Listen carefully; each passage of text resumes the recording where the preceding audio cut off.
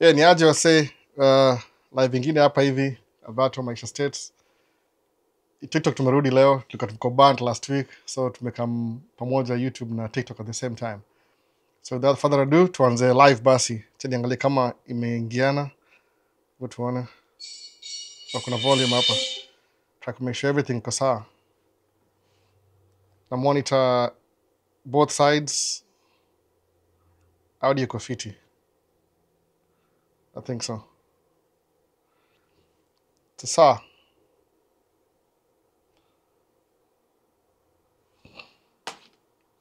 So nimeona kuna wasa aliingia hapa kitambo favorite folder aliingia 11:46 time yetu hapa hivi sasa 12:30 kama 1 hour ago. Ningeanza mapema by the way.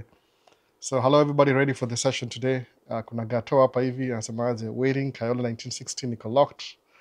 Kuna Hassan wa Isa catch up Ali waiting today is alive. Ningeanza mapema sikijoka kuna watu. Hello everybody, kuna Emmanuel Kipchirchir, alafu next ilikuwa nani, ilikuwa Mr. Alberto Wycliffe Ottawa ameingia. Na mwingine Samuel Kamau, hello. Alafu kuna Edward Kamau asema albu I'm locked in ready. TikTok, sijui kama kuna anybody TikTok ameingia. Na kuna Same join haraka haraka sahi. So ndio hivyo mazini live ingine inaitwa Man Cave Talk. Kama uko TikTok kimisizi live, organize once a week, every week na patanga time kidogo nafanya live Q&A ndio hii sahi.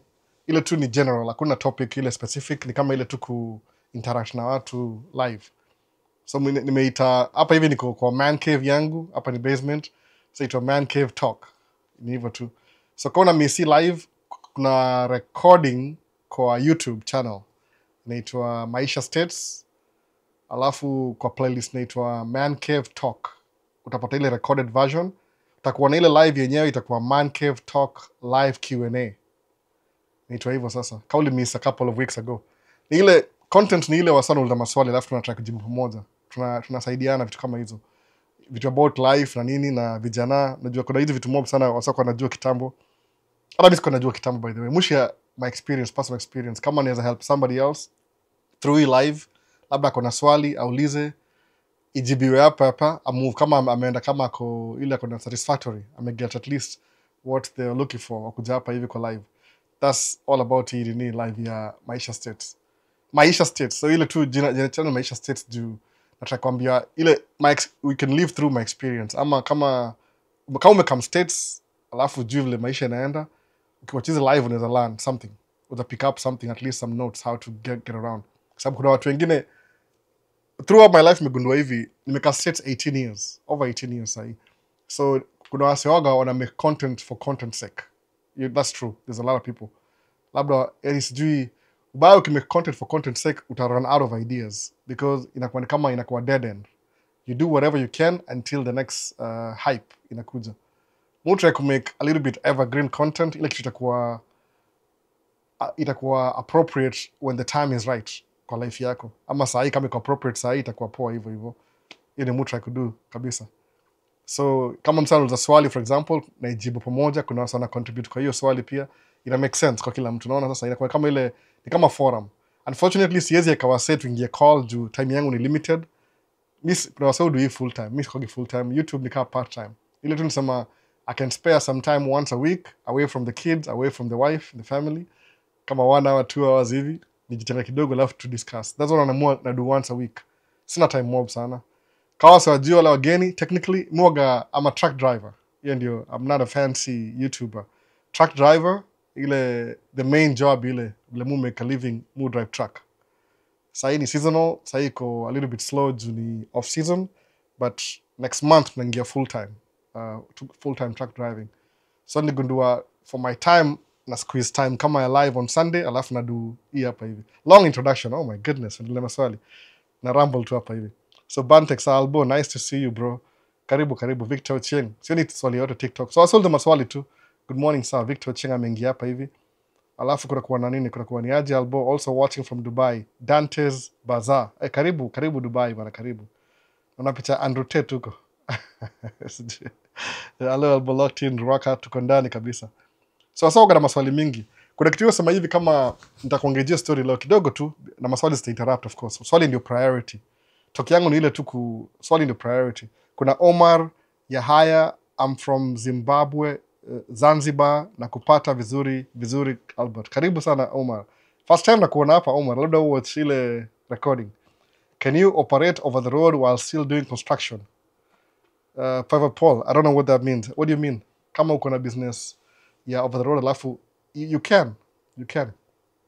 But before nige kwa hiyo swali, musamanga hivi, kuna waseuli za maswali kama nilizonga swali moja last week ilikuwa, haikuwa kwa YouTube, ilikuwa kwa message. Msani niliuliza about, kuna time moja nisamanga couple of, sijui ni how many months ago, about an average millionaire akona 7 streams of income. Sawa?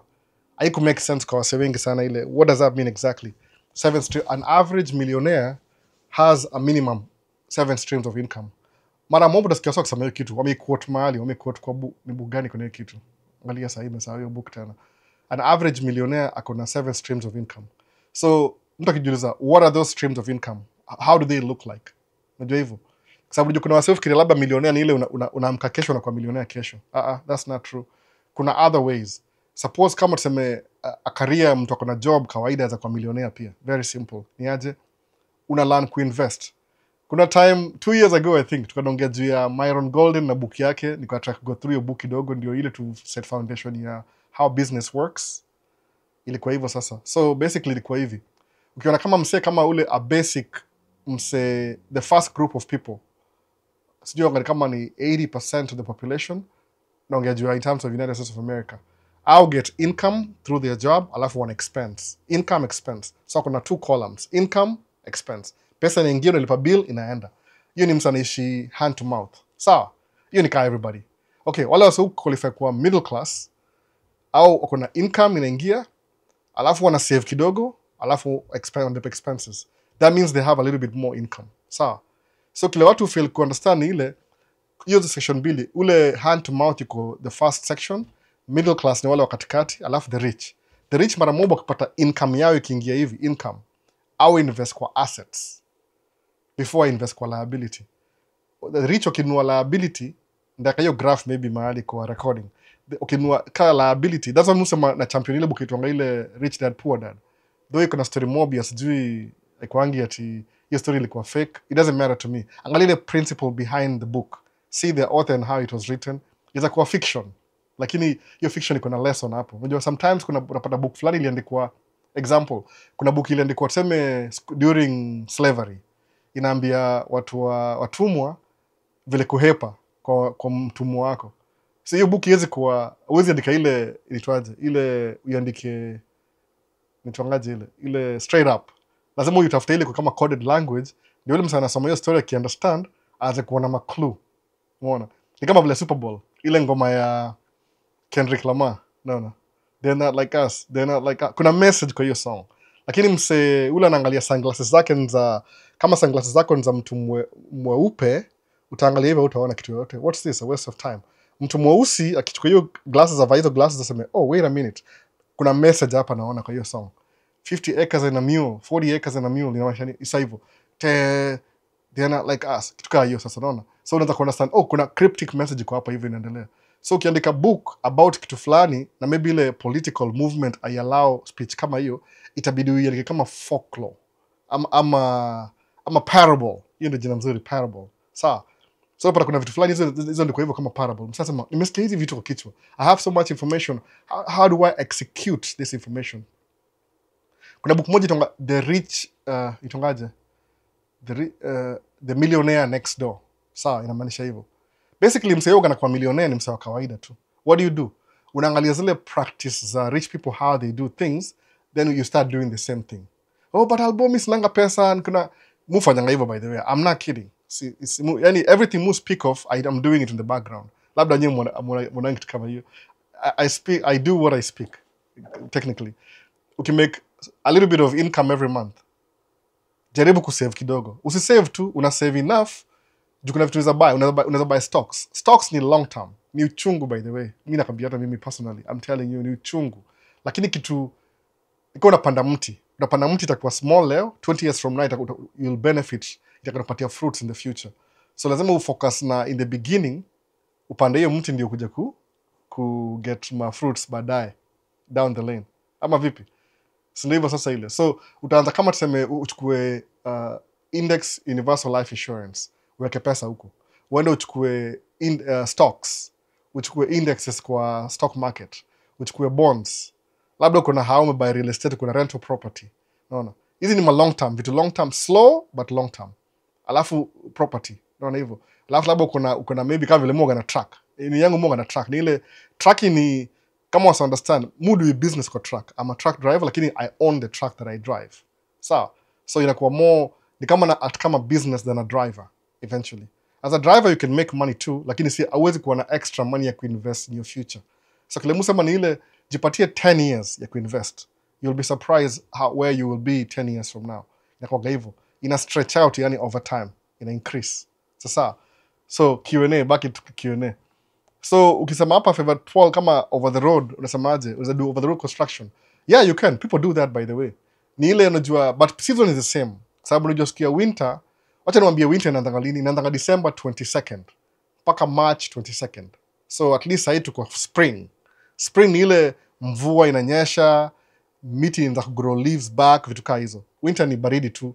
So fall ni ile okay, so tuanzie winter December, January, February, March. Hiyo ni winter.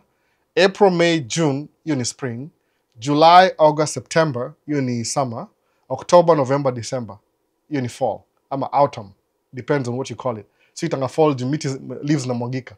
So kuna, how many seasons? 4 seasons. So technically kwa hii Gregorian calendar yetu, ile tutumia kawaida ilikuwa Gregorian calendar, ilikuwa I think sanctioned ama authorized by Pope Gregory. Which century? 14th century something. So back then, sikubuki leo, sina your date by the way, you can look it up.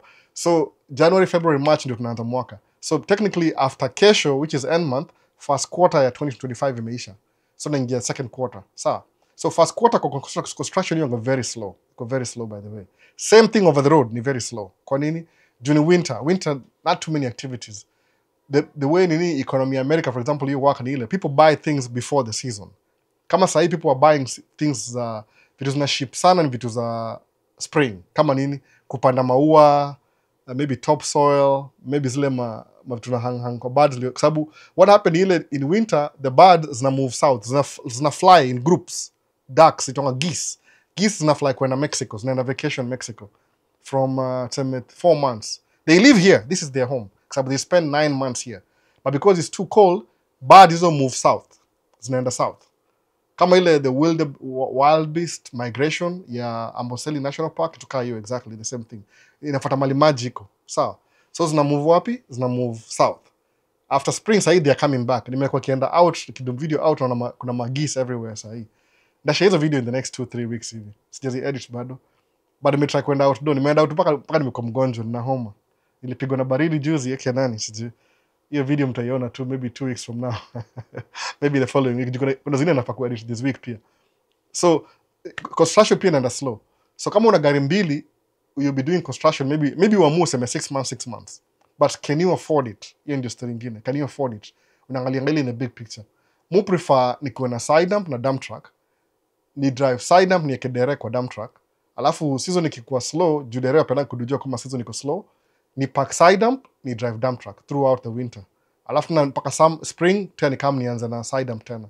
So my side dump we drive kama sema 6 months to 7 months a year. Dump truck ni throughout the year by the way. Hata sasa hivi nimekuwa dump truck job, inakuanga hivyo. Dere hizi do job 2-3 days hivi in a week. They want 5 days. So if I can't give them 5 days, our bambiki na hiyo story. So inakuwa ni hard kukeep dere na 3-5 days. Unless maybe wako na wife yao makes money, they have extra income, kituka hiyo. Ni hard sana. It's something you have to create yourself. So kisema, can you do construction over the road? Yeah. But over the road, rates ziko very bad sahi. Wasa walivotia Trump ndio improve economy. Hiyo si president, it's not, you see objective ya president ku improve economy. Economy hiyo enda vile inaenda. But president anaweza influence in a way. But the problem na huyu president amekam sahi, sita kama kuna shughuli ya economy, yana angalia tu vitu zingine juu. According to the law, hii ndio term yake ya mwisho. So ana haja sana mambo economy. After the election, unless umweke ndani sijui, I don't know.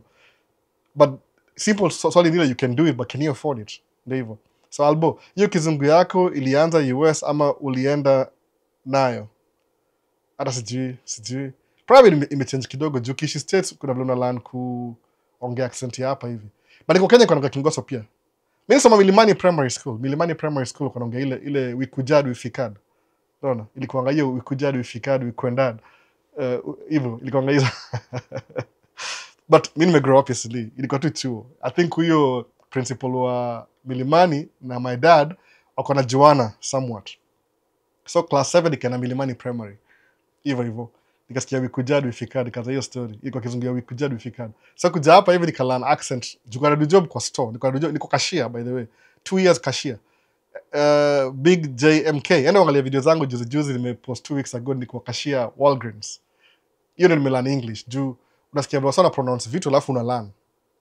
Daily ilikuwa daily, you interact with people on a daily basis. So una learn English fast sana juu you have to communicate kwa cashier. Where can I find the bread on aisle? Aisle ni ile tuitangaje kara sijine imepotea siku hizi. Kama kuna bread ni bread, hiyo ni msee wa Louisiana anasema bread. Anaongea hivyo. Si bread ni bread. Ana pronounce hivyo. So una learn my accent, una learn ku understand watu juu customer service bana. So maybe the English imechange kidogo tu over time. I can't tell. Labda muongea both. Juu wife sema pia bado muongea ile ya Kenya bado. Ni ile ukinipigia simu Big JMK tuanza kuongea hivi Kikenya ndio kama Kenya immediately. But nikikam kwa wife na switch tena. Bilingual ama ni quadlingual. Jinaongea English ya British, American English, Sheng, Swahili Sheng, quadlingual. Ukabila mimi sina ukabila bana. Kabila kuna ukabila. Sawa tuendelee. Ukabila ni kama racism in America. So Gato, nasikia sai kuna new rules for green card holders to avoid deportation. What is a conditional green card? What is form 1407? Lazima ni look up Gato sijui. Labda every time msa kipewa green card apart from ile ya DV lottery. Kipewa green card ingine kama tuseme ukiwa mtu ile through marriage. Mtu upewa conditional green card for 2 years. In expire, unapewa, kama ni today, leo itakuwa 30th March, utapewa exactly 2 years. Ita expire 30th March 2027. Sawa? So you have 2 years. Because umeclaim umeoa mtu, na yeye ni raia wa America, utapewa conditional green card for 2 years. Sawa? Alafu after 2 years, if you guys are still married, then utarenew ile ya 10 years. Ile ya 10 years, ile uka 10 years, alafu na renew every 10 years. Hiyo ndio green card main. Alafu maybe 2 years in ama 3 years in kwa hiyo ya 10 years unawezaenda apply for citizenship by naturalization. That's how the process goes. Ni legal stuff. So hiyo 407 sijui exactly ni nini. Kama umesikia labda it's true, labda it's not true, sijui. Mimi sikuwagi immigration expert. Muongea tu based on my experience Gato. So unajua hivyo Gato bana. Mimi nisema ni Maisha States hapa. Mimi si lawyer. In another life ningekuwa lawyer by the way. So now that I think about it, nikiangalia life yangu, ningekuwa much better ningekuwa lawyer juu ningekuwa nasaidia watu directly. Ningekuwa na hizo maswali directly. Kama watu wangu wangekuwa older, ningeingia shule nifanye law, immigration law nisaidie wase. Lakini sasa hii muona kama if I have the energy maybe I will, maybe I won't. But kizi mtu akuwa filmmaker. Hiyo ndio kama ile secret filmmaker. Ile unadu film moja 3 months unalipa unakaa home, una explore ile your creative mind. Muona. Ndio sikizi mtu akudu video at least a little bit different. Muenda out siku hizi. Mwoga na allergies problem by the way. Nikienda kwa meetings kigrow na kuwa na kama sasa nimekuwa nishoot video moja Friday jioni, nimekuwa msick jana na leo. Hata sikia bado niko stuffed up. Hizo pollen zikiniingia zinani irritate. So nataka kukohoa na sneeze. Bahati mbaya. But I'm getting better. So sijaenda nje sana. Nienda jana jioni kidogo, but hiyo event inaendelea leo pia. Try skip hiyo. Ni ile ya motorbike show. Inaendelea leo jana na leo. Lakini ni indoor. But ulipata there was 3 activities going on at the same place. Parking ilikuwa $50. Nikasema it's not worth it. Kama nalipa kuingia $30 alafu parking ni $50, hiyo ni $100. No, so it's not worth it. Nikaachana naye. Labda naenda next year. Enda muachile video last year. Wana showcase tu motorcycle anyway. So ndio hivyo, tuendelee. Sioni swali yote TikTok, wasa TikTok wamenyamaza tu. Sijaona anything ki come up. But ni poa, last week nilikuwa shut down TikTok juu kuna wadi niliongea sifai kuongea wakani shut down. So kuna elite walisema hello Mr. Alba. Kupoa kabisa msee wangu ni aje? Ondari Brian ni aje? Nikupoa ni aje? Alafu nani mwingine hapa? Ray, naona Ray yuko mtaani leo, Ray. Ni aje? Cactus Advent. Wow, hii jina kama kampuni bwana. Cactus Advent. Ukienda kufanya masters, ikiisha, how long are you supposed to stay in the US? Cactus ni vile visa yako inasema. Unajua kama saa hii vile Trump ni president na uko na green card, usiongee matope. Usiongee matope kwa sababu unajua kuna vile gava hiyo wagana. Hiyo ndio difference ya inasema kama Democrats na Republican. NCC generalization, but ni ile watu wa Republican au wapendange mchezo mingi. Ukiongea mbaya na uko na green card unapigwa nje. Kuna wasa wamekuwa wanashona karao juu aliandika article last year. Imagine. Usiongee mbaya, heshimu gava ya watu. Mtu akikukua ile nataka kukua tu ile sina story mob. Kama wewe ni political commentary, kuwa careful by the way. Usifikiri social media ni free hivyo. Mbona kama last week sijui niongea lugha. There's something I said kwa last week. I think niongea bala kusema ana live nikaongea ile jina nyingine ile ana live. Wakani shut down. Hizi platforms za wasee zinataka protect community. So yani mtu akublend in. I don't like being niko above. Mtu akatuko ile niko yani ni incognito uko tu una exist tu. Yani you're flowing with the current in terms of ile ideology. So kama kuna msalisema last week ati ile story yangu ya sijui LGBTQ kama mimi niko for ama niko against, niko neutral. By the way, niko neutral. If every story is different, it's taking sides sana, especially kwa hii story ya social media. In person, of course, I'm opinionated. Niko na opinion yangu personally. But hapa hivi tuko kwa community interaction. Alafu kuna community guidelines. Kio jina. Community interactions, community guidelines. Lazima uko neutral ndio give everybody ile possibility ile neutral level playing field. Mona equality. Unless umezoea privilege, wamekuwa na privilege for a long time, ukiwaambia equality, unaona kama equality ni oppression. Umezoea kuwa na privilege, and how you making me basic? That's oppression. Jews walikuwa oppressed, walikuwa hapa hivi, wako hapa chini, hata sasa ndio lower, wana exchange. Hiyo ni different. So kama uko na green card, uko na visa, usiongee matope. You're not allowed to vote anyway. Mbona unafaa kuwa na opinion, alafu be very careful na hiyo story. Kuna magava watakuachia vitu kaa hizo. Najua Democrats watalook away kwa sababu mara mingi wasamanga hivi, most of the Democrats appeal to educated people. Ni kama somewhat like maswali zimekuwa mingi but tuone 1 2 3 naweza survive kidogo. Watu wa Democrat mostly hao kama educated. Hata Republican wako educated. Lakini kwa ile the vast majority of voters wale voting block ya Democrats ni watu wamesoma. That's why Democrats wako mostly wako liberal. Juu wamesoma. Uko na ile umesoma critical thinking. Vitu kaa hizo. Umeingia shule ile the first year umesoma vitu za philosophy, psychology kidogo. Umekuwa na critical thinking. Una approach everything na critical thinking skills. Sawa, inakuwa different kidogo. Republican unapata labda kama hapa hivi waitwa evangelicals. Wako mostly driven na mambo ya the Bible Belt. I wanna believe Christianity ndio kila kitu from top to bottom. See, disagree by the way, just in case someone disagree. I'm not disagreeing with the Bible, but wanaangalia their sunglasses, lenses, move miwani. Lenses kama hizi zao wanachukua Bible Belt, wasema everything social life inaangaliwa in terms of what does the Bible say we should do. That's it. Nothing else. So kisema, but mimi ni mtu Hindu. That does not exist in I don't have those glasses. I don't have the Hindu glasses. Okay, mwambia kama Islam, I don't have the Islam glasses. Mimi niko neutral, kwa sababu nimejua critical thinking. Ukiongea na Muslim, why should I comment about something I'm not sure of? Wacha nitafute mtu Muslim niulize. Ama kama ni mtu Hindu niulize mwenyewe. Ama kama whatever, niko neutral. Sitaki kuati I'm taking sides. The same thing, sababu ukiuliza hii mambo ya Christian denomination, utapata ikikuwa breakdown, vile mimi understand, iko breakdown vile kuna Catholic Church ina break up na Martin Luther King. Hiyo ni history. Hata si mimi nasema hivyo. I'm just commenting history. I don't like the way the Catholic is running the church. So I'm going to break away. Anakuwa Lutheran. Somebody else, I don't like the way the Lutherans are running the church. I'm going to break away Methodist. Mwingine, I don't like the way the Methodists are running the church. I'm going to break away Baptist. Mwingine, I don't like the way they have to abide by the rules of the priests. I'm going to break away Anglican. So each church is break away from break away. So and everybody will break away kuuliza kwa institution yao ndogo wanasemaje, this is the true church of God.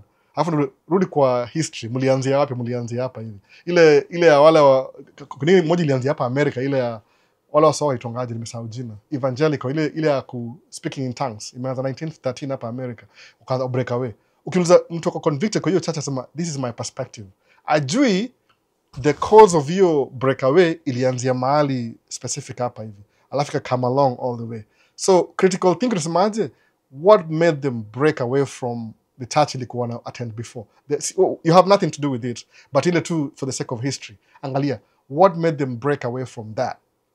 Wali disagree kwa how to run the institution. Okay, so the disagreement, si ati mambo na faith, okay, sasa. Mwone hivyo.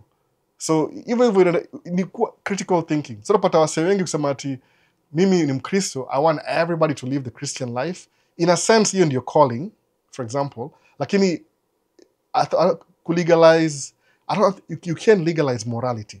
So because so fluid, so you can make sense. That makes sense kweli. Fluid. Maji, kuna maji hapa.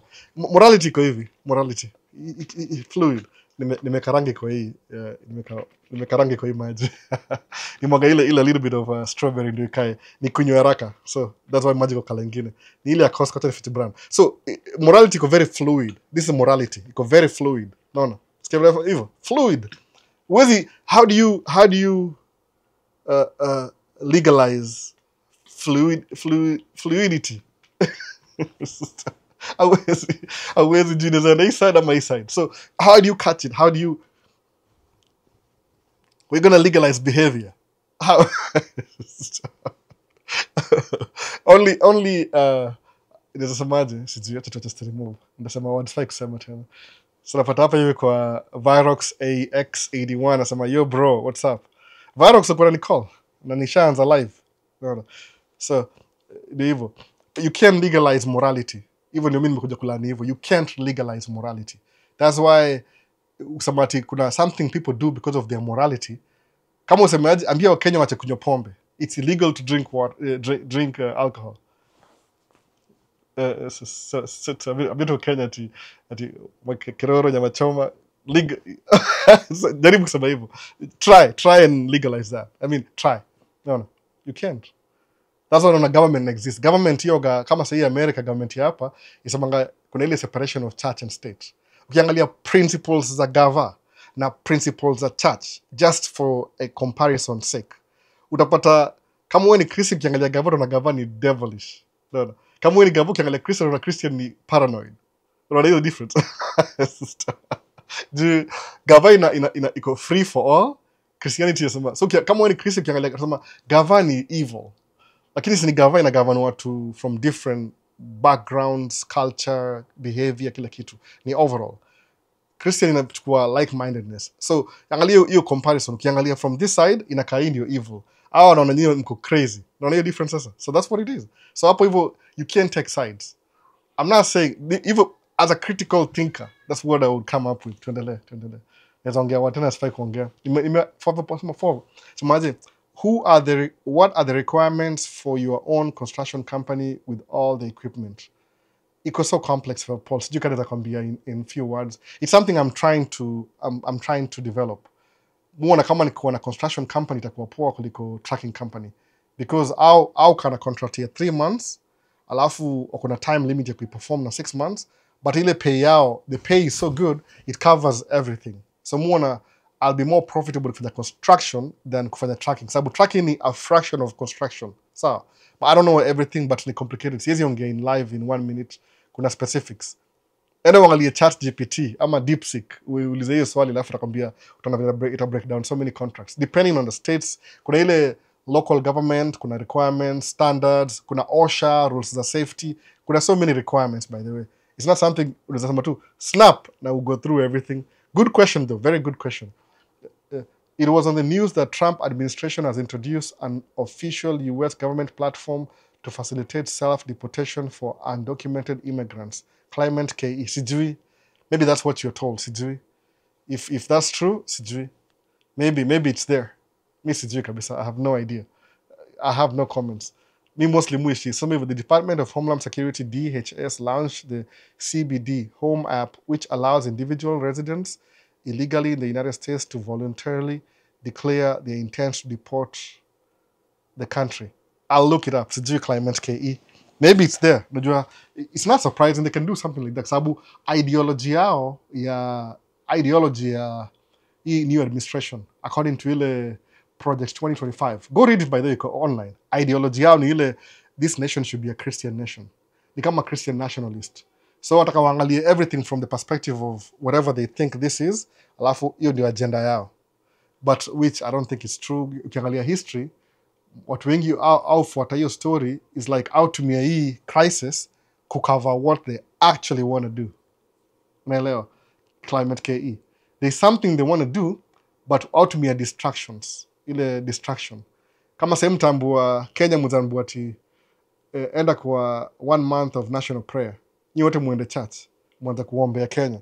Wala mnaombea Kenya kuna mse anadu something else ile ni that's also mangaje kama una plan kuwa wealthy, avoid ile noise mingi ya news na kila kitu. Focus na goal yako. Kwa sababu nasema hivi, unasema ati nimesikia news kisema Trump blah blah blah. Okay, kama understand kitu moja. Social media play work. Unajua YouTube na hii TikTok na hizi ma social media platform ni ile TV, ni media imekuwa opened up to everybody. No.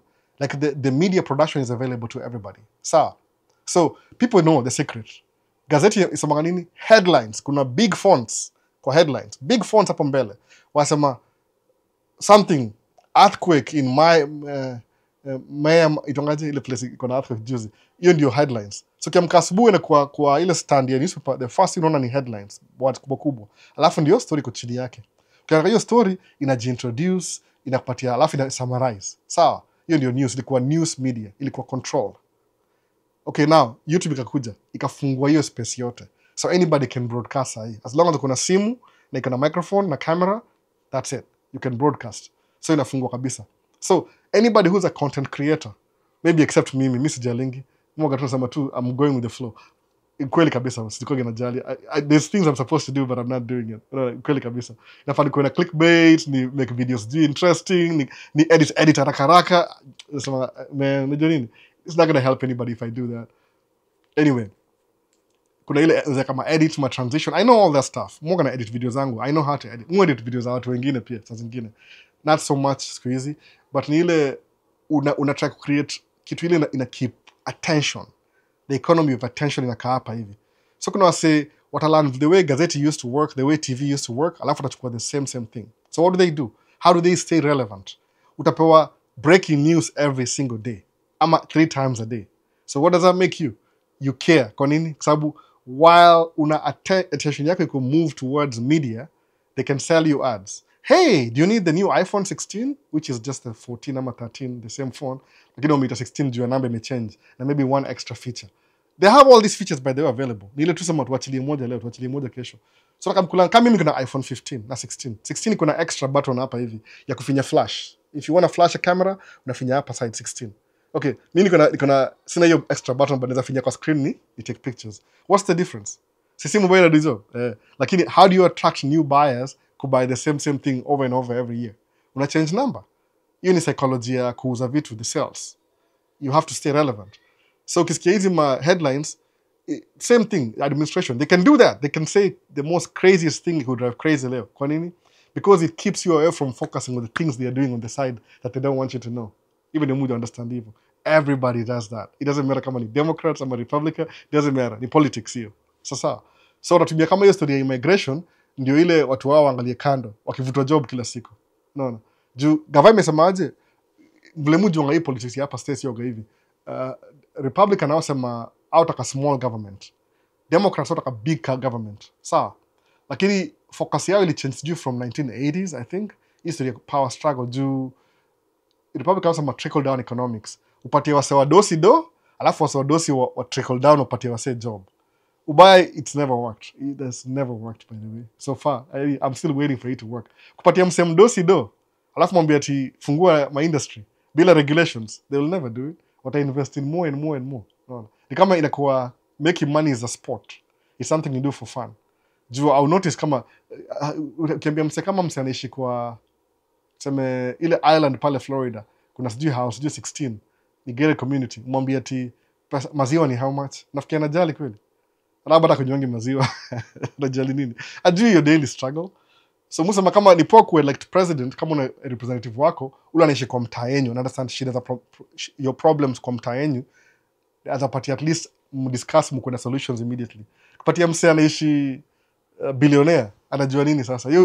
Ajua kama kuna commercial jet. Jua nikitakwenda kwa airport napiga simu, ndege inaningojea. Unajua wase wadosi nisha do job kwa airport. Hapa itonga Minneapolis St. Paul, MSP International Airport. On Friday, kidu job on Friday, kulikuwa na jet, hizi ma private jets, kama za Target. Target headquarters ni hapa Minnesota. Target, kuna jet ngapi? 3. So on Friday kuanzia 10, jets zinapuliwa out of the hangar. Hangar ni ile place unastore, ni kama garage ya jet. Unafungua, alafu unazipull out. Zinakuwa fuel, alafu zinawashwa. So saa 5 hivi zika engine na heat up. Kwa nini? Inamesha AC cool. Meaning ule CEO wa Target anaenda vacation hii weekend.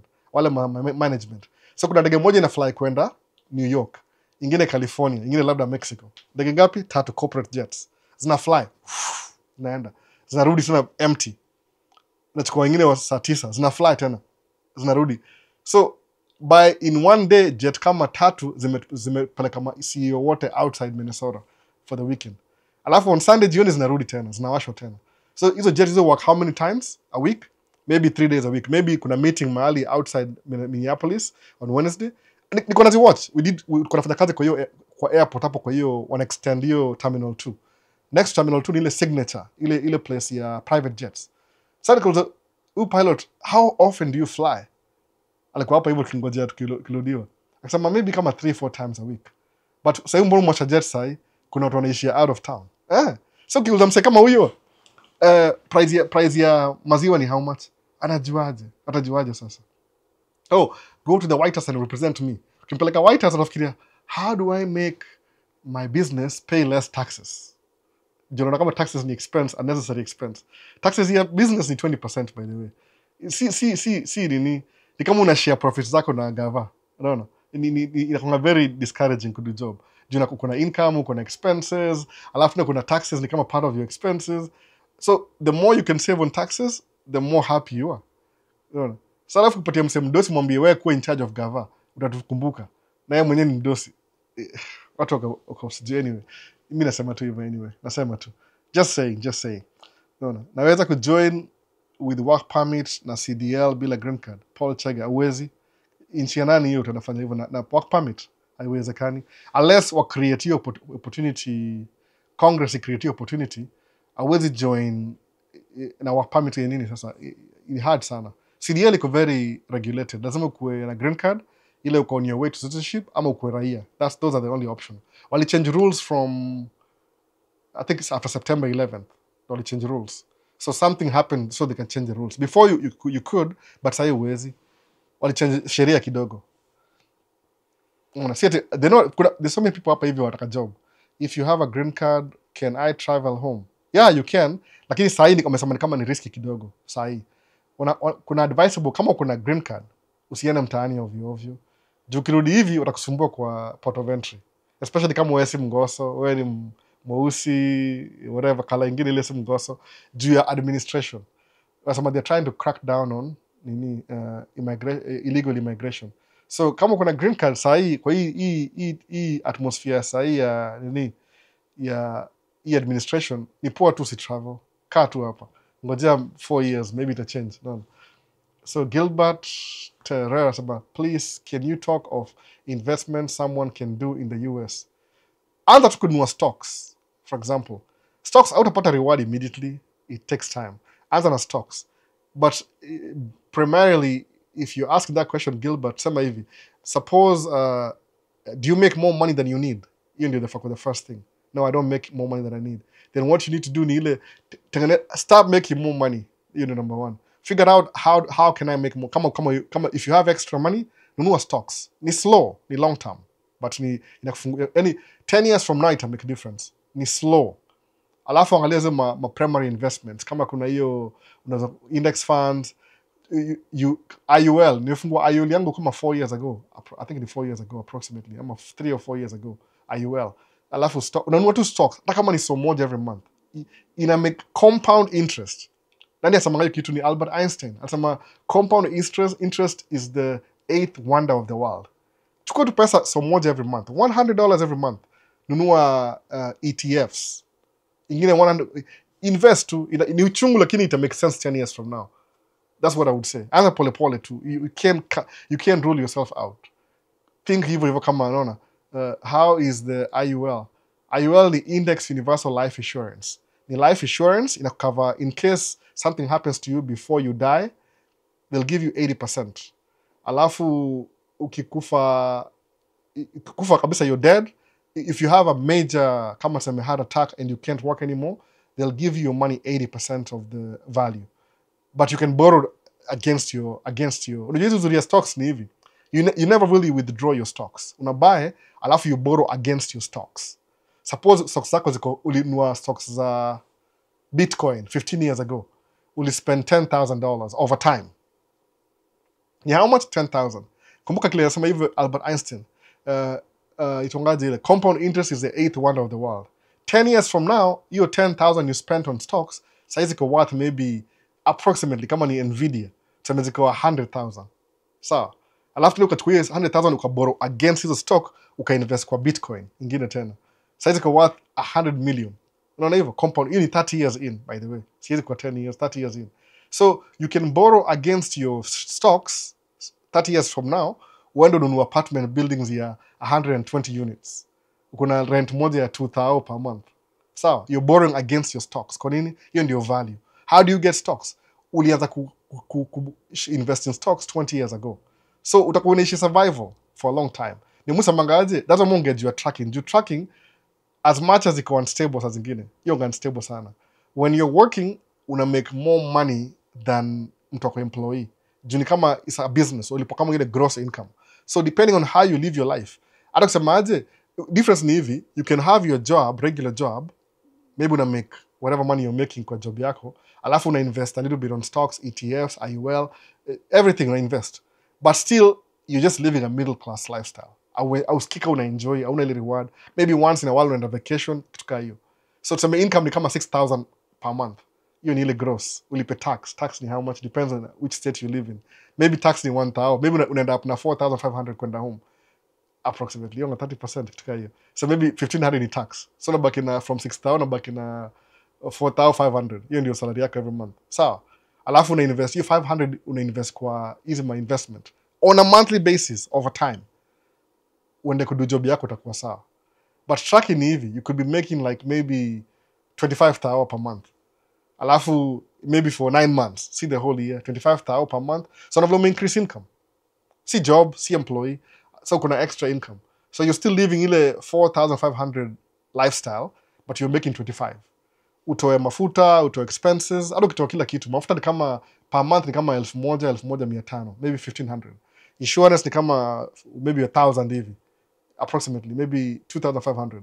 Alafu because you're driving your own truck, utajilipa kama dereva. Maybe ujilipe 7,000. Sawa. So utabaki na business utabaki na kama 15 hivi. Alafu invest na stocks na nini uache 10 hapo hivyo. You see, tracking iko na extra money than employee. You can buy a second one. No.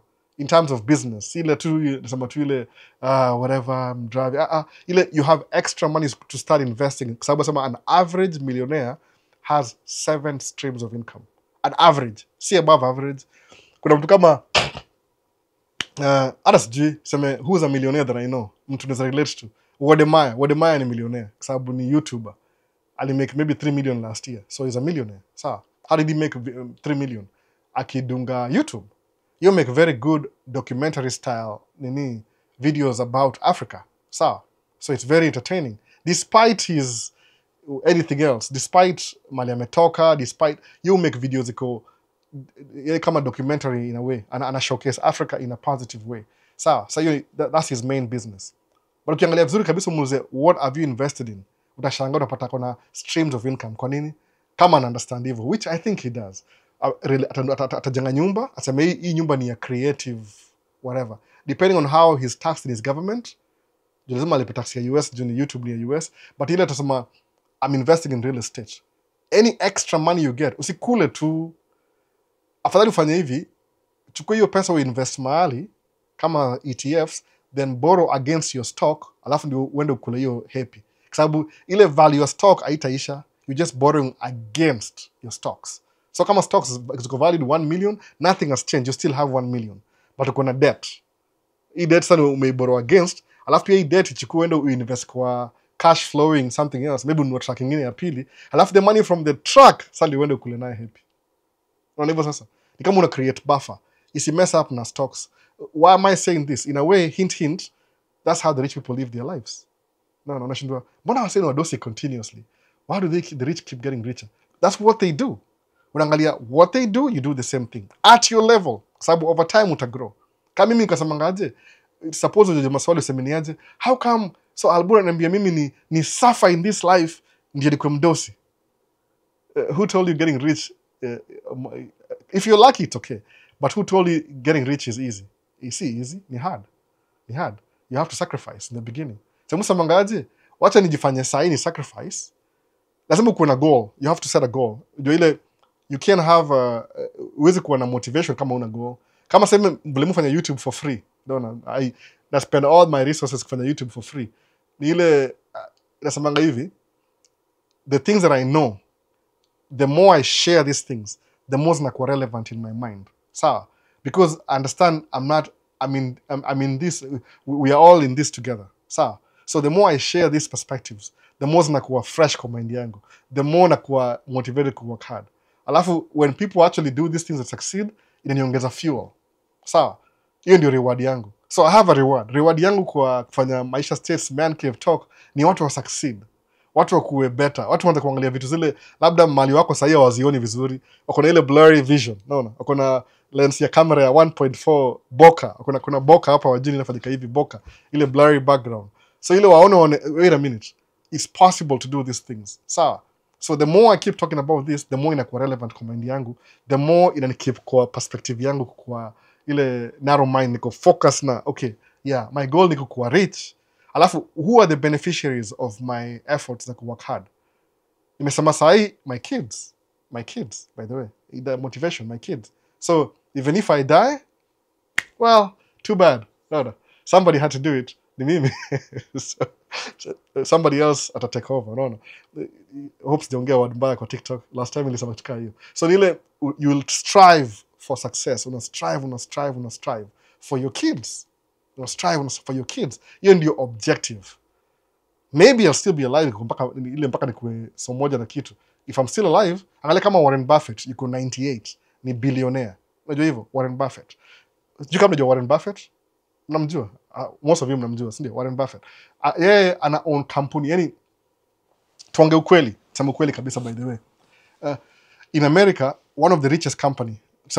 Because I'm not sina knowledge yote kabisa, you guys know better. One of the richest company in terms of real assets in America ni Berkshire Hathaway. Hiyo ni kampuni ya holding company ya Warren Buffett. Value yake, yani value ile real estate, so brick and mortar. Hiyo ndio the richest company in America, by the way. I would say so. What I know in my small mind. Maybe kuna ingine sijui. But ile sababu Warren Buffett ana own railway company. Sikia story, ana own railway company. Inaitwa Burlington North Santa Fe. Niwamekia video ya Chrissy, ile Christmas train. That company iko holding company ni Berkshire Hathaway. Ana own Procter and Gamble, P&G. Ina make everything sabuni, mafuta, consumer products. Ana own Geico Insurance. Yani ana own vitu zile people use on a daily basis. Ana own home furniture. Restaurants, sijui ni fast food chain, sijui ni KFC, si KFC, kuna moja hapo nimesahau jina. Yani zile vitu ana own is things people use on a daily basis. So business ya Berkshire Hathaway, Warren Buffett, ni things you use on a daily basis. Yani there is no way utakaa without you. Yani yame invest kwa consumer spending, which is 70% of the American economy. 72 or something, consumer spending. Ame own companies zote za consumer spending. So in terms of value ya kampuni, real value, ile kuna war leo, something happens, vitu zinyamaze, alafu zirudi back tena, atakuwa on top. Real estate. Ni kama vile Walmart, iko na actual store, real estate Walmart. Actual stores Walmart. Ni building, bricks and mortar building. Amazon iko na warehouse. No, difference. Lakini because Amazon iko fast moving technology, itakuwa richer in terms of stocks trade than actual things. Kama Facebook, itakuwa more rich na stocks than actual kwa sababu ni it's a digital product, ni kitu iko na high demand kwa atmosphere, internet atmosphere, YouTube ile iko na value kwa the way where the world is going, AI for example. So hiyo ndio difference. So unapata hizi kampuni za internet hazina physical udosi, zina kama tu superficial, naweza sema hivyo. Si superficial by the way, ni ile tu si tangible. Ni stocks. Angalia kama Tesla. Tesla is the richest company in the world. Tesla, the richest company in the world in terms of stocks na trades. Kwa nini? Auji brand kama technology company, self-driving, electric. So ni kama it's the future. So people keep buying their stocks every day. That's what makes it relevant. Lakini the second ni Toyota. But in the streets, there's more Toyotas kwa streets than Tesla. Lakini because Toyota trade nini yake ile stock yake value I trade kama Tesla iko sijini how many times more. Lakini in terms of profit every year, Toyota makes more profit than Tesla. Tesla made 7 billion last year. It's worth 70 billion. So it could 10x the actual value. Actual value ya nini? Mwanivu. So it's like you're the richest man in the world. Sahi, alafu kesho stocks zidune, whoop, arudi back to number 10. Mwona? Kwa sababu ni tangible. So ile lazima ikuwe relevant ndio keep your stock ikuwe high. So that's when I buy ETFs. Ukibuy ETFs, zinachukua kama Fortune 500 companies. Hata ukilose moja, bado kuna, if you have Fortune 500, ukilose moja, but you still have 499. No. Ile general shares. Over time investment. So lazima udu hivyo na uchungu. Alafu jipatie objective. I'm doing this for me when I wacha kwa tu motivation. Sema aje, you're investing for your retirement. Sababu kumbuka hivyo, everybody gets old. Usisahau hivyo. If you're really young, kijana kichipukizi sahi, unafikiri I will live like this forever. Ukishafika 35 years old, watu watakutipa over hii side nyingine. You're ile 35, alafu 35 unaweza kwenda hii side nyingine. So mimi niko the other half already. Niko hii side nyingine. Ile ya kushuka mlima sasa mteremko. Nishamaliza kupanda. So everybody gets old. So your motivation should be, when I retire, I won't have the... Kumbuka ile tulisema last week. Ilikuwa nini? Kuna time, you have energy, you don't have money. Time, energy, money. 3 variables. What happens when you're young? Young, you have more time, you have more energy, you don't have money. You're missing one. What about middle age? Middle age, do you have time anymore? No, you don't have time. Time inakuwa scarce. Do you have energy? Yes, you have energy. Do you have money? Yes, you have money. So what are you missing middle age? Time. What about when you get old? Do you have time? Yes, you reclaim your time. Do you have energy? No, you don't have energy. Do you have money? Maybe you have money. You're tricky sasa. So if you didn't balance your equation back then, you won't have money, you won't have energy, but you'll have time. It make any sense? So I'm gonna you. Everybody gets old. Whatever you do here, itadetermine hapa hivi. Sahi at the moment missing a time. I don't have time, by the way. You know my biggest problem. I don't have time. Ningeanza YouTube when I was single. So ukianza YouTube anza kama uko single. Alafu kuja family, integrate kwa familia. Alafu wakienda ongea juu ya retirement. That will work out. Kama ni YouTube, if that's your thing, that is. Lakini hiyo ndio ile the cycle of life. So what's your motivation? Why do you want to invest for your future? Because you need to have money when you get old. When you don't have energy, but you'll have money and time. So now you can enjoy your time with the money you have. You need long-term retirement plan. That should be your motivation. Kama unasema niko Kenya, siwezi invest na anything, unajua. So that's what happened. Utabaki uko, you don't have time, you don't have energy, you don't have money. Life itakuwa very miserable ukiretire. So wacha yuko ile ujipatie, hiyo ndio objective ya kuwork hard. But to Q&A. Okay, green card advisable. Usiende kama una green card sahi, it's not the best, especially this mwaka first year. Please don't travel. Kaa hapa kidogo. Focus on zako, unasaidia watu. People need you to be here. Know it all hapa hivi samaji. Hi Albo, for 18 years that you've stayed in America, have you faced any racism, or if so, how do you deal with the situation? Mse wangu bana, hiyo ni story kweli. Hata labda niliface racism jana. Hiyo ni kawaida, unazoea tu. Unazoea. Unazoea. Sasa niangalie kama nimemiss hapa anything TikTok. Creator happy. Cargo van unafanyia nini? Ni private. Ile Ford cargo van. Unaifanyia nini mkuu? Ni private yani kabisa. No. Ni private kabisa. Private. Cargo van yangu ni private. Sifanyi anything. I just drive it around for my... Wacha kambia, technically ni hivi. I own 2 trucks. Sema kweli kabisa, I own 2 trucks legally. Alafu my wife owns 1 truck. Hiyo truck ya wife ni yangu bado, but ni ile it's registered under her name and everything. Because I'm trying to teach her pia to grow at the same time. Because inakuwa kama mnakuwa same household, 2 incomes. Yani tuna diversify income. So taka ile yeye ana grow kivyake, mimi na grow kivyangu. Kwa sababu nigundua as much as you are married to think the same, we think different. So but I run all the trucks. Mimi operation ile in terms of maintenance na run everything at the same time. But officially kampuni yake ni moja, mimi niko na 2. She drives too, akona license, my wife. And she has a college degree pia. Si ati ana degree, akona degree ya psychology. But she drives truck, akona CDL class A. So hii truck ni yake. Alafu hizi 2 ni zangu. So when I'm buying supplies, the truck 3 na gari moja ile yangu kawaida, ile Audi Q7, make 2 trips just to get everything I need for the week. So what I decided kununua van, ndio I just make 1 trip. Alafu pia ile mambo ya kama ile regular maintenance, kama kuchange my shocks, kukuwa na oil, hizi vitu za kawaida hizi, I use the van for private use. For business use, but for my private company. That's why. I don't go beba mzigo ya nani.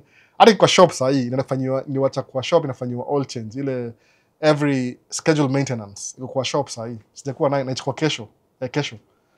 Of course, they're going to cost more. Oh, you need to replace this. Okay, whatever. Just do it. No. Iko kwa maintenance saa hii. So we use for kama personal use. Alafu pia kama if I want to ride my bike, for example, bike yonga hapa chini, I can take the bike, fit in kwa van. Alafu ndio naenda kwa park. Alafu ndio GoPro hapa hivyo, alafu ndio ride bike ni make video. In case I need to share, I'll share with you guys na video. Maybe I'll share, maybe I won't. Nimeshare vitu kadhaa by the way, zile vitu mudu off the cuff. Nimeshare vitu mob. Nimetembea kwa lake nikashare. I mean, those are things I do anyway. Nilimkumbuka ile concept ya nini Maisha states. So hata tu ni share video na wase. Acha ni create while I'm here. So I'm trying my best na vlog kama niko in public. Especially kama niko peke yangu. I mean, kwa watu kuna vile siku hizi uko very strict na kuna place on allow camera. So basically that's what I do with the van. Ni for private business use. Si could do anybody for anything. Ati kama bebe mtu mzigo hapana. I'm yet to do that yet. You know. Sasa bado mwitumia full time kwa business. So know it all, it happen. As long as kuna melanin, it'll happen. Don't be surprised. It's gonna happen. Inevitable. But you look past it, no. So woodwork aspiration imefika. Amekuwa hapa for a long time woodwork. Tangu nianze channel, namkumbuka. Hata jina yake real, sasa kisema. Ajaji change jina kwa YouTube hivi. Great to catch you live. Namuona huyu ni veteran hapa hivi. Umeona. So Alice asemaje, great point, time, energy. Great point. Time, energy, main key, balance. Ni time, energy. Confused mara vile ni confused sasa hivi. You have time, you have energy, money. Time, energy, money. Time, energy, money. Ndio hizo. Hizo ndio. Yani kama if you break it down in a small way. Kuna time, kuna energy na kuna money. So to make money, you'll exchange your time and energy. Hiyo ndio kama ile lower class. Exchange your time and energy to make money. Sawa. So now, once you have money, you won't have time anymore. You won't have you're selling your energy to make money. But you can invest for retirement, you won't have energy, you'll have time, but you'll have money. So it's like you're trading your time now so you can have your time later. Your energy, you're selling your energy now so you can have your energy later. So if you still save you're exchanging your energy now, your time and energy now, more prefer try ukuwe na high income earning potential, ndio kuwe na ile disposable income ya kusave towards your retirement. Hata kama utatoboa retirement, you can leave that to your kids in a motivation, because these kids suck the life out of me, by the way. Nisema tu nyinyi mgojeeni tu muone. I will spoil your grandkids. Hiyo ndio payback. Unaona? Wale madhe nikimwachia madhe kaina watoi. Mtingisha kichwa. Sababu hakuna rules. Grandma hajuangi rules. Rules zinapotea kwa window. Whoop, nje. So that's the thing. Motivation, kwa sababu when you're thinking about some objective, ile iko difficult. Lazima uko na objective. Una focus ile zero sama I'm trying to get there. So kuna ile point sama kuna ile objective, I want to get there. That's what makes you motivate, inakupatia more energy to thrive towards your goal. Kama una anything that you're aiming everywhere, au kuna mahali unaenda. Oh, shoot. Some example. Hope your sound see you aim to everywhere. Nafanya hii, nafanya hivi. Takuanza YouTube channel. Ya nini hata sijui ni nini. Naongea juu ya hii alafu na hii everything. Tabaki tu peke yako hapo hivyo. You'll get views still, but uko everywhere. No. Lazima kuwe na focus. Why should I leave my country? No. Kenya, mama yangu, baba yangu. Why do I want to leave my country? Nasema okay, tuangalie reality. Mimi naishi huko sijui ni wapi huko, sikiza sijui jina ni correct last time. Siishi huko. Niko na gari, sina gari. Niko na investment. So nikienda Middle East, nita increase kidogo hivi. Sawa, enda Middle East. Ongeza pesa, sacrifice. Kwa sababu kusema okay, I won't do nothing 10 years from now. Nakumbuka ile the eighth wonder of the world, itonga compound interest.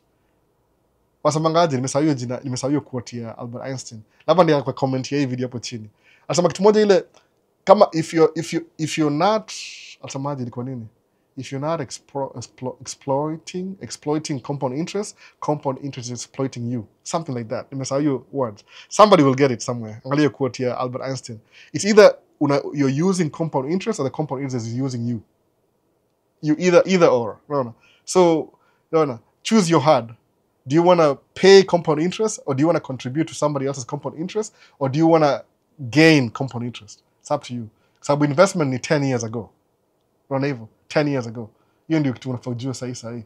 Na engage nilizo swali last week. That's why I'm coming back to this thing again. Labda watu wamesahau. Why we are here? We are here to invest for the future, by the way.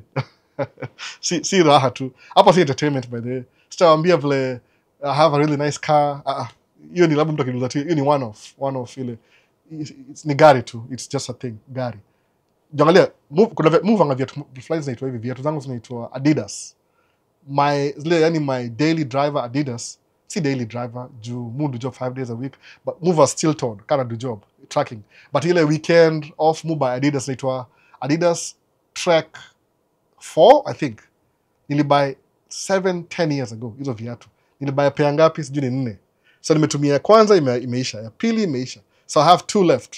Nimeenda kwa back to the stock kunatafuta hizi Adidas. Nikaambiwa, we stopped producing those 7 years ago. Nikasema, wow. So, jusikizi mutembea more. I walk more. Natembea ile for exercise. So I'm looking for comfortable walking shoes. Yani si walking kabisa. Ile I can wear them on a daily basis. Alafu I can walk too. Mwona sasa. So my Adidas aziko available 7 years ago. I felt so bad. So niko kituka hiyo sasa. So imagine kama ninge invest nasema you the same thing. 7 years ago, 10 years ago. So if you want investment, anza 10 years ago. Sikia vile nimesema ina sound crazy. Do you want to invest for your retirement? Yeah, 10 years ago. Okay. Oh, 10 years ago? I didn't do it 10 years ago. Okay, then you're too late. So anza sahi. So which means utaanza sahi na motivation ni kama you've lost 10 years already. So meaning uta double up sahi. Sababu 10 years from now utakuwa where you're supposed to be 10 years ago now. So meaning 10 years from now utakuwa 20 years ago. So utakuwa ume double up. That's how important it is to invest. And how do you invest? Lazima kuna make do more than what you make. Disposable income. Juni uchungu utaforgo vitu zingine. Forgo vitu paka sema eventually sema you forgo so much of what you want that inakuwa irrelevant. Umeona? Nataka kubuy gari convertible, for example, convertible.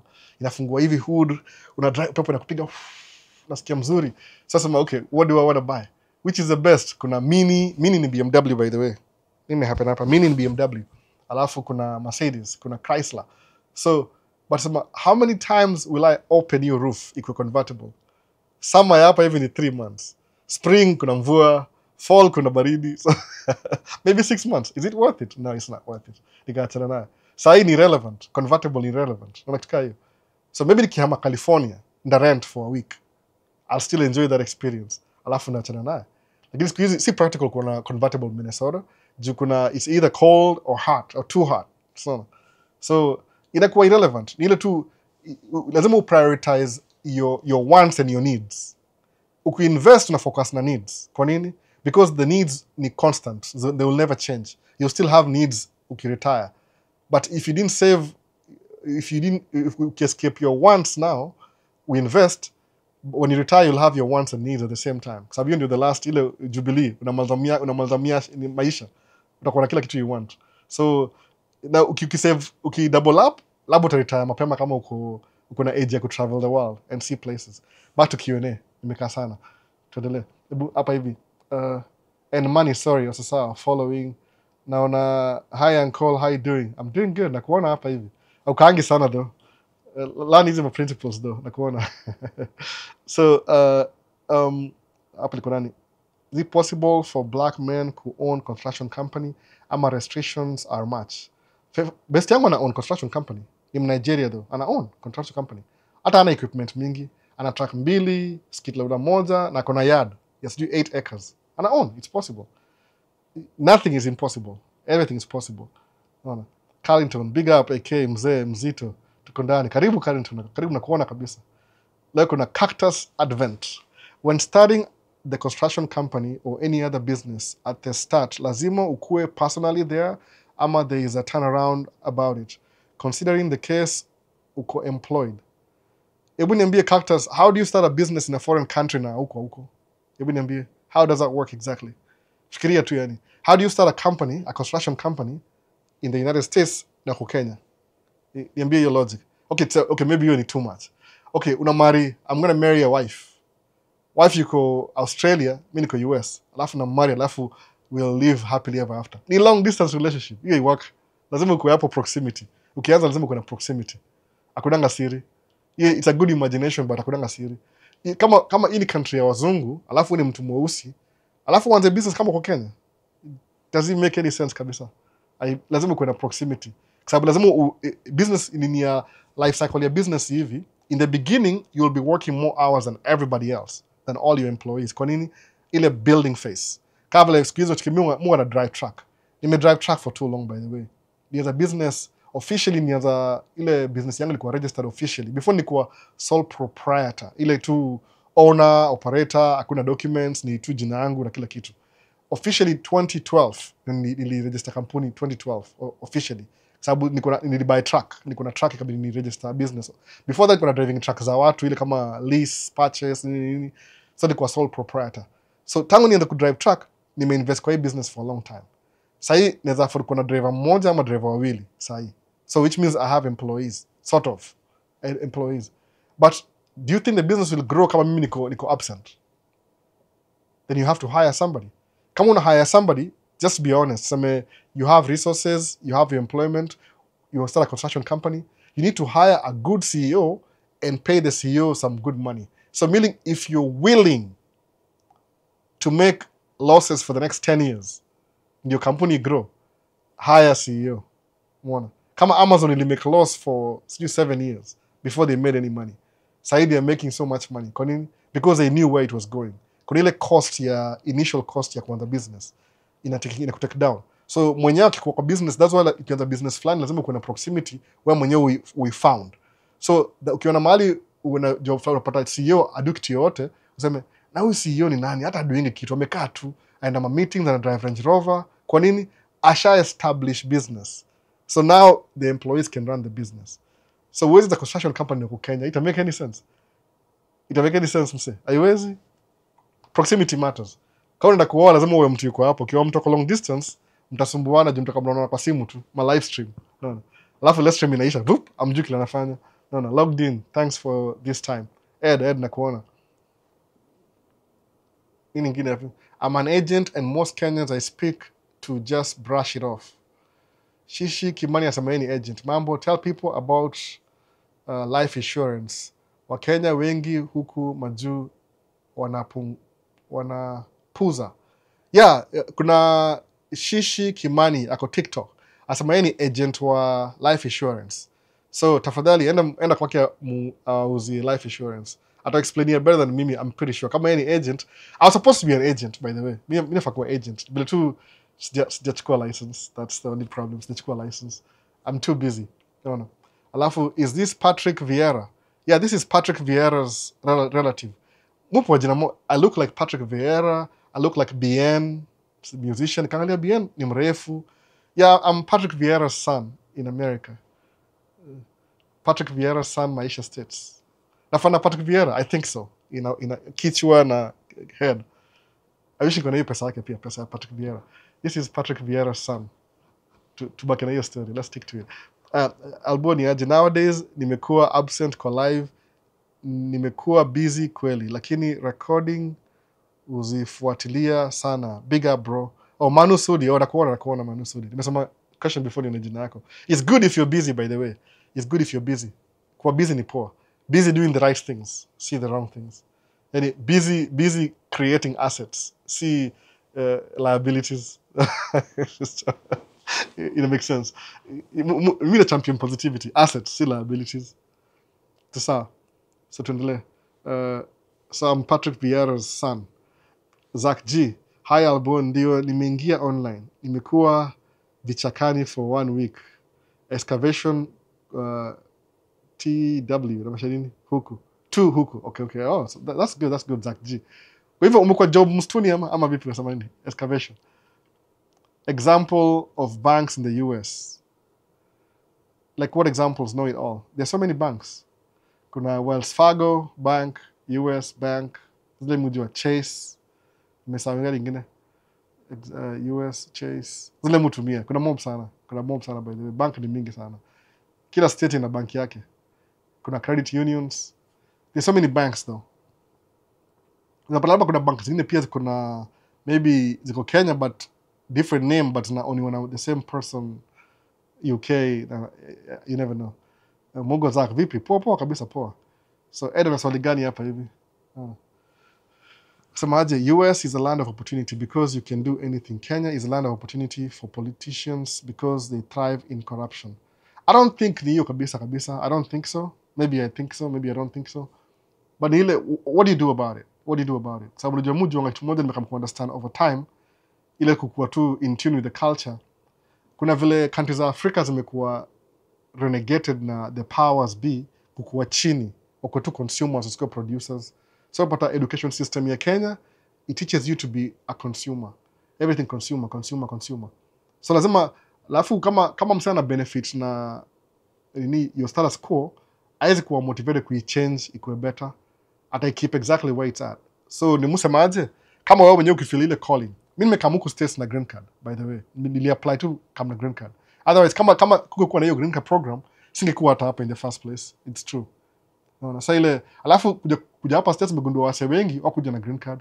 Wengi wao kama student, walikam ku visit, alafu wakachange status kama wako hapa.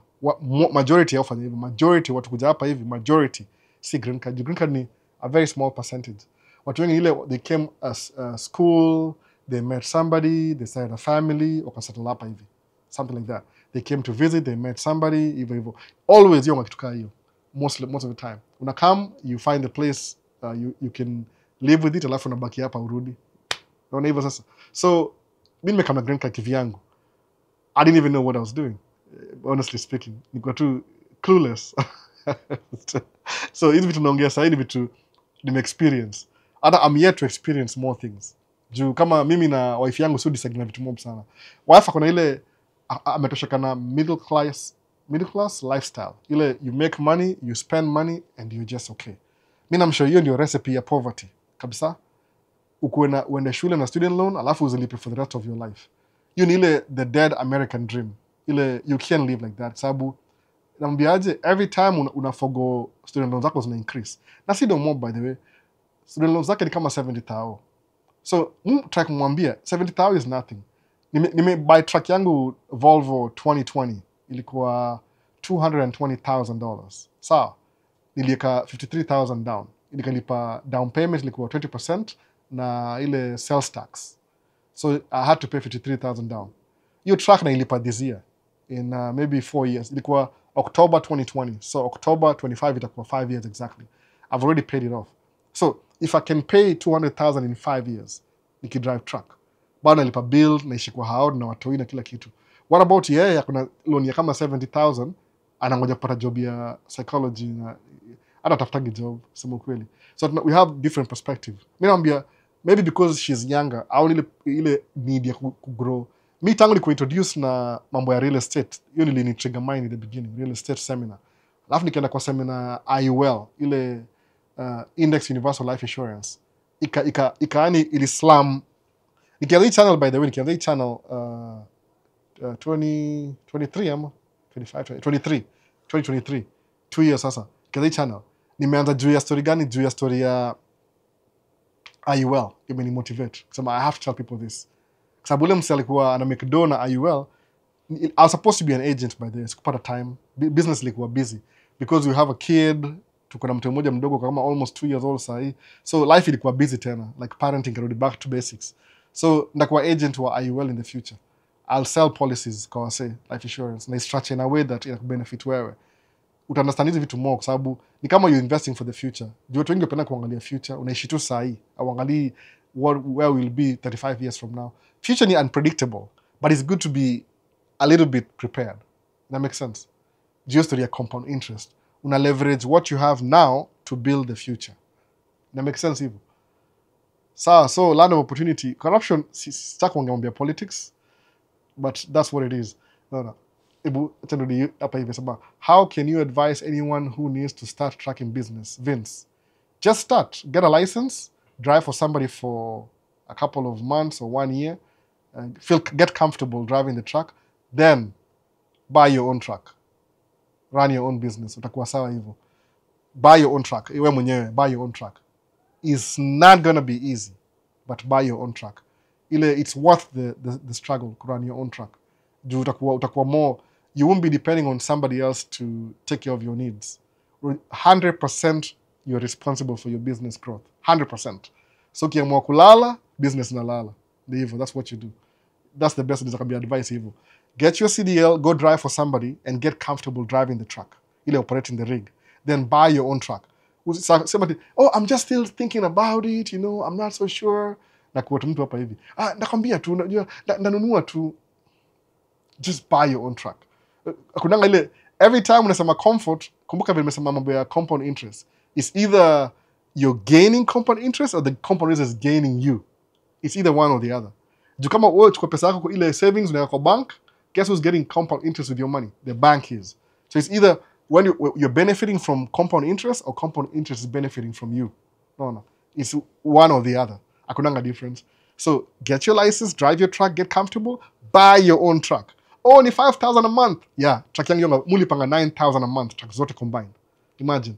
Payment yangu every month ni 10,500. Inanitoka tu yani. Ni uchungu, but ni temporary. No. Kama sahi, kesho ni end month. Kesho ni end month.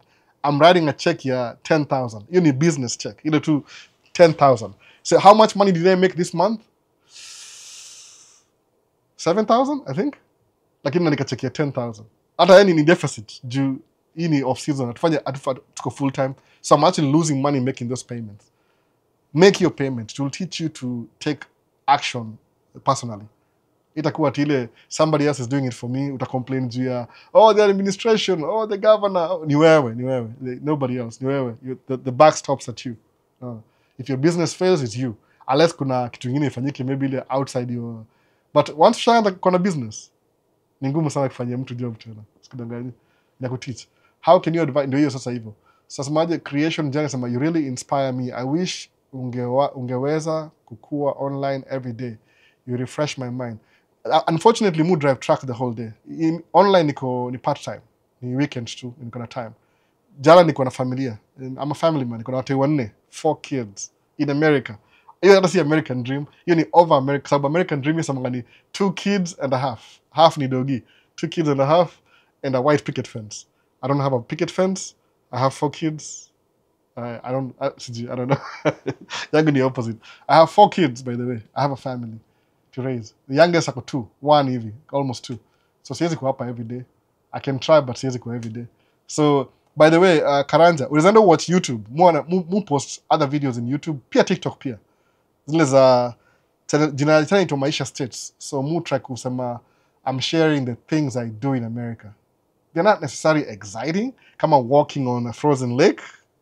I've done it before, but I never recorded myself doing it. So, nataka share vitu kama hizo. But ile, in terms of motivation, every week, ama kama unasikia leo, go back and watch the other live streams. Go kwa Man Cave Talk Live playlist kwa YouTube channel. Utaipata huko hivyo. All the videos, by the way, utazipata huko. But live ni live. Hata live ni record, by the way. Kuna live na kuna recorded. two versions. So ku encourage and take action. Usikuwe tu encourage peke yake. Inakuwa ni kama it's a good starting a business is not a good feeling. It's a good feeling. Oh man, I'm so good. Feel so good. Even the movie feeling shasoma book. Soma book unasema hii book ni poa yani. Nimesikia poa hii book imeni inspire ni aje. Alafu nakuwa inspire, alafu nasema man, I'm so inspired. Alafu inspire nakufa emotions. Tunaanza I need to be inspired some more. Unataka another hit. Take action. Itakuwa na uchungu action. Lakini ukianza kuachieve action ile tu step by step, utakuwa na where you're heading, uta appreciate ile inspiration na ile hard work. It make sense. Kama mimi mara moja, the reason why I don't quit, jumu appreciate ile reward na ile hard work nimeput to be where I'm at right now. Si hard work, si physical labor, ni mental na stress na kila kitu. So usione kama ndakufa kufa TikTok ya Kiswahili. Ni ile tu unakuwa motivated. Angalia what's my motivation. Jukia moto do kitu utadu. Kwa msalimu hapa hivi last week kwa swali gani kwa text alisema ati yani YouTuber anajua make content moja poa sana but kizungu ni deficiency. Nikamuuliza unauliza nani wewe? Mimi ni Maisha States. Mimi najua kizungu by the way. Najua kizungu poa sana kabisa. Naweza kuona channel ya kizungu leo na ndaanza what's up guys, welcome to the channel. Naongea kama American. But is that who I want to reach? No. See, I want to reach. Doesn't get flawless English by the way. Angalia vlogging hata mbeba kitu leo nisema napatia. Nachukua kamera kama hii, na kamera kama hii nichukue. DJI yangu ndio hii DJI. Ni flip DJI na vlog. Naona ndio hapa hivi TikTok. Ndio hii. Nichukue niseme ni 1 2 3 tap. Kama nitakushiriki kitu leo. Angalia microphone mpya ya DJI nilibuy last week $60. Check it.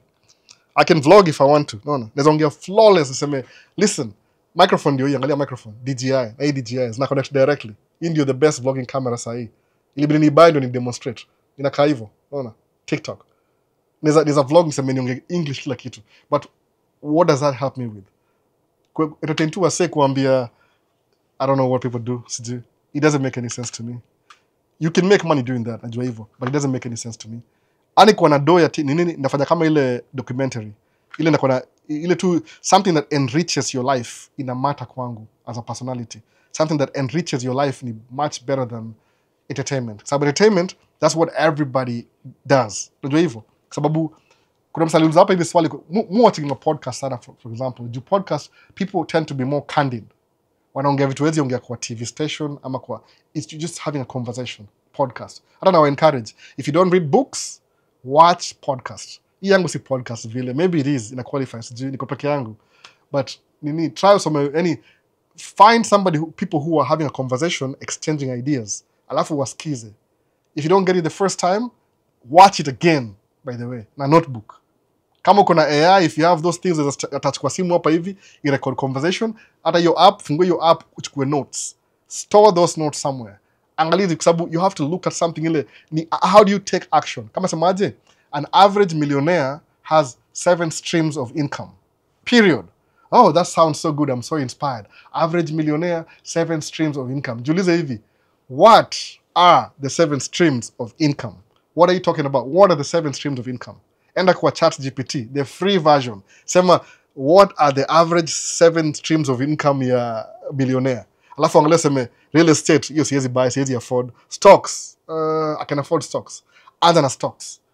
Out of 7, ushaanza 1 already. Uko na job, 2, you have a job. 5 to go.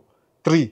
I guarantee by the time unafika 7, even if you're not a millionaire, you're on your way to $1 million.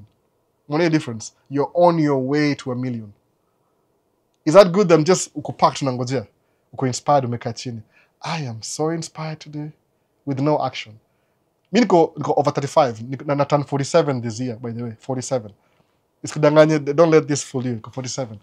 Na turn 47 this year. Musa 47. Musa kuicount before ifike. Kuanzia Januari.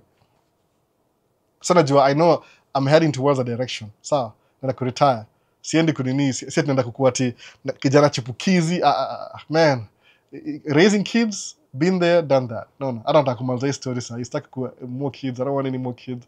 Nimechoka. They pull.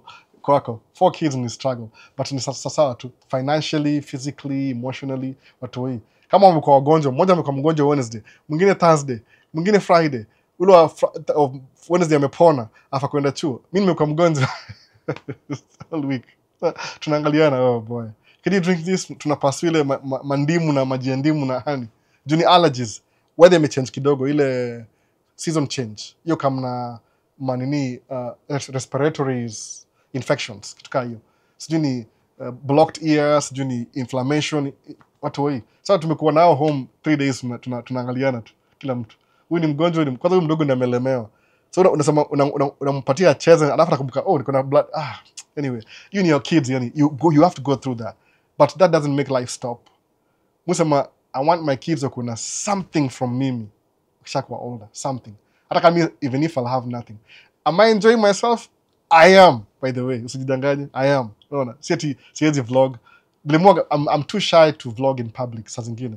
But hii kamera ndogo hii DJI Osmo hii, nishikia tu TikTok waone hii. Hii ni poa sana hii. Inakuwa very convenient. Unaona? Hata iko hii microphone, angalia microphone ile ndogo. Compare YouTube, kwa YouTube. Compare hii, angalia. Niko na hii hapa na hii, angalia. Angalia how small this is. Ndio hii kidole yangu thumb hivi. Angalia, hii ni microphone. Angalia. DJI. Nimebuy kwa demonstrate tu by the way. Ni kama $60. Nizaona kweli ama nifunike macho. Ndaluzio ni focus. This is how small this thing is, DJI. Nimeitry last week, imekuwa poa sana. Nimewamekea video pia. Bwana. So I can vlog in public na hii DJI Osmo Pocket 3. One of the best cameras this year. Though kuna nini imetoa Canon imetoa ile G7X predecessor ama nini mpya na kama wamefeel competition. But I'm enjoying myself too. See, I don't have a lot of money, but in the process, ile journey ile, even in the journey you enjoy yourself. Useme ati nikitaka kuinvest and lose something. No, that confidence, you know that you're investing, that the end game, ile destination, you'll never arrive anyway. Ile superficial destination, yeah, when I retire I'll have some money. That's good enough in motivation. Hata kama unasikia uchungu sasa sema tuweza kwa labda complain kuna watu lose job by the way. Hii administration imefire watu wengi wa gava. People have been fired by the way in the government. Sana wengi sana. Mpaka ile sijui kitakuwa na job growth itakuwa negative this year. Wengi sana wamekuwa fired na walivotia president. Sasa ndio hao sasa kichwani mzuri kweli. Anyway, kuna other stereotypes. Wangevotia mama. Unaona? Our minister ka nafikiri mambo na mama na stories zingine. But anyway, tuendelee maswali. What stocks would you recommend? Anza na ETF. Kama una hii app itongaje? Robinhood. Kama ujui vile stock, anza na Robinhood for example. Robinhood, fungua account, email kila kitu, weka so moja every month. Look at it, watch it. Alafu if you're too shy, anza na Robinhood. Ama ni Robinhood itongaje? Robinhood ama nimesahau. Hebu tuone. Niko na hapa hivi Robinhood. Kuna ile Acorn inatoa a little bit of your change and round up your change. Maybe if you're using $40, alafu 37, you can round up to $10. Alafu ina invest kwa Acorn, kuna Robinhood. Niko nazo hope tuanisha kitu fulani kuonyesha hapa hivi. Kuna app hapa hivi. Kuna hii Robinhood na Acorn. Hizo mbili hizo. Anza na Acorn na Robinhood, anza kuinvest na hizo. Alafu angalia vile mimi nilianza kuinvest ni Robinhood kama nasema 7 years ago. I didn't know what I was doing. Alafu so ukianza na Robinhood, alafu sasa ndio baadaye ukienda kwa zile serious enda kwa Vanguard. Enda uongea na mtu ule somebody you talk to. Kuna mtu fulani akona ofisi mwalimu park truck. Utaongea na yeye Vanguard. So yani you learn more. Anza na Robinhood. You need privacy of your phone app. Invest $100 every month. Sema iende towards ETF, direct. Teach yourself how to do it. Sababu yani naongea juu mtu kama mimi siko na kitu tunafanya. Umeona ile from ile 101 basics. Fungua app, fungua account. Chukua account yako hapa hivi, direct hiyo pesa kwa hiyo account kila siku. Fungua life insurance, kama ni 1 million, chukua 1 million life insurance. Anza kuilipa every month. Iko ni kama deni, sababu mimi nafikiria vitu mbili. Should I buy a car or should I invest in IUL? Nili invest na IUL. Alafu kisema but I need to buy a car sababu gari yangu inaleta shida. So did I buy a car? Yes, I did buy a car. But gari yangu nilibuy na kampuni. So my car is owned by the company. Si yangu basically. It's 100% owned by the company. Hata majina, wewe pata jina yangu hapo. Maybe mimi niko associated nayo kama one of the members ya hiyo LLC, but ni own a company. Van company, unaona? Because niko na feel uchungu ile. Car payments in America ni kama $700. $500, $700. A good car in America. So instead of buying a new car, anza na IUL. Alafu if you really need to buy a car 4 years from now, borrow from your IUL, buy the car, which is a ni kama liability, but find a way it will make you comfortable. Like you'll be making money by buying your car. Kama mimi gari yangu junior kampuni, mui write off na kampuni expense. Junior kampuni si yangu, ni ya kampuni. So I don't even drive it as much. Na mui drive really only for business reasons. Sawa, hivyo. Inakuwa hivyo sasa. So it's something that makes you comfortable. Ni kama una create ile culture ya kusave dough. Nothing will break you from that, by the way. Ukianza umeanza. Kwa sababu ingine ile not knowing, utakuwa governed na fear. Unaangalia news, unaangalia kama sasa kwa mwerevu. Okay, I don't know much about Tesla. Suppose Tesla will buy Tesla stocks. Alafu zinashuka sahi. But I don't think everybody will just give up Tesla shares. Kwa sababu kuna value. Because most people who contribute ETF zao, a percentage of the ETF inakuwa Tesla bado. Ile tu if people abandon Tesla completely, alafu idunde itakuwa valueless. But kama una invest na ETF, kama ETF kama indexes, you angalia Fortune 500 companies. So if one company drops from your shares na umelose hiyo, you still have 499 left. Ama vipi? 499 left still. So are you really losing anything? No, you're not losing anything. The part of Maisha ni up and down. No. So IUL Shishi Kamau amecampaign hapa, amesema enda mtafute Shishi Kamau ako TikTok. Yeye ni agent wa IUL. I'm pretty sure kama yeye ni agent ako na video anawaambia how to apply for IUL. Enda mumsikize. Just give her the year. Usikieni akwambia scenario. Sijui how good of a communicator you are, Shishi. You must be. Kwa sababu unauzanga nini? When he's agent ni salesman. So enda mumsikize. Just take your time to understand how does IUL work.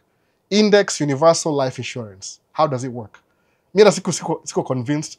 I read about it. Nikimit agent who's my friend. Adas kumwambia, is this the yeah, okay, just I'm gonna buy. No, but let me. I don't need an explanation. Let me just buy that first. Alafu tutaongea. Nikanunua nikaanza policy. I think it's 3 years old or 4 years old sahi. I'm yet to borrow from it. Mona. I was so convinced pale takuongeza. So hivyo. Wakuje, so Shishi Kamau, TikTok, Shishi Kamau, SHI Kamau. I hope una making a video, by the way, Shishi. I hope una making a video. Una explain as a breakdown. Kama ujui mambo chukua whiteboard waambie wase. Hivi, pesa inaingia hapo unapata 7%, unakuja hivi, na ukiretire you can borrow from me, self banking. Waambie kila kitu. Mwambie best yangu I make a video, makes videos 5, alafu ame give up. Waambie, what are you doing? Make more videos, my agent. Mumsumbua my agent. Paka namwambia kuja hapa tuki-invite. I'm so busy now, you see. Anafikiria ati ni appointment. Namwambia hapana, live si appointment, ni 3 hours. Block 3 hours from your life. Kuja hapa uambie wase. Ubaya hata sijui kana time. Pia na mtoto mdogo akona brand new baby. 2-year-old, kitu kama hiyo. Maybe that's why. Uzazi imemshika. But tena muone Shishi Kamau. Kama yeye ni akona agent, akona video. Sasa Shishi lazima umeke video sasa. Shauri yako sijui. Sijaangalia channel yako bado. But I'll explain how IUL works. Alafu kama ni Mkenya shindwa IUL ni nini hiyo? Wacha hii inspiration sema, what am I doing in Kenya na wasao wako states wanaongea juu ya IUL? Index Universal Life Insurance. Kuna term life insurance, kuna index. Index jina hiyo index inaingia kwa indexes, ile kwa stocks. Yaani minimum ni kama 5% earning up to 7% ama 15% depending on how stock inaenda. Which means wacha nikuwe bold nisema hivi. Ukichukua IUL interest yake iko guaranteed in a period of time. It's guaranteed. Alafu unajua average stocks hizo gain. Shishi waambie. I'm talking too much. Labda acha nimwachie sema hizo vitu. You can never go wrong na indexes. You can never go wrong. Sababu acha niseme hivi, I'm very bold niseme hiki mara moja. Ukichukua my shares, you'll never participate in a recession. Actually select kuna recession, you're happy because you're buying stocks at a very cheap price. Sababu hizo rise zina fall. But kumbuka kitu moja, angalia stocks for the last 100 years. Sema hii ndio base. Zita rise, alafu zita fall. Zita fall hapa, zita fall mahali uko juu tena. Tena zi rise na zi fall. So hiyo scale ya graph ya stocks, you enda high, alafu ina fall kidogo tu. High, kidogo. I fall ati huko mali ilianzia sijui 5 years ago, you fall mali ilikuwa 2 years ago. After you gain tena 4 times. So you never lose. Another thing ni hivi. Suppose kama uko na property, uko na rental property Kenya, by the way. Don't miss out. Kama goal yako ni ile siwezi come states, enda Middle East, fanya job, chukua hiyo pesa ya Middle East, invest in real estate Kenya. You will never go wrong na housing. Angalia, nimesemaje, one of the richest guy in America ni Warren Buffett. Warren Buffett, his company is richer than every billionaire you know. Everyone, by the way, in terms of value ya kampuni. Kwa sababu Warren Buffett ameinvest na stocks na actual companies that provide services on a daily basis to human beings. Insurance, railway. Unajua railway, you transport more cargo than trucking. Unajua hivyo? More cargo than trucking. Railway moja. Sijui trailer ngapi. Yaani railway kikam Chicago hivi, inaweza feed ma over the road trucks kama sijui ni yonga how many? 1 2 3 4. Yonga kama mbili kwa hiyo nini yake hiyo itongaje? Ile banga trailer mbili kwa hiyo nini yake. 2. So ile kama 300 trucks na one train. 300 trucks na move one train. Ile kwa sasa ile kama kampuni moja itonga JB Hunt, they stop doing mambo ya trucking over the road. Au wenda kwa railway, wana transport kwa railway, alafu wenda kwa ile kwa terminal, wana distribute from the terminal. Same kwa more local company, JB Hunt, one of the old company in America. I wanted to go work for them. So angalia vitu zina si ati mambo ya politics ya sasa inaendeleaje? You need distractions. That's total distractions. You're wasting your time. No. Bona focus who's president. Okay, if you're running for president, it's not a waste of time. Participate. So you have to know what your opponent is doing. Ndio mshinde uchaguzi. Sawa. Lakini if kama wewe si mtu wa politics, angalia stocks, angalia business. Enda Middle East, work hard, ishi kwa one apartment mmeshastiwa sawa 4, chukua hiyo pesa yako, invest Kenya na shamba. Alafu kuja enda kwa bank, plan hizi vitu za businesses. Enda kwa bank ya Kenya, hata kama interest ni 30%, it doesn't matter in real estate. Eventually uta even out business. Maybe 5 years in. Omba pesa, weka down payment, jenga nyumba, kodisha nyumba. Every month unalipa hiyo rent kwa bank inachukua kati yake na kuachia yako hapo. Act like that money does not exist. Hiyo ndio investment. One of the 7 streams of income, moja yao ni real estate. Sawa? Rental income, wachana nayo hapo hivyo because you don't need it. You're still working, uko na energy, but you're investing while you have energy. Hiyo ndio one of the streams of income.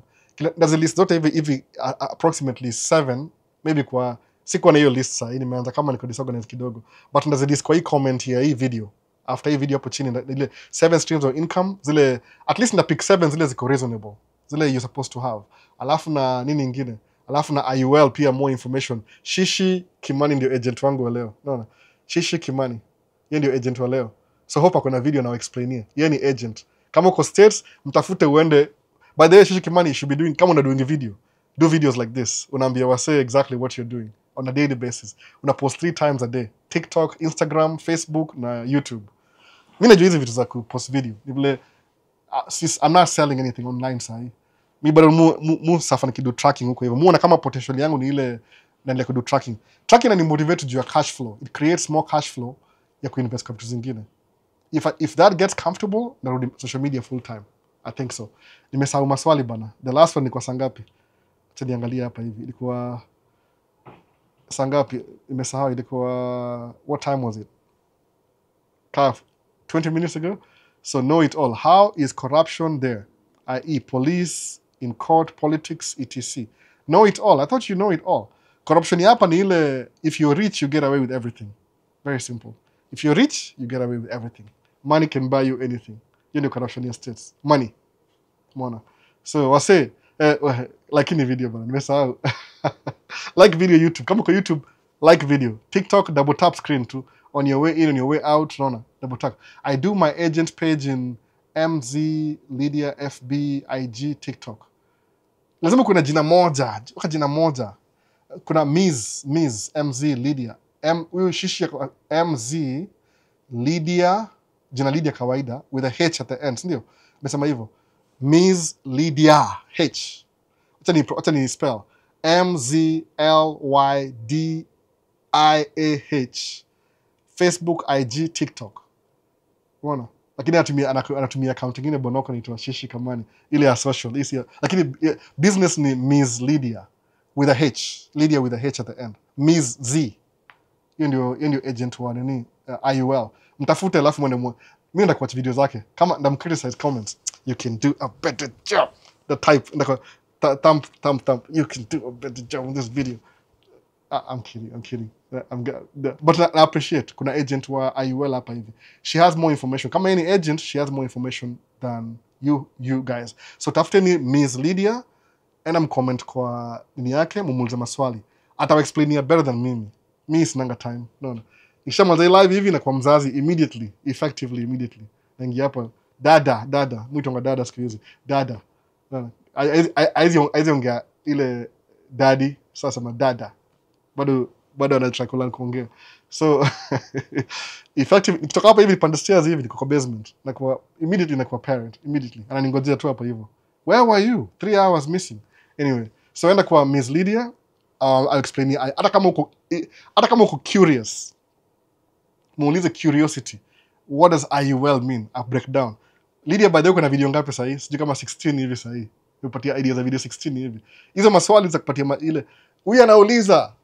Sijaifanya video kaizo TikTok. I wish I could. Zangu za kwa mchongoano. Wala sasa ni enjoy skia fast. Ajuange mimi ni mnoma mimi ni mswaisili bana. Mchongoano headquarters. Anyway, tuendelee. So wase, nafanya msituni juu barabara tunaunda. So that's exactly the kind of things mufanya. Swingi ya kwa place I exist kwa bush, yeah, 45 videos hivi. Sema 45 ama 45 press. 45 videos hivi, Fanya hizo videos za IUL. Answer, what's IUL? Insurance. Insurance, the history of insurance. Alafu index, explain index. Alafu life insurance, kuna death benefits, life benefits. Alafu angalia if you have a critical kuna words zote. Siji niambo nimekiza video mimi. Let me see agent. They wanted me to. Oh, please do the videos, Albert. Yule msali bambika na mimi sana. You do YouTube? Akambia, yeah, I do. Akawatch channel. Akambia, you should be doing. Akambia, see. Akameni push sana by the way. Lakini alinidanganya. I will get there. Ni uzazi tu. Mtoe wangu youngest yuko 2-year-old. Alafu after yeye mwingine ako 8-year-old. Unaona nishamaliza. We were just like, damn. Hatuna cassette anymore. Cassette ni ile mtu kwa gari. Ile kwa mtoe mdogo ile unajua mtoe kwa gari na kana cassette juu kushika brakes wasitoe kwa cassette. So hatuna cassette anymore. Hatuna shamaliza story 8-year-old wife. I want more kids. Why? Wife yangu ni 10 years younger than mimi. So hiyo hesabu siwezi piga hesabu. Mimi ni Gen Z. Why? I think wife ni Gen Y, mimi ni Gen X. Maybe. I think so. If that's a thing. Gen Y huitwaje millennials? Ama huitwa hivyo. Mimi ni Gen X. Ama Gen X. Yeye ni Gen Y. So kuna hiyo difference. Mimi nishamaliza kuona watu yeye ndiye anaanza. So I don't know. No. Katia mpango. My youngest alikuwa 8-year-old. Imagine. 8 years hakuna mtu yuko hao. 2-year-old. Back to the beginning. No. Alikuwa 6-year-old by the way. So ndio hivyo bana. So hiyo Zak G, that's exactly what we do. Tunaingia kwa msituni, tuna create barabara where there's no road. Exactly. Tunaanzia hapo. The first ile groundbreaking, unaingia msituni, after 3 months kuna barabara hapo. Hiyo ndio construction ya road construction. Unapoa tu address na pin drop, go to this location. So unajua hizi vitu. So Manu Sudi, mbona nasikia 2NL za DV Winners 2020 zinachelewa kutoka embassy ya Kenya? Nini mbaya? Manu Sudi, hii administration mpya ya Trump walifire watu wengi wa federal government. So employees wako less. So wako na ile Democrats, one thing Democrats hufanya. Democrats, millennial. Gen Y ni millennial. So Democrats hufanya hivi, I'll try to increase job. Wanna hire more people. Ndio wa solve problems, social issues. I'm accused of socialism, Democrats. But let me understand, in my limited political American politics, Democrats all hire more people, so they create more jobs. Kwa nini? When I believe in terms of middle class, strong. Republican used to believe in that thing, but from 1980s, the ule president mmoja aitwa Ronald Reagan, they change everything. Aliingia more extreme right from 1980. Ile trickle down economics. Give the rich money so the rich can trickle down, which never happens. Wezi mbia msemdosi ati a trickle down. No. Kama mimi nasema aje, naweza kuwa very ignorant by the way. Mimi for example, I could be very ignorant about life ya watu na hardship yao. Kwa nini? If I'm not experiencing the hardship, siwezi jua hardship ya mtu in person. Naweza kuwa very ignorant. Nasema tu example ile. It could be true. There's some things I'm ignorant of. Unaona? Mu feel kama sometimes ni kama niko mtu amepatia super chat. Thank you.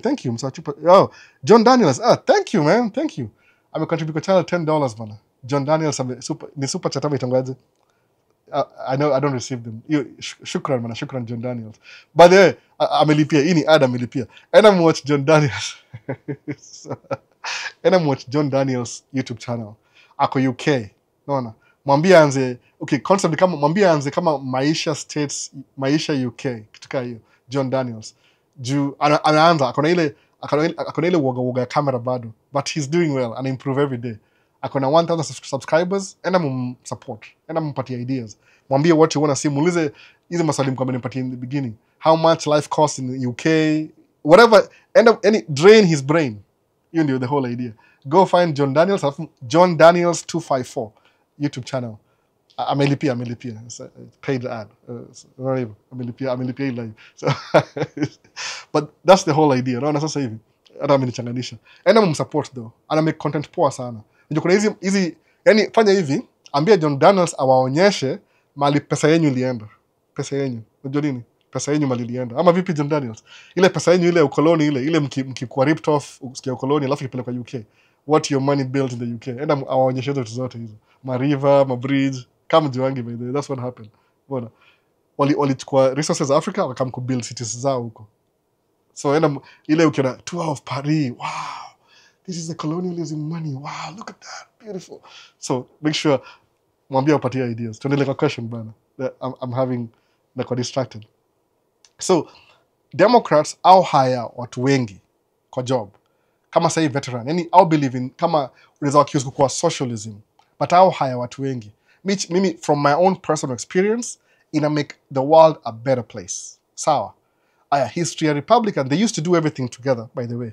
Unfortunately, how deep I can go in politics.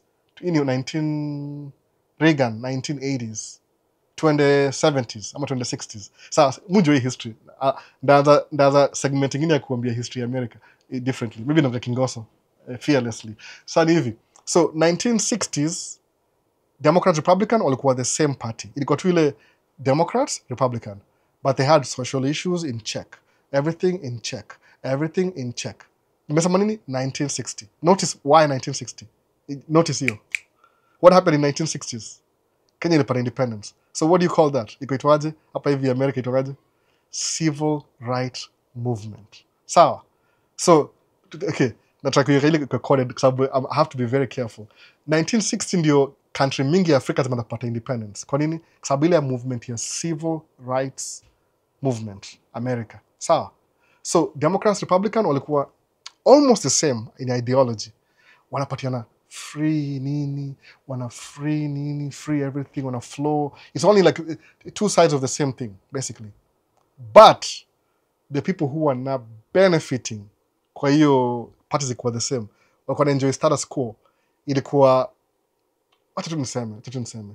Ilikuwa wanawake wazungu, watu weusi, watu native, watu wote, everybody else. So watu kana benefit kwa hii party ilikuwa status quo, ilikuwa watu wanaume weupe. According to vile nimesoma history, I could be wrong. Itu ile level yangu ya history. Sasa civil right movements come. Kuna quote nimekuwa in the beginning of live ikianza. Nisemaje? When you're privileged, ukiona equality, it feels like oppression. Let me pause for effect. No. When you're privileged, ukiambiwa kuwa equal, it feels like oppression. But when you're oppressed, ukikuwa equal, it feels like progress. Mbona sasa? So kuna jina mbili zilikama up. So wala wasa kuna privileged hapa hivi, na wala walikuwa oppressed hapa chini, so kuna hii middle class level hapa. Sawa, hii exist. So hapa ndio wako chini na wako juu. Ile middle class ina diminish. So what do? For you to maintain your privileges, lazima ukill level playing field, ndio hao waende chini wakuwe oppressed, alafu wewe ndio uko na hiyo privilege. So your privilege will cost other people oppression, ndio inakuwa privilege yako. Sawa? Hiyo ndio kwa status quo before. Kind of makes sense. Ile vile understanding yangu yonga hivyo. So basically equality. So at some point Republican Party ili give up hiyo idea ya kuwa equality. Kwa nini? Kwa sababu base yake ilikuwa very disappointed that unapatia watu wote tukuwe equal na watu wote. na wengine ni weusi na sisi ni weupe. Hapana, hataki equality. So wakaanza movement from 1960 chini ya maji. Ndio hii fruition sasa unaiona sasa. Ndio hii movement sasa. Sasa imezaana ikazaana. Sijui ni 70 years in. Ndio hii sasa 1960, 40 years to 2000, 60 years. Ndio hii sasa imezaana sasa. Wakailabel kama nationalism, Ukristo, nationalism, ndio hii movement hii. Yani watu walikuwa wasema hivi, kama kuna program itatoka mahali, program fulani hivi itatokea ifanye kila mtu akuwe equal, alafu benefit watu weusi, we don't want to be part of that kabisa. No. Tuachana naye kabisa, itoke nje kabisa. We don't want to be part of that. So hapo ndio wali change sides. So napata party moja ka insist na socialism, ingine kasema let's cater for the rich. So ndio hiyo sasa.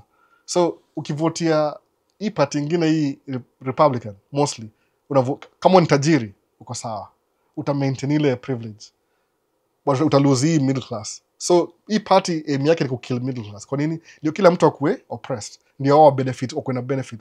Hii party ingine ina try ku promote equality. That's one agenda za also banga liberal, agenda zao ni ile kukua kila mtu akue equal. Sababu kusema ati kama wewe unafanyanga hivi unafaa kuwa hapa na unafaa kama una encourage one ukitoka rule moja ina undermine equality, ina everything ina fall apart. Sawa. But hii party ingine iko motivated kuona watu wadosi peke yake. That's why watu wengi wadosi wana focus na hii party ingine ya wadosi. Watu maskini tunabaki hapa hatuna power juu ya maskini. Kusahau that hiyo power ya kucontrol serikali it comes from wananchi. Kwa sababu unajua wananchi ndio wanakuwa govern. So mimi si kwagi na vie for office or anything, but kumbuka wananchi ndio kuna power. Mkikuja pamoja hivi mta create whatever you want. Unaona, mkidemand ile accountability, mta create whatever you want consistently. It happen overnight. Itakuwa 5 years, 10 years, 15 years. That's the whole idea. But ukiangalia hiyo, that's too long to wait for. Kama uko na hii life, kama mimi at a 45 year old sema tunangojea vitu zikuwe stabilize Kenya ndio ni move back to Kenya, ita make any sense. Afadhali uanze na investment sahi, ndio when things are right iko tu transfer tu vitu hivi na hivi. Unaona? So ndio msema achana mambo ya politics, achana mambo ya entertainment. Back to basics. Wewe mwenyewe, what are you doing for yourself to be in a better place 10, 15 years from now? That's all that matters. Kumbuka, do video, mini Gen X. Do video, relate kwa Gen Y vizuri kabisa. Relate kwa Gen Z ama Gen Alpha. They will never understand me. My kids ni Gen Alpha. Hawata even understand kabisa, by the way. But hizi videos zitakaa hivi. So I'm trying my best kudu hii videos zikuwe evergreen. Somebody else atawatch hizi video 10 years from now, alafu atani copy. Maybe they'll even do a better version of this. Pia endele kupatia wase hiyo information. Kama ni Kiswahili, kama ni Kingoso, it doesn't matter. But ile endelee tu hivyo idea. Ndio watu wajue hii power iko kwa watu. Kwa sababu nyinyi mnako govern. Mkisema kama amuongei, mmenyamaza, ni kama mnaambia ule msana wafinya aendelee kuwafinya. Bado mkiongea ata make change. Na huyo msana anawafinya si yeye pase, ni ile hiyo organization iko created hivyo, status quo. So lazima muishake na restructure ile wasaidie nyinyi wenyewe wa benefit. So 1960 before everybody was benefiting. After 1960 party moja ilikuwa more, ingine ilikuwa more, moja ilikuwa more left, ingine ilikuwa more right. Kwa nini? Jiulize kwa nini ilikuwa more left, more right? Civil right movement. No. Walisema we would rather watu weusi waumie bora watu weupe wa benefit. Umeona sasa? So hiyo ndio ile inataka create hiyo atmosphere. So ukivote juu unavotia nani? Jua tu. Usishangae mbona watu wengi kwa hii side nyingine wengine, there's a reason why. Unaona? Angalia history. Useme tu mimi na vote tunafunga tu macho alafu naharibu autofocus yangu ya camera nikifanya hivyo. But anyway, autofocus inaangalia macho yangu. Sony camera. Don't do that. Angalia history yako alafu vote the right way. Ama kama mali unaishi ule inakubenefit kuvote hii side nyingine, do that too. Usiongee juu ya social issue. Nimesema nini? You can never ever I insist, according to my knowledge, legalize morality. Kwa nini? It's very fluid. No. Morality is very fluid. You can't. How do you control fluid morality? You can never legalize. So what do? Wanakwambia juu ya wana champion less legalized morality. Alafu nyinyi mkiangalia morality hivi, wanaiba pesa ile side nyingine. No. Niambie kama 15 years from now I'll be wrong. Niambie. Utaona wewe mwenyewe. Okay, back to Q&A. Unaona? Hiyo mnyamazi hapo hivyo. Twende back to Q&A. Niliwachia wapi na sikumbuki. Kwa kwa mbona nasikia 2NL. So sawa, ndio hiyo basi. So Democrats au hire more people.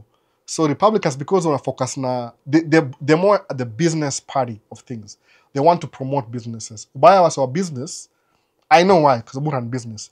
Mimi nakwambia ukweli, when it comes to business, it's kwangi social. I'm very, very business oriented. Kwa nini? Business, you take so much time, alafu overhead iko so high, you have to balance equation ndio ukuwe na ile profit vizuri. Unavlemunga na fix track yangu preventive maintenance. I'm not even the best, by the way. Muput ni kama tuseme 40% of what I should be doing. Why? Because I don't know everything and I get tired too. Kama sasa kuna track moja nafaa naenda kuiwakia leo, track moja ile quad. There's only one thing left. Quint, sijabadilisha airbag, sijabadilisha shocks.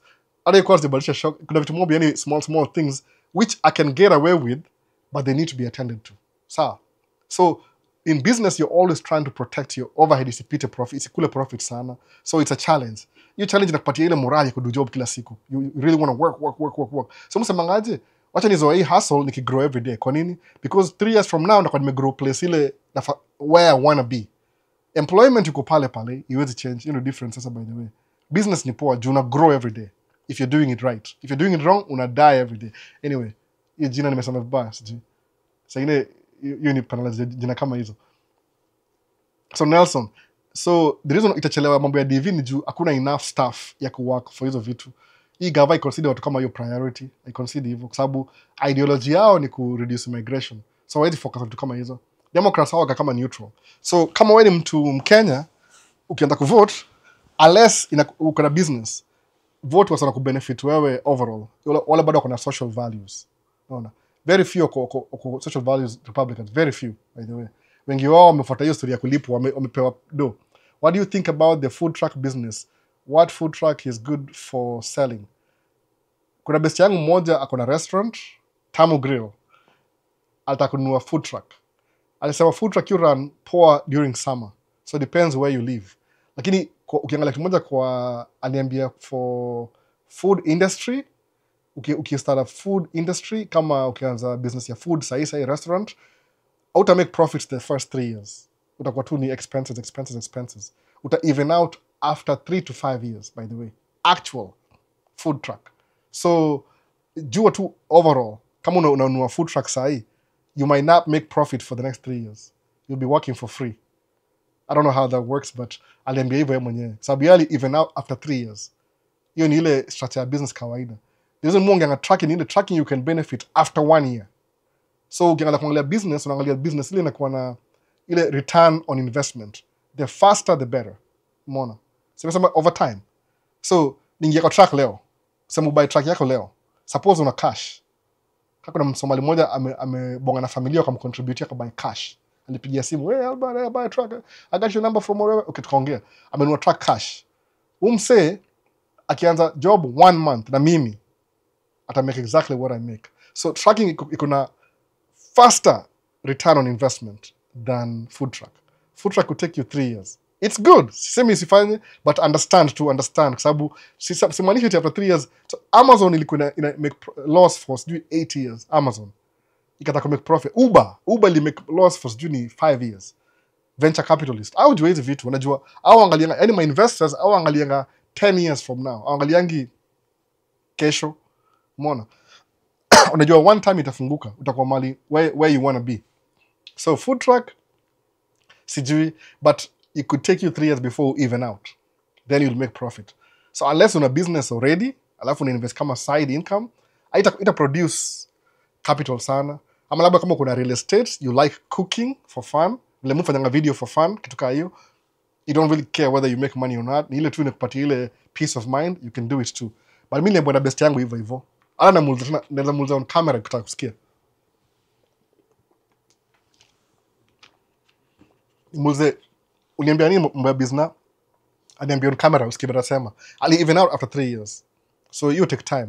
You fikiria kubuy food truck pia lakini ni ile you expense I justify bila business inaenda. No. You do catering na kila kitu. Excuse bado utumia gari moja ile iko cheap ile iko affordable. Inamsaidia yani una grow with the need. Alafu ananga employee enough, he never has enough employees. No. Wengi wao ni part time students, sometimes wanaenda home wakishafunga shule. So anyway, tuendelee. Maswali ni mingi bana, sijui kanda fikishia. Nelson Mongare, if you were to start tracking business afresh, what would you do different? What would you advise someone starting? Hakuna difference, by the way. Ile, you can never regret what you did before. Ile, if I had the information nikianza, ninge achieve success faster. So the difference between Mimi, Nelson, na wewe, I'm calling you on the first name basis, Mongare, ni hivi, utakuwa hivi, ukianza business, if you have the information before once, prior to, build business faster. You'll be, return on investment, it'll come faster than lacking information. Jumi niko kama venture capitalist. I don't even know what I'm doing. Naanza tu. So, nilifungua company officially, get my CDL 2008. Nika drive as a company driver for 2 years. Kwa nini? Tuliambiwa, you have to drive for this company for 2 years because they are paying for your tuition. In 2 years, I was trying to gather information. Siko na information enough. Ndio, my second year, nikaongea na msee fulani akaniambia, Albo, kuja ufanye construction. You'll be home every night. Nikakam. Nika realize, even just doing construction, I was making more money than over the road in a week. After 2 years experience. Nikajua, ningewacha hata 1 year immediately. So nika lose 1 year. But I was learning. Sikuwa na ile blueprint. Then, nikaendesha for 1 year bila kampuni. Nikaambiwa, uko na kampuni ni muhimu kwa sababu it takes off some of your liabilities. In case ukipata accident na mtu, na truck yako, they don't come for your property. Of course, I didn't have any property. So if you don't have property, what happens? Kuna accident na mtu, alafu itabidi saa, you pay more insurance because the insurance company is paying them for the injury you caused to them. Kama una kampuni na protect from hizo vitu kama LLC. See too much protection, but at least to the most part of it. Tutasema, kampuni ni different entity or ni different entity. Nikafungua kampuni 2012. So my company is older than, when I opened my company, nilikuwa na business, nime drive truck for how many years? 4, I think. So that's what I didn't know before. Sikizi mwambia wase nini, unaingia States hivi kabla best yangu moja unisumbua kila siku. Ni kama asikiangi story. Bibi watching channel. Na mwambia ile fast and for free information naonangi consultation. Para amechanganikiwa anyway. Naelewa. Mwambia hivi. Unaingia States hivi, unapata driver license, unapata job. Umekama green card naongea watu green card sababu only green card unaweza get CDL. Ukiingia States March this year, April unaanza job, fungua kampuni April. Kwa nini? Juu, by the time una get license next year, your company is 1 year old. Why does that matter? Ukienda kwa bank kuomba loan, hata kujua how long have you been in business. Unaelewa? How long have you been in business? Kwa nini? If you're going to lend somebody money for a business they haven't started yet, most banks will say no. Kuna specific, kuna zile exceptional, but I guarantee, unless uende kwa SBA, ile ni ya gava. SBA ni nini? Small Business Administration, waombe loan. They can give you money, but kuna requirements. Itakuwa loan moja ya 10 years, itakuwa stretched out for longer, and you'll be paying minutes kabli gava ina speedy, because they know they'll get you with the taxes anyway. But nini, bank mingi zinaangalia what's your history in business. So kama ulifungua business kama uko mgeni, alafu uanze tracking mapema, by the time umekaa hapa hivi 1 year, your business is 1 year old. Ama tuseme 9 months old. By the time una get license, una drive for 6 months, your business is 1.5 years old. But then uenda kwa bank kuomba doti, I want to buy my own truck, your business is 2 years old. They will never ask you that question. So angalia vile mimi nasema, if you have the information before one's a business, ni benefit ama si benefit? Si ni benefit. Kwa nini? Because while you're sleeping, hiyo kama ni analogy best, your company is gaining experience. Nani umeregister tu, by the way. Alafu unajua hiyo registration, kama ni LLC, you have to pay every year to keep relevant. So uta update DOT, update, you have all these things. Umeanza tu, boom, company imeanza. So what happens ukifungua kampuni? Number 1 ni hivi, Secretary of State unafungua LLC. Itu ni ile example. Hiyo number 1, Secretary of State LLC. Number 2 nenda kwa IRS achukua EIN number. So EIN number. Uenda kwa bank account, unafungua business bank account. What documents does the bank needs to see at umeanza business? Utawashow ile Secretary of State, ile na show ile when you were incorporated or whatever, certificate, alafu na EIN number kwa IRS. They'll open a bank account. Alafu if possible chukua credit card ya bank pia. They'll give you 500. Who cares? Chukua hiyo 500. Itumie 100 every month unalipa. Kwa nini? Alafu if possible at some point ile income yako ile ya mshahara, at some point wacha mshahara iingie kwa business. alafu ndio ujilipe. Utalipa tax? Hapana. Kama ni less than 50,000 a year, uko zile jobs za sijui hizi jobs za kuanza entry level, you won't make 50,000 every year. Labda uta make 49, 48. Utaqualify. Chukua mshahara wako ingia kwa business. Ndio after 2 years when you're making decision unakubuy truck yako, bank ikiangalia account yako hivi, you haven't really been making a lot of money. You make less than 50,000 the last 2 years. But kuna consistency. They will give you the money. Kwa nini? Uko na history ina prove. Kuna paperwork. Uko na statements. Bank statement ya 2 years uko nayo. I made 500, I made 200, I made 100. Hiyo ni profit in terms of bank. Sa bank waangalianga vile unaangalia vitu. Au angalia, if you have $200, then it makes you $10. That's $10. You need how many? 5% interest. It doesn't matter. Sikia story, kama ujuangi hesabu ya bank, labda nyinyi mfikiriangi hivyo. Ukikuwa na $200, what's 5% of $200? Maybe ni $2 something. Sijui nimesema vibaya. Bank yongalenga how much interest. So if this guy has been running a business for 2 years, profit yake ni 800, anatuomba loan ya 200,000, how much do you think we'll make from him? Wanachukua hesabu. 5% of 200,000. Mpatie loan. No. Kwa nini? Paperwork in approve. You've been doing this. So, Nelson, that's exactly what I would have done. So, mimi nilianza opposite. Nilianza kuendesha gari, nikaanza kampuni, kada kuomba loan nikanyimwa, nikangojea 4 years. So, I wasted time before nifanye vitu ningefanya 2 years ago. No, 4 years ago. So, kauna ni watch rules za maswali, that's why the advantage kwako. Juu wewe, una come into the industry, for example, na all the information kwa mkono, ama kwa mfuko, ama kwa backpack, whatever you keep the information in your head. Useme, I will start a company, I'll get a license. Hata kama utai drive truck, kuwa na hiyo license bado anyway. Kwa sababu kuna mse fulani anasemangaje, kukuwa na CDL license is like a master's degree. Kwa nini? It's classified as a skill. That will always lala njaa kama una CDL, always lala njaa. People are always hiring and firing drivers. No, always lala njaa. Mimi sijai lala njaa, tangu nichukue CDL. Before nilikuwa nalala njaa, nilikuwa job ya kawaida. Sijai lala njaa by the way. I'm going to be honest. I've never thought about it, but it's true. Since nipata CDL, sijai lala njaa. Always move figure something out. No. Kwa sababu ni skill ile uwezi toa kwako, you still have it. Hata ukienda kuwa lawyer, still kuna CDL. Sasa, nimebaki nyuma na nini sana. So, nimeenda hivi. Albo, US kuna utu tugari twa 650cc. Unaitwa tududu. Hakuna tukaa hiyo hapa, hakuna. Maybe California, hakuna. Utaendeshaje kwa freeway gari kama hiyo? Uwezi. Gari za hapa ni big, wide. Actually, gari hapa ni extra large. Sababu barabara za US ni wider than most roads in the world. Juu ile semi-truck ni refu. Imagine semi-truck ya Europe sijui ni how long. Container ni 40 foot. Ndio, container ni 40 foot. So, trailer ya Kenya ni kama calm down, baby. What did I do? It's 40 foot plus maybe 50 feet. Trailer ya Europe. America trailer yenyewe ni 53 feet. Plus kichwa, 65 feet. So, barabara ni wide. So, hizi gari ndogo utazimika. Uwezi drive gari kayo kwa free, utafeel uncomfortable. Unajua somewhat gari, ile volume yake, ile gari created, ina make sense kwa if you involve in an accident. Utakuwa na ile, what's gonna happen? Auta lose nini? You will save yourself kama gari iko na mwili. Itongaje kitu nimesahau jina Kiswahili. Ile airbags za protect, whatever that is. Hizo haziko hapa mostly. Hata labda kuna tariffs.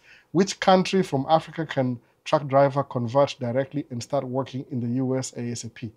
No country in Africa. The only country allowed CDL America, Mexico, Canada. That's it. No. Mexico, Canada. Hata si Europe, hata si Mexico, Canada. Anybody else, lazima go through the whole training. Sababu Mexico na Canada wako na similar CDL practices.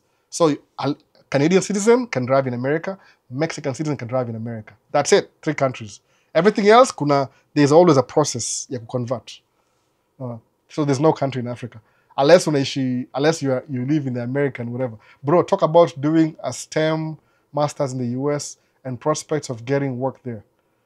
Biker and corsets and panties. Oh, okay. Business name.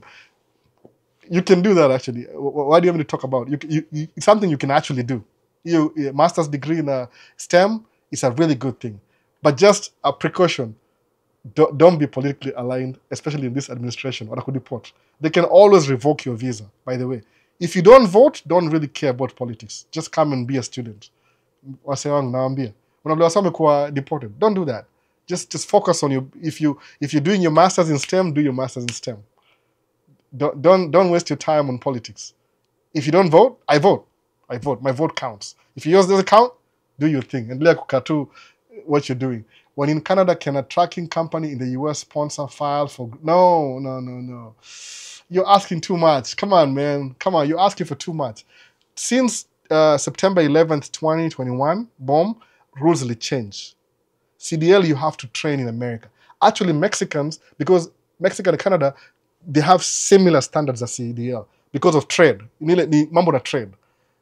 Loads come from Mexico to America, America to Mexico, Canada. They trade really between the countries. So because CDL is a part of transportation, so they have similar rules.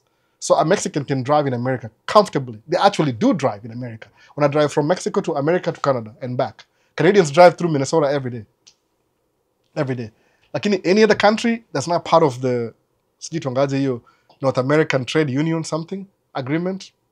Ni mambo na trade na political. Na trade. Politics and trade. So you have to be here, proximity. Mostly CDL is just a conduit, a vehicle to get you to where you want to be. Imagine you're single. Okay, erase from the beginning. Down. Okay, Albo, niko single. Ni buy dump truck ya 300,000. Ni 320,000 by the way. Prices never go down, they go up. Always go up. Kwa hii economy ya sahi, ile dollar value ndio, see gold and silver, prices keep going up. In the economy ya sahi. You need to understand the economy.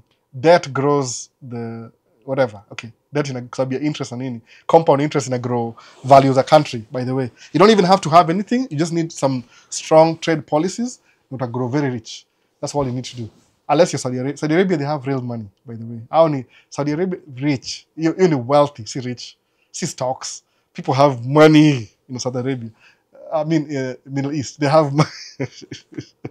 See stocks, the money, real money. But this is what it is. It will increase. Everything increases. Rent will increase, electricity will increase. According to economy SI, it will always increase. The question is, are you going to be part of it or a slave to it? Your difference here. Hakuna difference. If you're not participating, you're the one paying for everybody else's growth. More evil. The economy coming in a more Bitcoin-ish. Not your Bitcoin. Bitcoin, see, every country, every government now is trying to get into the Bitcoin system. Aina regulation. The government will lose power because of Bitcoin. It has a different kind of currency. So everything will keep growing. So will increase. Debt, nini. That's how the economy is set up. I don't know from when. Maybe since 1912 or 1915, imekuwa hivyo. But everything increases in value. Kama kuna hao rent, 10 years from now, rent is going to be double or triple. So you'll never buy anything cheap. So suppose you buy a truck ya 300,000 sahi, dump truck, want the job next month. You make 25,000 a month. And you're single. No. Alafu maybe a cost of living for a single person in Muishi limit. This imtani expensive kidogo. I noticed that the other day. Nikiuliza. So maybe you live in a moderate neighborhood in the Twin Cities area. Suppose your rent, monthly expenses is $2,000. You're making $25,000 a month. Truck payments is $5,000. You don't want to marry it for 5 years. How much money are you going to invest in stocks? So I'm coming $25,000 with $2,000 living expenses. Unabaki na ngapi? 23. Alafu maybe truck payments maybe ni, let's say 5,000, baki na 20. So tutoe 5,000. Tutoe insurance na mafuta. Mafuta kama 1,000, 4,000 even per month. Sawa, 4,000 even per month. 1,000 a week approximately. Na hii rate ya sahi. So tutoe mafuta ubaki na 16. Cost of living tuseme kama jiekea 3,000 ubaki na 13. Alafu seme I will save 3 ni keep 10 kwa business. You 3 invest kwa stocks for the next 5 years. Do you think you'll be driving truck anymore? Na in truck moja and you're single. Just you, wewe peke yako. You invest in 3,000 in stocks, kila kitu, for 5 years. Na una save business, ina save 10,000 every month. Okay, job ni seasonal. See, ni kama tuseme 8 to 9 months. Let's just say 8 months. Ile to subtract. Maybe ulichukua vacation, you don't work for 3 months. na uko single, no kids, single, 25,000 gross. Alafu kumbuka after 1 year itakuwa labda 27 because everything keeps increasing, inflation. Utakuwa na how much? I think you'll retire in 10 years. Ile the most hated video ni kumwanga naye TikTok, ile if you're 20, you can be a millionaire by the time you're 30. That's how kuamini how you become a millionaire. This is how you become a millionaire. Si ati utaamka tu 20, oh 30, I'm a millionaire. Wow, that's so. No, una cultivate stocks, ETFs, shares. By the time uko 30, you're worth $1 million net worth. Kwa nini? Your liabilities and assets, ukichukua assets zako actually uko na 2 million, alafu minus liabilities utabaki na 1 million. So, that's how you do it. Unataka kuinvest mapema. You're single, drive truck, brand new from the beginning. These things, yani kuna hiyo steps by steps. You do this, you do this, you do this continuously, consistently for 10 years. 30, utakuwa millionaire. So tell me, what are you going to do 30? You'll start probably marry somebody, young bride, start having kids. So 30, you'll be parenting to maybe 45. Kama mimi sahi, 45 even. So if you're a millionaire by 30, hustle there. Say, because once you're a millionaire by 30, the next million ni leverage. See what hard work, by the way. Maana hiyo, by the way, I don't know if you know the meaning. The next 1 million itakuwa hard work, itakuwa leverage. Because you'll use what you have to make more wealth. Alafu ita increase anyway. Man, by 40 itakuwa labda 10 million.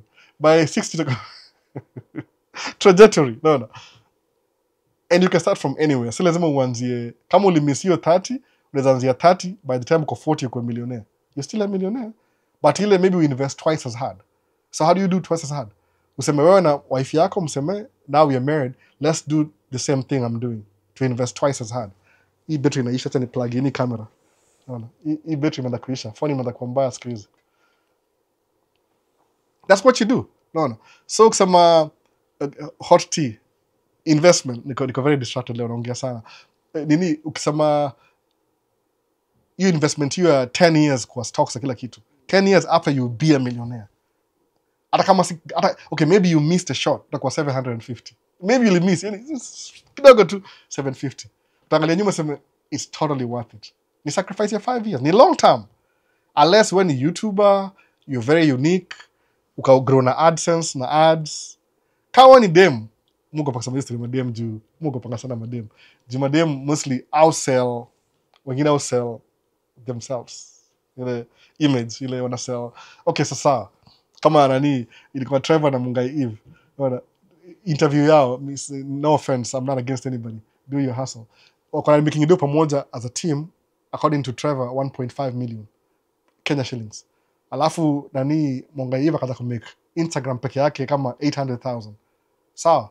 Alafu wakaona, why should I be working for team, less money, individual more money? Akajichuja. Which logically it makes sense, but I don't think it was a smart idea. Mtu angemwambia angebaki hivi, angemake 800 yake kivyake hapa Instagram na ndile kuscope ingine pande hii. Alafu ya pande hii yake kwa stocks anyamaze for 10 years, alafu ingine yake kwa stocks pande hii. 2 birds with 1 stone. Akufikiria hivyo though. But point yangu ni hivi, kama one them, you can make money with your currency. Currency. I don't have the words, but you get the point. If you can make money with your currency, no. Usi travel all over the world ukiwaste hiyo do. Kwa nini? Currency expires after 30. No. Kuna kitu itonga gravitation pull. Everything pulls down. No. Itonga Newton's law of whatever. Nisaidieni wase science hapa nisaidieni. Itonga kama ni demo na making a currency. Your currency is your currency hapa hivi. And you make money using your currency between 24. By the time you're 30, usitumie do vibaya. Sababu currency ina expire. Iko na shelf life. Itaisha. Please, chukua hiyo do, invest. No. Usiseme ati ndakwa msupu kupindukia. After 30, nobody will call you after 30. No. Itakuwa, you have to be exceptional. That's one of LA, the biggest business ni Botox na health. Anyway, tuendelee. You feel uncomfortable. Jimmy CDM, I don't know. I can't comment. I don't know the struggles I go through. Kupata whatever. I just Google Patrick Vieira. And I like it. 9 out of 10 look alike. Oh, Patrick Vieira here. Oh my goodness. I feel so good. I look like him a little bit. Ile facial structure. Unajua mimi ni mse wa West Africa. Ukiangalia maybe I'm the lost child of West Africa. Umeona?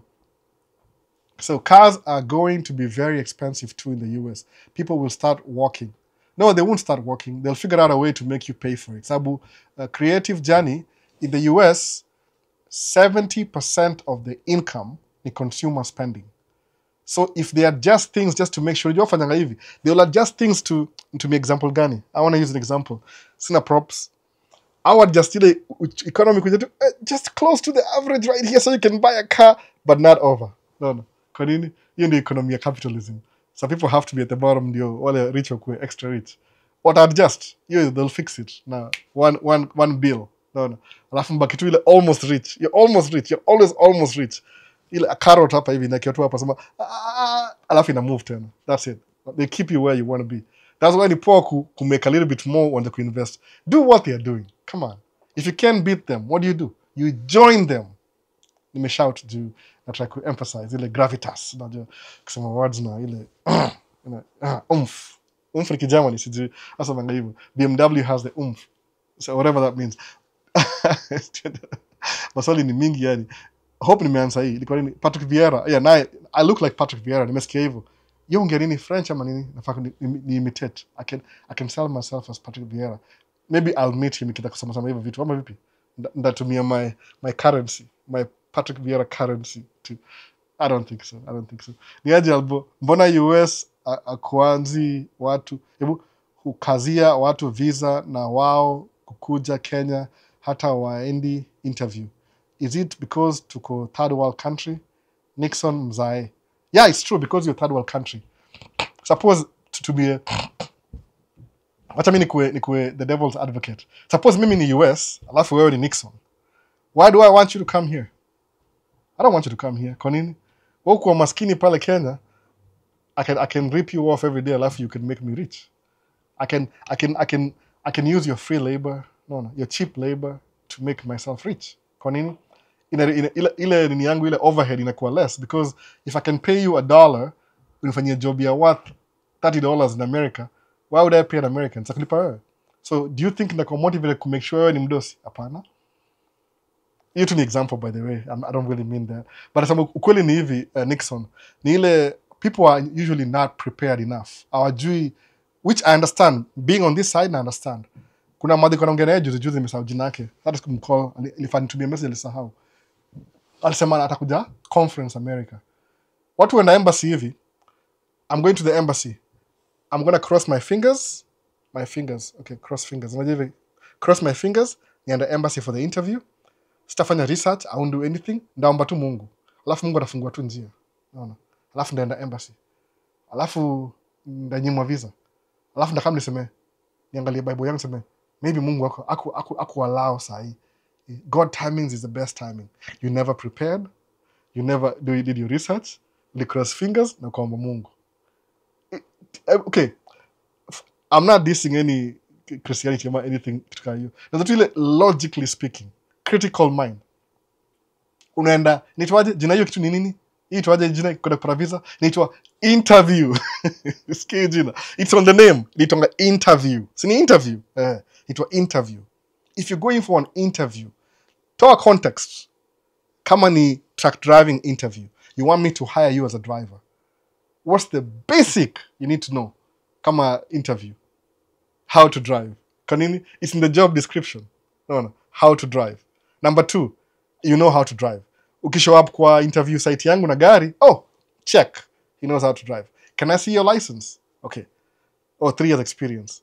Serially yosema hapa hivyo when issued. So okay. So to share on the basics. So no, uko na license hiyo ndio basic. If you're going for a visa interview, what's a visa? Angalia definition ya visa ni nini? What's an interview? Aya, what is your visa? Kwa sababu kuna different categories of visa. Kuna religious, kuna visiting, so ina align na ile visit yako. Lazima you have to have your story straight kwa interview ndio succeed. Ukicross fingers, chances ya wase get visa when they cross their fingers ni kama 1% ama 0.005%. You all get visa when you cross your fingers like this. Do your research. If you're coming for visiting visa, sahi kuna access kuizi, kuna kama niko states already asa hii. If you ask me questions, ndaku interview ile a mock interview. I think hata nani Kenyan American home. you sema hizi vitu sana by the way. You sema because musema hivi he's going to charge you because is yani CPA kama mjaijua mimi namjua Kenyan American Home ni CPA.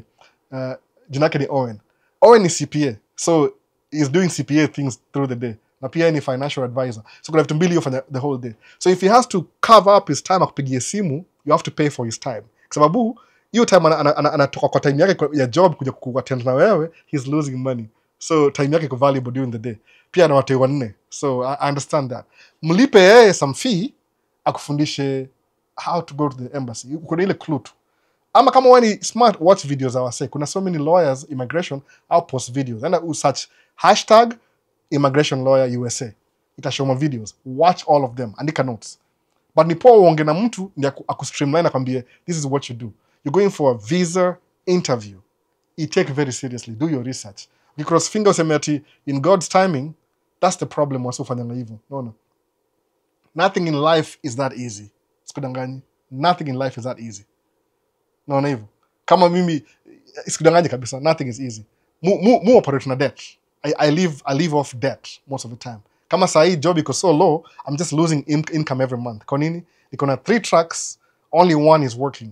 So ile cost of ya nini, I'm still paying for insurance for all the 3. Kwa nini? I'm saving them for ile time standard job alafu zitaendelea. So I'm losing money just having those assets sitting. Not the best choice, but kuna goal in mind. One of the trucks itakuwa paid off this year. So next year I'm going to be losing income from 1 truck and gain from 2. So eventually, millions here from nothing. Sikuanza na hiyo nini. So it's good. What's your struggle? Gani? Choose your hard. Wataka ile hard ile umekaa chini na complain ama ile hard you're complaining but it's temporary. Unaona sasa hivyo.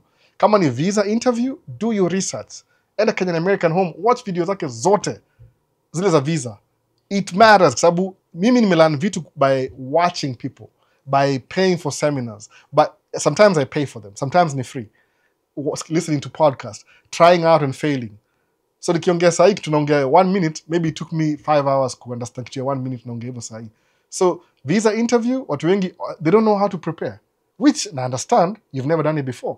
Tafuta resources, take your time. So ongea hapa hivyo kila mtu, I think everybody huko iko US, Lucy Mwangi USA, yeye ongejua hizi vitu. You don't ask her enough questions. Kwa nini? But like when I watch entertainment, msaki dance do the latest, itongaje ile dance kwa ile blow up hiyo sawa jina. Nipe ni chape. Sangapi chape. Angalia hiyo sawa jina na jina ngoma hiyo famous ya Kenya hiyo. Ni famous worldwide by the way. Hata si Kenya peke yake. Ni worldwide hiyo ngoma. Hiyo dance hiyo. But like what's your dance? Learn how to get a visa in America. Kwa sababu unajua nini? Hizi vitu the boring stuff. Nimerepeat ile ya John Conway. The boring stuff will make you money. Entertaining stuff, you lose money. Lazima ni craft hiyo, it makes sense kabisa. Boring stuff will make you money. Entertaining stuff, you'll lose money. So boring stuff ndio asset. Entertaining stuff ni liability. It makes you feel good, dopamine for 1 minute, alafu ina drop. Boring stuff will make you money. Ukienda interview a visa, do your research consistently. No. Do your research. I'm going for a visiting visa. What do I require? I need to have money. Okay, unatoka third world country, you don't have any money. There's a way you can structure your conversation in avoid kila kitu. Yani unaongea ile musa mangaje kuwa na travel experience. Yani ukiongea hivi, tukumbuka our immigration, our samanga hiyo interview ni 3 to 5 minutes. So you have 3 to 5 minutes to convince huyo msa kupatia visa. Sawa? So it's like musa manga hivi, the best example. Sababu TikTok ni number 1 kwa short format. Musa your interview is like a good TikTok video. No. A viral TikTok video. Lazima utaanza hiyo structure, ukeep attention yake to locked in visa, akupatia by the end of 3 minutes. Hiyo ndio interview ya embassy. A good viral TikTok video. Ama YouTube shorts. Ama Instagram reels. Facebook reels pia kitu hiyo. No. 3 minutes to 5 minutes. So it has to be good. Unaipolish. Ku-edit video, mufanya video kama za half an hour hivi. I can edit video half an hour ikuwe 10 minutes if I want to. But musa mangaje, make video kama I talk while I'm filming. So ni ngumu ku-edit kwa sababu sina script. Kama ingekuwa script, ingekuwa unreal. Inaongea hata kama sika mimi naongea ile Albert, yes. So ile da keep ile attention. But ile because I'm speaking and I'm filming, niki edit itaharibu ile flow ya video. Itakuwa too choppy. Itakuwa unreal. people won't even like that. Nishaifanya hivyo before siku moja. I learned my lesson. So muongea sama ile, this is the only time I have. Nda fly drone nikiongea commentary. That's it. After this, going back to parenthood full time. Muona sasa sina time. So pay somebody ulearn hizi vitu. Kienda embassy upewe visa. Ukuja hapa hivi, you're not voting. Do not. Stay away from politics. No. Wewe ni immigrant. Wewe si raia. Wachia tu kama sisi. Hata mimi siwezi comment. Mimi naongea chini maji tu. No. Tuendelee tu. Politics ni funny sana. Kama religion pia. Last time niko accused ati mimi na anyway tuendelee. Leo mtu wako anapata stray bullet sana. Mtu wangu mtu wako anapata stray bullet sana. Ni mimi bana, mimi napata stray bullet. No. So Favor Paul, most billionaires nimesikia interview zao huongea sana about selling life insurance. Seems like a good way to invest. See, I don't know how to explain hii. Umenishika. Juu ni kama unanipeleka mbali sana. See, selling life insurance ni having life insurance. Ni kama nasema hivi, Favor Paul. Okay, US ukiwa na nyumba kama hii ni mortgage. Tumekaa hapa 3 years kwa hii hao. So hii nyumba mortgage ni 30 years. 30 years. So ukinunua nyumba, the best advice, chukua term ni iko limited. Term life insurance is very cheap, by the way. Term life insurance is very cheap. But hata before uchukue, tafuta ile will actually pay you. So in case something happens to me between this year nikinunua nyumba kama niko 20 years old, ama 25, ama 30, until 30 years, 40, 50, 60, until I'm 60, anything happens to me, life insurance will pay for the house in full. You need term life insurance. Ubaya ni ile, if nothing happens, you lost that money anyway. Because you're paying for insurance to cover you, coverage ya 30 years. You need term life insurance. You're in a benefits. But index, universal life insurance in a benefit. Kwa nini? Kuna death benefits, ukikufa, na kuna living benefits. Sawa, living benefits, suppose kuwa na heart attack, you can't work anymore. Ndio Miss Lydia. Miss Lydia ndio hapa kwa TikTok. MZLYDAH. Sawa, Miss Lydia. Ni agent. Leo tuko na in-house agent kwa TikTok, by the way. Aitwa Miss Lydia. In-house agent. Atakwambia mambo ya life insurance. Living benefits, death benefits. So ukikufa saa hii kama you're still alive, alafu kuwe na heart attack, ile critical, huwezi do job anymore, they'll give you 80% of your, kama ni 1 million utapewa 800,000. Itongaje hiyo? It could be 2 ways, by the way. Iza kwa labda unapewa ile lump sum ama in stages. Musamanga hivi, I will never take it lump sum. Kwa nini? Nda borrow against it ni create asset ingine. Yani kukuwa millionaire, how do I explain this? Ina make sense kweli? Naona kama naongea sana. Fanya hivi, bala kununua iPhone, endo invest na Apple shares. Ina make sense? Hiyo si immediate sana. Hiyo take time. Kama tuseme Apple shares nakupatia dividend, so instead of spending $1,000 kununua iPhone 16, spend $100 kununua shares za Apple the whole year. Sawa, kwa nini? Because next year ukinunua iPhone 17, shares zako ziko more than liability. iPhone 15, ili 15. So when you invest na stocks za Apple, alafu kuna dividend every 3 months unapewa dividend, you're more wealthy in stocks than kununua simu. Sababu simu ni depreciating asset. Sijui kina make sense. Nafanya live ingine ya assets na liability. Ndio understand nini kabisa. So the rich people are focused na assets. Kwa nini? Zinawapatia yani azikui liability, zinawapatia do. They don't work for a living. Rich people, they don't work for a living. Una invest kama uko na real estate, you have 30 units, apartments, ama flats. Itoaje Kenya flats. People pay you rent every month. Uko na deni, ni ya deni, by the way. Usiogope deni ati, I'm so scared of debt. How are you going to invest without debt? Lazima leverage debt. Ni leverage. Msema ni leverage. Usichukue deni alafu on the trip Malaysia, alafu zunguke the whole, alafu rudi kama uko broke, alafu kuwe na debt over your head for the next 50 years. Hapana. Chukua deni, invest in a cash flow business, kama rental properties. It's paying for itself and it's paying the business over time. Chukua kidogo hapo hivyo, enda nayo vacation alafu rudi. Still watch it grow. Sababu ina grow pia. No. That's what I mean by that. So rich people wanasemanga life insurance ni part of their streams of income. You ni guarantee at the end of it. No. They explain baadaye. So at the moment, MZLIDIAH ako TikTok hapa sahi. Tuko na resident IUL itoaje ni sawa jina. resident agent wa IUL kwa TikTok live ako hapa hivi, Miss Lydia, get in touch, enda mumsumbue na maswali. If kapata kupay, if you're wasting her time sana, lazima mumlipe. Unajua hivyo, time si free. At this moment in life, we all exchange our time for money. So kama if mlipe akwambie. I don't mean, that's why I'm giving less information than when I mpate more information. Mnunue policy. It makes sense. It doesn't make sense in the beginning. Sometimes you come and use the investment. Investment does not make sense at all. But the world works like that. Sahi. Watoko kina Elon Musk. Kevin mesema. It's an example. I wish you could pull your chart. Excel. Toyota sells more vehicles. Makes more money than Tesla. Tesla sells less vehicles. Makes less money. Suppose Toyota ili make last year, tuseme example. Tutumie variable ya 7. Juu Tesla ili make 7 billion profit last year. 7 billion. Sawa, ni 7 billion. Toyota ili make tutumie variable ya 7. Toyota ili make 7, kuna 14, kuna 28, kuna... What's the next 28? Toyota ili make 28 billion last year. Cash money. So in terms of value, who made more money? Toyota. They sold more vehicles. Nothing. No. They are more than Tesla. If you turn left, right, everything is Toyota, by the way. Other Lexus in Toyota, by the way. It's just a premium Toyota Lexus. So they made more money anyway. They sold more cars. They made more money. 3-4 times Tesla.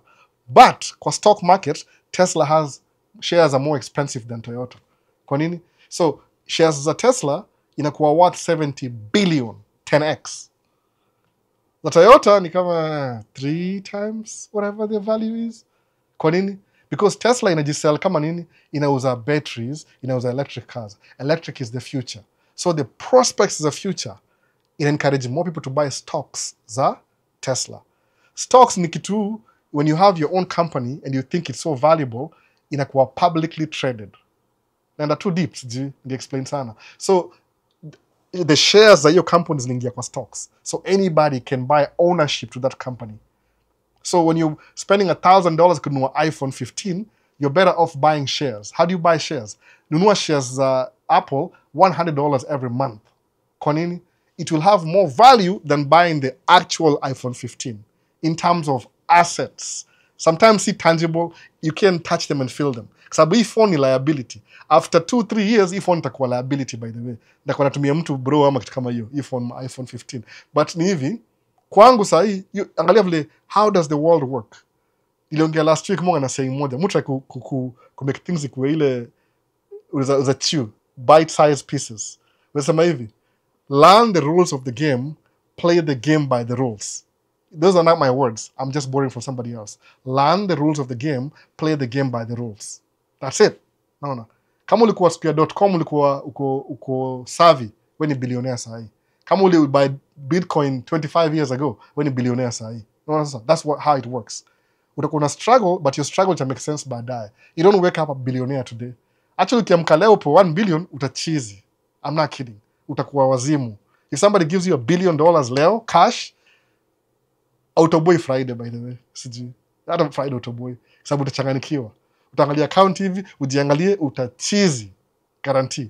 Utachizi kabisa. $1 billion, utachizi. Nakwambia. Shinda kuongea. Naona.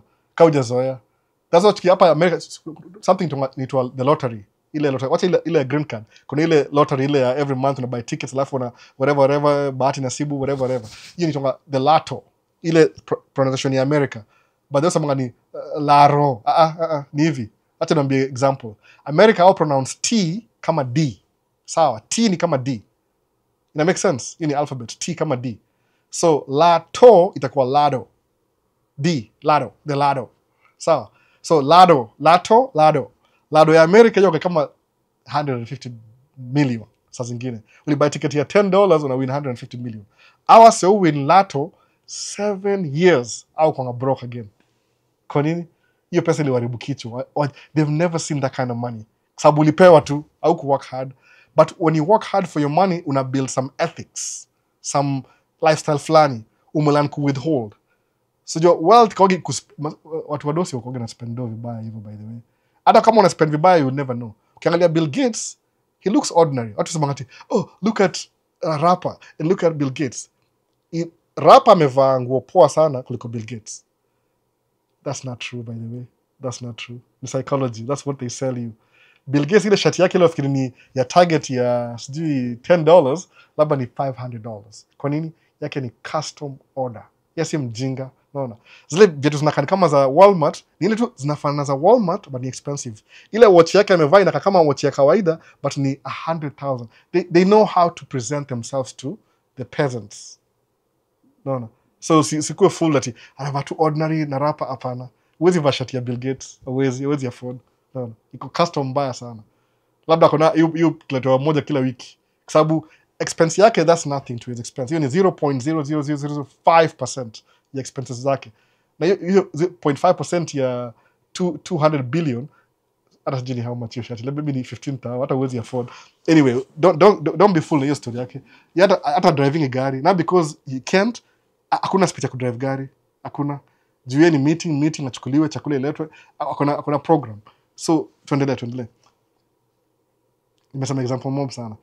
Leo question. Karibu kufika chini. So Albo, how is the paying between box truck and container truck trailer?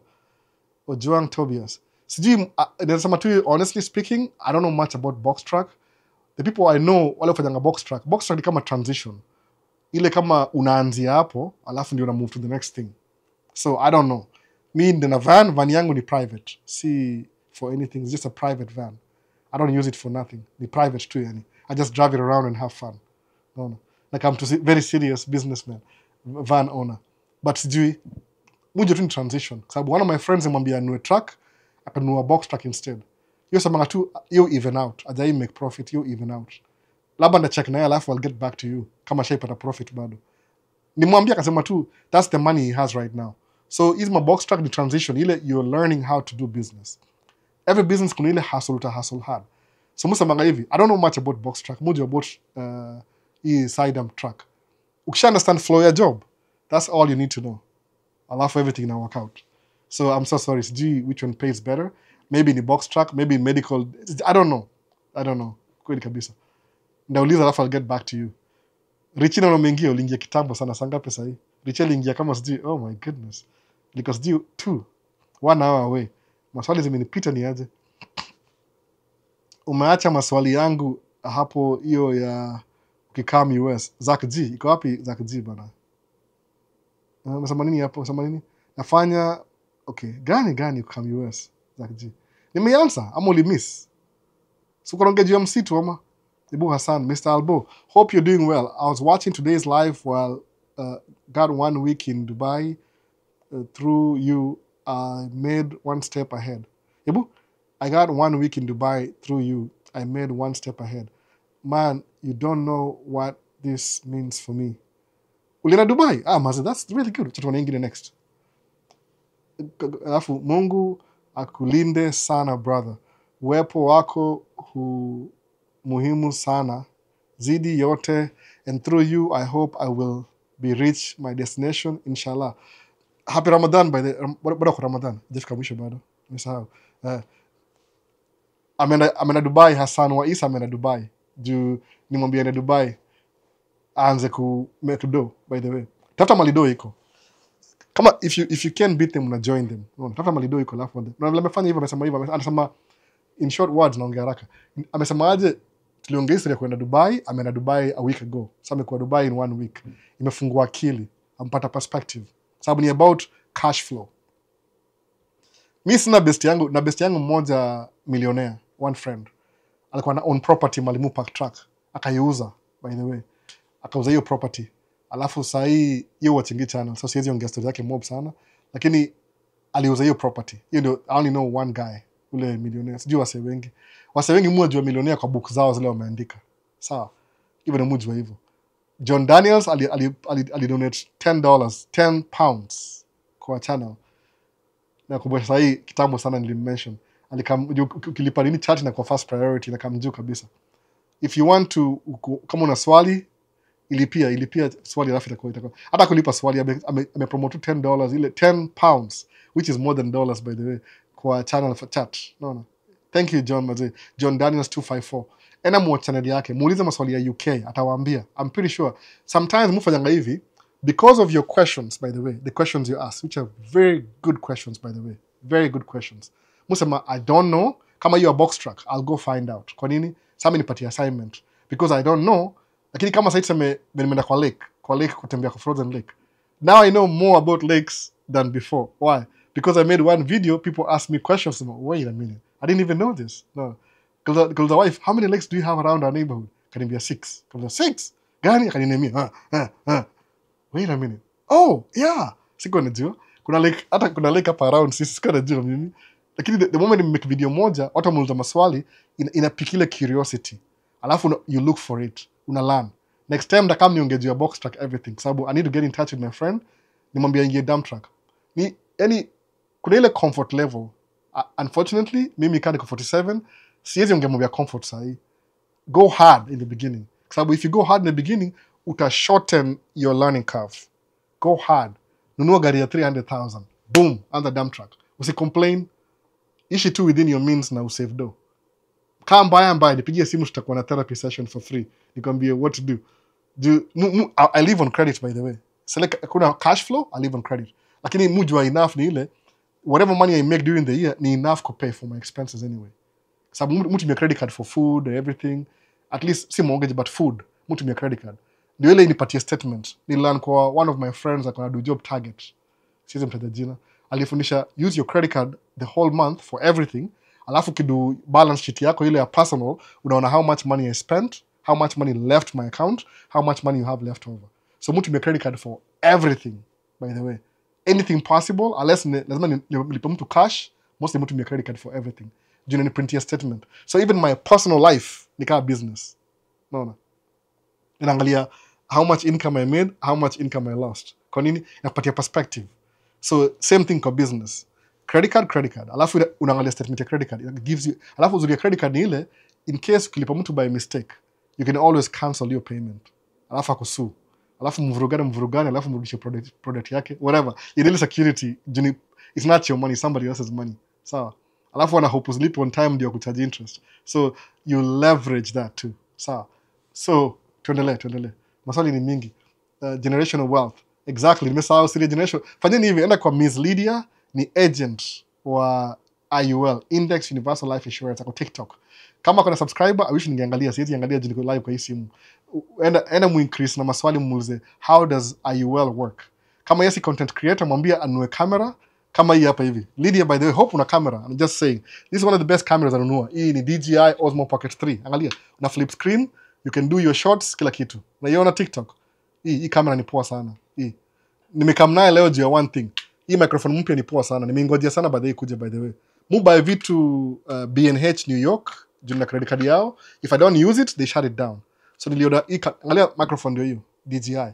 Zina connect wirelessly. Unaona wirelessly. Microphone DJI Osmo Pocket 3. Umeiona Lydia? Nunua hii. Kama una, that is kama una. Kama uko nayo, better. Make your content every day. Unaona? Be on their faces. Ni sales lazima kukumbusha watu. Tengine wanasahau. Kwa hizi dance za nipe ni kate. Akiona ni kate ni more interesting than IUL, anasahau. So you have to remind them, after usha dance, ushamaliza, rudi back when you build your future. Unaona? Entertain yourself, but usisahau ku build your future. You have to be entertained too sometime. So pia wewe wa entertain na IUL. Sasa Ms. Lydia, wa entertain na hiyo IUL, wajue exactly kuna death benefits, life benefits, generational wealth. You can build everything. Actually ukinunua, mimi naambia ukweli kabisa. My first investment ya ile besides hizi ma assets nilianza na Robinhood. Hii Robinhood ni very funny. Ni Robinhood tu, ni app tu Robinhood. Hiyo jina kama Robinhood ile, alafu kuna Acon ile ina round off. If I buy something for maybe $27, hiyo $3 inakuwa Acon. That's how I started, by the way. 6 years ago. Alafu Robinhood ndio ilikuwa nini yangu ya first ile familiarity ya stocks. How it works. Una invest $100 every month. Una transfer to do, by the way. Alafu you start pole. Alafu unazoea, inakuwa habit, unazoea. So siku hizi msamangaji, I need to have money so I can contribute to my life insurance and stocks. Mbona sasa? So umeingisha nyingine. So suppose before I knew that, mi tangu kuja stress gari zangu zote za payment. Sijai buy gari ya kuokota bure. all my cards zimekuwa payment. So right now niko na car payment mbili kwanza, niko na truck payment mbili, 4 all together. Lakini truck payments zangu ni si liability, ni cash flow. I'm paying but it's making me more than I'm paying. Sawa, gari yangu una kampuni. Unaona sasa ni advantage, si gari yangu ni ya kampuni. So na justify. Your habit may come because of investment in the beginning. If you're doing over time unaanza inakuwa habit. Kwa sababu sema bala kwenda kununua Starbucks chai tea latte $9, unasema acha ni invest kwa Starbucks stocks.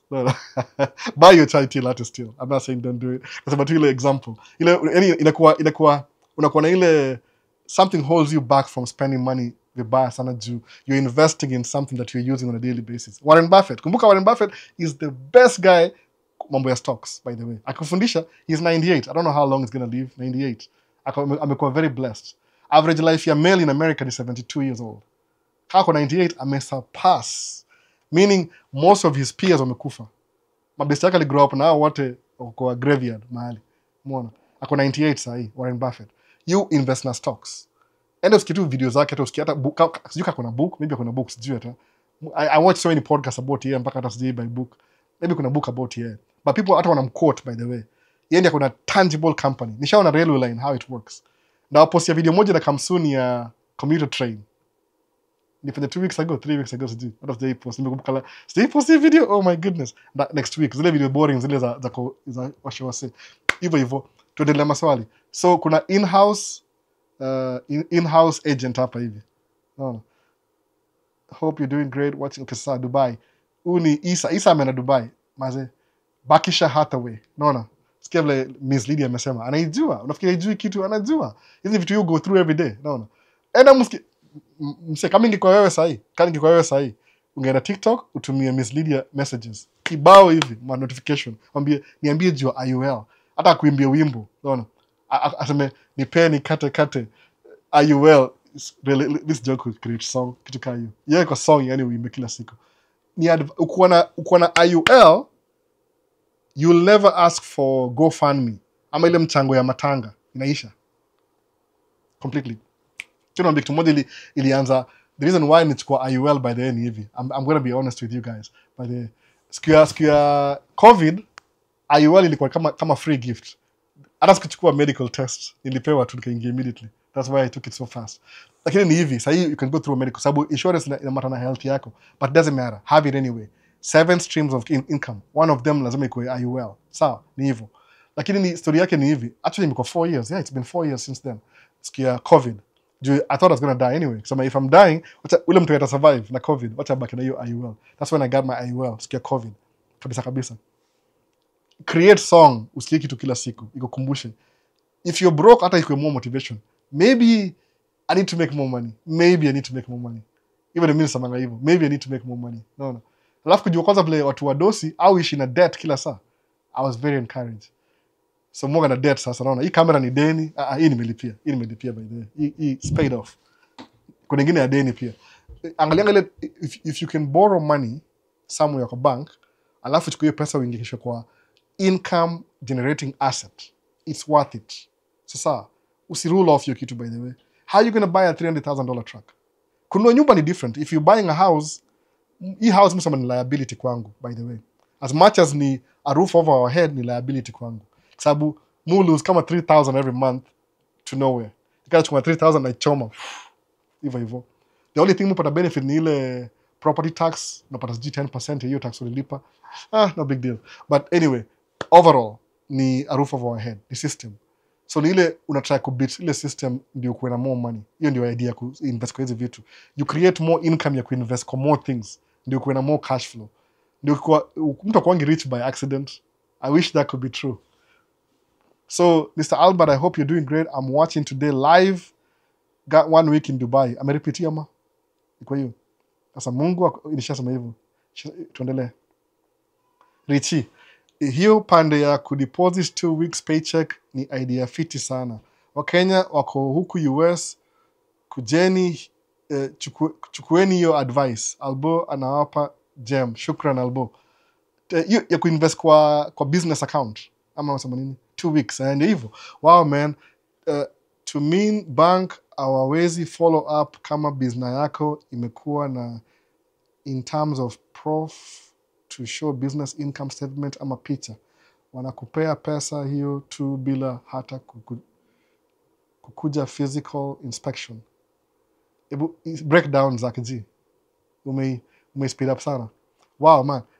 To mean bank hawawezi follow up kama business yako imekuwa on in terms of proof of show. Maybe namaanisha hivi. Kama umekuwa na business umeregister last year, alafu maybe you make 4,000 kwa job yako ya kawaida. Ama tuseme hivi, uko na job, ufanya job full time, una making 4,500 a month, alafu unafanya Uber on the side. So Uber ni side hustle. So pesa ya Uber, because Uber ni business pia, unachukua hiyo pesa ya Uber, ile income, Uber kulipa inaingia kwa business account. Alafu una withdraw na buy breaks. Do breaks ile niliendesha Uber for 1 year, 2 years. Nilireplace breaks zote kwa gari by the way. Nikaona hii ni hasara kabisa. I'll never do this again. But at least nilipata ile moyo hustle. Been there, done that. Uber ni hasara by the way. Ni hasara kabisa. At least from my perspective. I could be wrong. But ile pesa ya Uber inaingia kwa account. Hata kama una spend yote, ina create statement kwa hiyo business. Because it's a business. I mean, Uber ni business. No, side hustle. Unatoka job 5, unaingia Uber mpaka 7 ama 9. Una drop wase, piga raundi. Alafu na come home. Kwa nini? At least Uber can pay for your car payment. Move clear hivyo. At least izalipa hiyo car note. Ukifanya Uber on the side, it will pay for your car note. Sawa? Car note ni ile monthly payment ya gari. Terms in America ama car note, car payment, hivyo. So utabuy ma breaks ndio, lakini ingie kwa business account. Ndio ile ukienda kuomba loan kwa bank, jua kuuliza how long have you been in business? Useme 2 years. Alafu angalia records. Swali ya kwanza ushapita. Ya pili, what business are you investing in? Tracking. Alafu washo kuna ni kama interview ya visa by the way. Sababu nasema aje, this is what the bank needs to give me a loan. Alafu you show up with those things. Wakunyima, maybe they love you too much ama they love the color of your skin, maybe. Sometimes wakunyima juu ya color of your skin. You're so beautiful. Oh my goodness, you're melanin. Oh, beautiful melanin. We say no because of your melanin. But hiyo ni mtu tu prejudice ya mwenyewe. Si bank mzima believes in that. Ama the whole bank staff. Wala watakufa alafu watahaya watu wengine wa young. But sometimes when you do your color of your skin, which is true, sometimes it happen. I never knew that. Hii mtaa yetu, kama mtaa yetu kuna association, nikacheki association fee ya 2025. Association fees, association kwa neighborhood zilikuwa created ndio ku make sure mtu mweusi asihama kwa hiyo neighborhood. So unfortunately mimi ni mtu mweusi nishika hiyo neighborhood, ni kama nimedefy hiyo energy ya association. But they don't care. Or maybe they do, I don't know. Maybe watanipiga nje siku moja. But that's why hizi vitu zilianzia mahali kitambo sana. So ukianza na historia za kaji ya kuweka pesa kwa account ile, you want to have a paper trail. You've been in business for 2 years. Inakupatia more leverage. Upate loan. Sawa? Hiyo ndio nini. So Creative Journey, Ethos, Prudential, National Life Group, those are my top. So mimi niko na National Life Group, niko na hiyo ingine ni different, see you. So Prudential, Ethos, give me one that is reputable. Creative Journey, I work with several, not just one. Oh, wanaongea hapa hivi story yao. Bila aiwell umebet. Ndio, acha kuuliza maswali. Wewe chukua ya kwanza. Chukua tu kampuni ya kwanza by the way. Stop. Creative Journey, stop asking. Just get one haraka. Chukua hata 250,000 ama 500,000 alafu uanze kulipia usahau. Build your habit haraka alafu uone. 4 years from now utakuwa unacheka tu wewe mwenyewe. Nasema look at those peasants. I mean, if you want to do that, even though watu wadosi mwanga zile movies zile old watu yoki watch zingine ya kucheka tu. Watch Harry Potter sana. So anyway, au itanga Harry Potter itongaje? Harry Potter kuna version mbili. Kuna watu wa magic na watu wa no magic. So kwa ile American version itonga no mag. So no mag ni peasants. Hawajui magic. So you can show your magic in public. Kwa Harry Potter ile England aitwaje? Nimesahau jina tena. Yes, hiyo jina. Moguls, wala wajui magic. No. Anyway, so on your peasants. So, bro, you're giving out the playbook for free. Yes, Virox. Yes, for free, Virox. For free. Inajua, I'm giving out the playbook for free and only 20% will follow through. Alafu 80% watasema wanakuwatch nikate. kawaida. No, alafu move on kama kawaida. Don't do that. Don't do that. Entertain but inform pia. No. Oh man. Hiyo ngoma ni noma, sikatai. Hiyo ngoma ni noma sana. It's good. You dance ni noma. Nafikiria story yote hiyo, unaona. Hiyo ni creativity, nakubali kabisa, unaona. Masheme G Darby. Done it. I don't know what that is. Somebody make a hashtag. Maybe I understand Kiswahili. Why are you speaking a language that I can't understand? Because I'm bilingual. That's why. I'm quadlingual. I speak 4 languages. I'm just speaking one of my languages right now. So info live 254. Greetings from Michigan. Just about to graduate with my master's. Congratulations. Can I come for a graduation ceremony? Are you going to invite me? That's really good, man. Good name. No. Sikia, umsaka na master's anaitwa Info Live 254. Usikia, it's trickling down master's degree. No, it's trickling down. Masomo ni mzuri, by the way. Masomo ni mzuri. Pata bachelor's degree Kenya, kuja States kufanya masters, by the way. That's really good. But when you come to America na masters, usiingilie mambo ya politics. Please, stay away from that. Wewe ni immigrant visa. No. Know it all. How is your Ford van, by the way? Do you appreciate it? Okay, your Ford niliangalia from, I only have 3 choices. Niko na Mercedes, Mercedes Benz, niko na Ram, na niko na Ford. Mercedes Benz ni very expensive. Sprinter ni very expensive. Especially all-wheel drive, ni very expensive. Alafu ni diesel, which is a good thing. Alafu Ram, it was my first choice, by the way. Ram was my first choice. Stellantis ndio company, mother company. I think ina own Peugeot, Renault, and Chrysler. Ni company kutoka Europe. Stellantis. Ram. The only problem with Ram ni front wheel drive. Mimi naishi Minnesota. Ford ni all wheel drive. First choice ni Ram, but Ford ndio the second close. Yani in terms of needs. Ford iko na all wheel drive. Alafu Ford yangu ni non-turbo. Sababu nimenunua used, I don't want to be fixing the turbo. Turbo hiyo last kama, I don't know how many miles. 5 years. But yangu ni ile tu, I'm not driving, sijanunua hiyo gari yangu van kuspeed na watu kwa highway. Nimenunua tu ile for my own needs. No. I sold my ProMaster 2000 juzi. Unaona hivyo? ProMaster ndio hiyo Ram ProMaster. Iko na ni front wheel drive. It's good. Driving position and everything, iko wide. But see, all wheel drive, that's my problem. Kama iko all wheel drive, even ningebuy. Because mimi ni mtu wa Stellantis. Mimi ni mtu wa Ram. Ram pickup truck. Ram ndio number 1. Okay, so pickup truck itakuwa pia difficult. Kwa sababu I love the Ford. Napenda Chevy. They're all good anyway. But mwaga mse wa Ram. Ningenunua ProMaster. But niko na Ford because ni all-wheel drive. Minnesota snow, all-wheel drive. That's it. I don't like it, but it's all-wheel drive for now. So tuseme 2 years from now, Ram ikisema inaingia all-wheel drive, I'll jump ship. Sprinter, I need to have more money. So Sprinter is the best, by the way. But ni Mercedes Benz. Najua how much hourly rate ya mechanic kwa dealership ya Mercedes ni how much? Okay. I don't want to be spending money. So I'm spending $2,500 kwa van. Iko kwa shop sahi, by the way, as we speak. Wanafanya ma services. Washaniambia bill moja na $1,900. Naichukua kesho. Na mekibili kichukua? Maybe. It depends how I'm going to be feeling. Iko kwa shop sahi. But that's why Ford iko poa for now. Ni used. Yangu ni used. Si brand new, ni used. So, all-wheel drive, 2020. Si kitambo ni 4-year-old truck. Van. Ni used. It works for me right now. We drive all the time. I don't even know why. Sikizi paka nimeza kumiss kingia kwa Audi shindo. Hey, what? Kumbe na Audi, sijui. Nikae fit na truck comfortable. But ndio hivyo, iko na all-wheel drive. That's the only thing nishika, all-wheel drive. If they can do ProMaster all-wheel drive, alafu badilishe engine pia story nyingine, I'll move to nini kwa hiyo nyingine, kwa Ram. Sprinter ndio ideal. Hiyo ndio kama Lamborghini. But hiyo you need money. I don't have the money right now. Alafu pia si wide, ni narrow kidogo. Anyway, tuendelee. Waidaka K. Hello Albo. Ndio kuingia. Karibu mazee. Uliingia kitambo najua si saa hii. Time ya ilikuwa saa ngapi ukiingia? Ilikuwa kama saa ngapi? 30 minutes ago. Akia nani? Nimeongea sana. Nimeongea sana leo.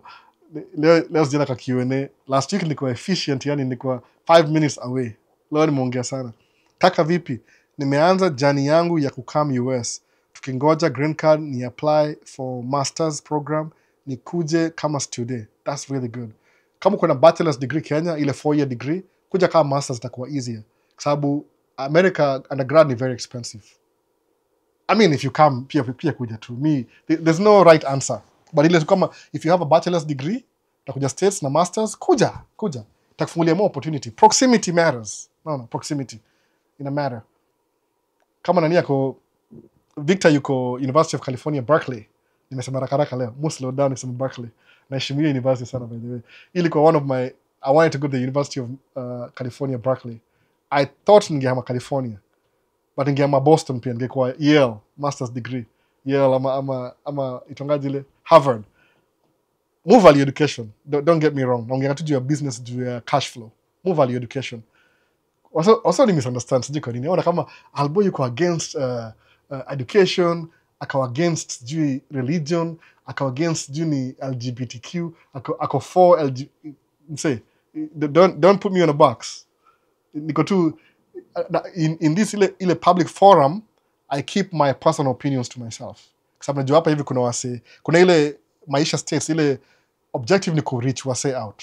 Naona kama sisi tupata Miss Lydia, imagine akona watch live Miss Lydia, maybe nisema something ikam trigger. But yet tuko na in-house agent kwa hii live leo. Na repeat all the time ndio kwa recording mtaona hivyo mtamtafuta kwa recording.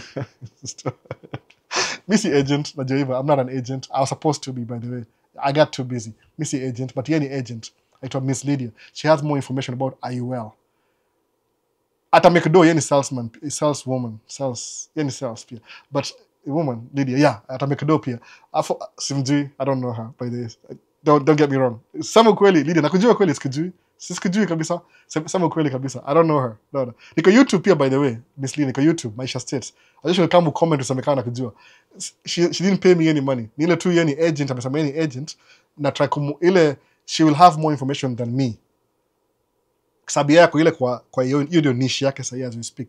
Now you'll be surprised, maybe you ni side hustle yake, by the way. Yeye ni agent side hustle na kuna job nyingine. No. So tumejuana leo. Naona nasema hivyo, tumejuana leo. Kuja comment kwa YouTube Maisha States, alafu ndio waone. Ibaki hapo iko immortalized.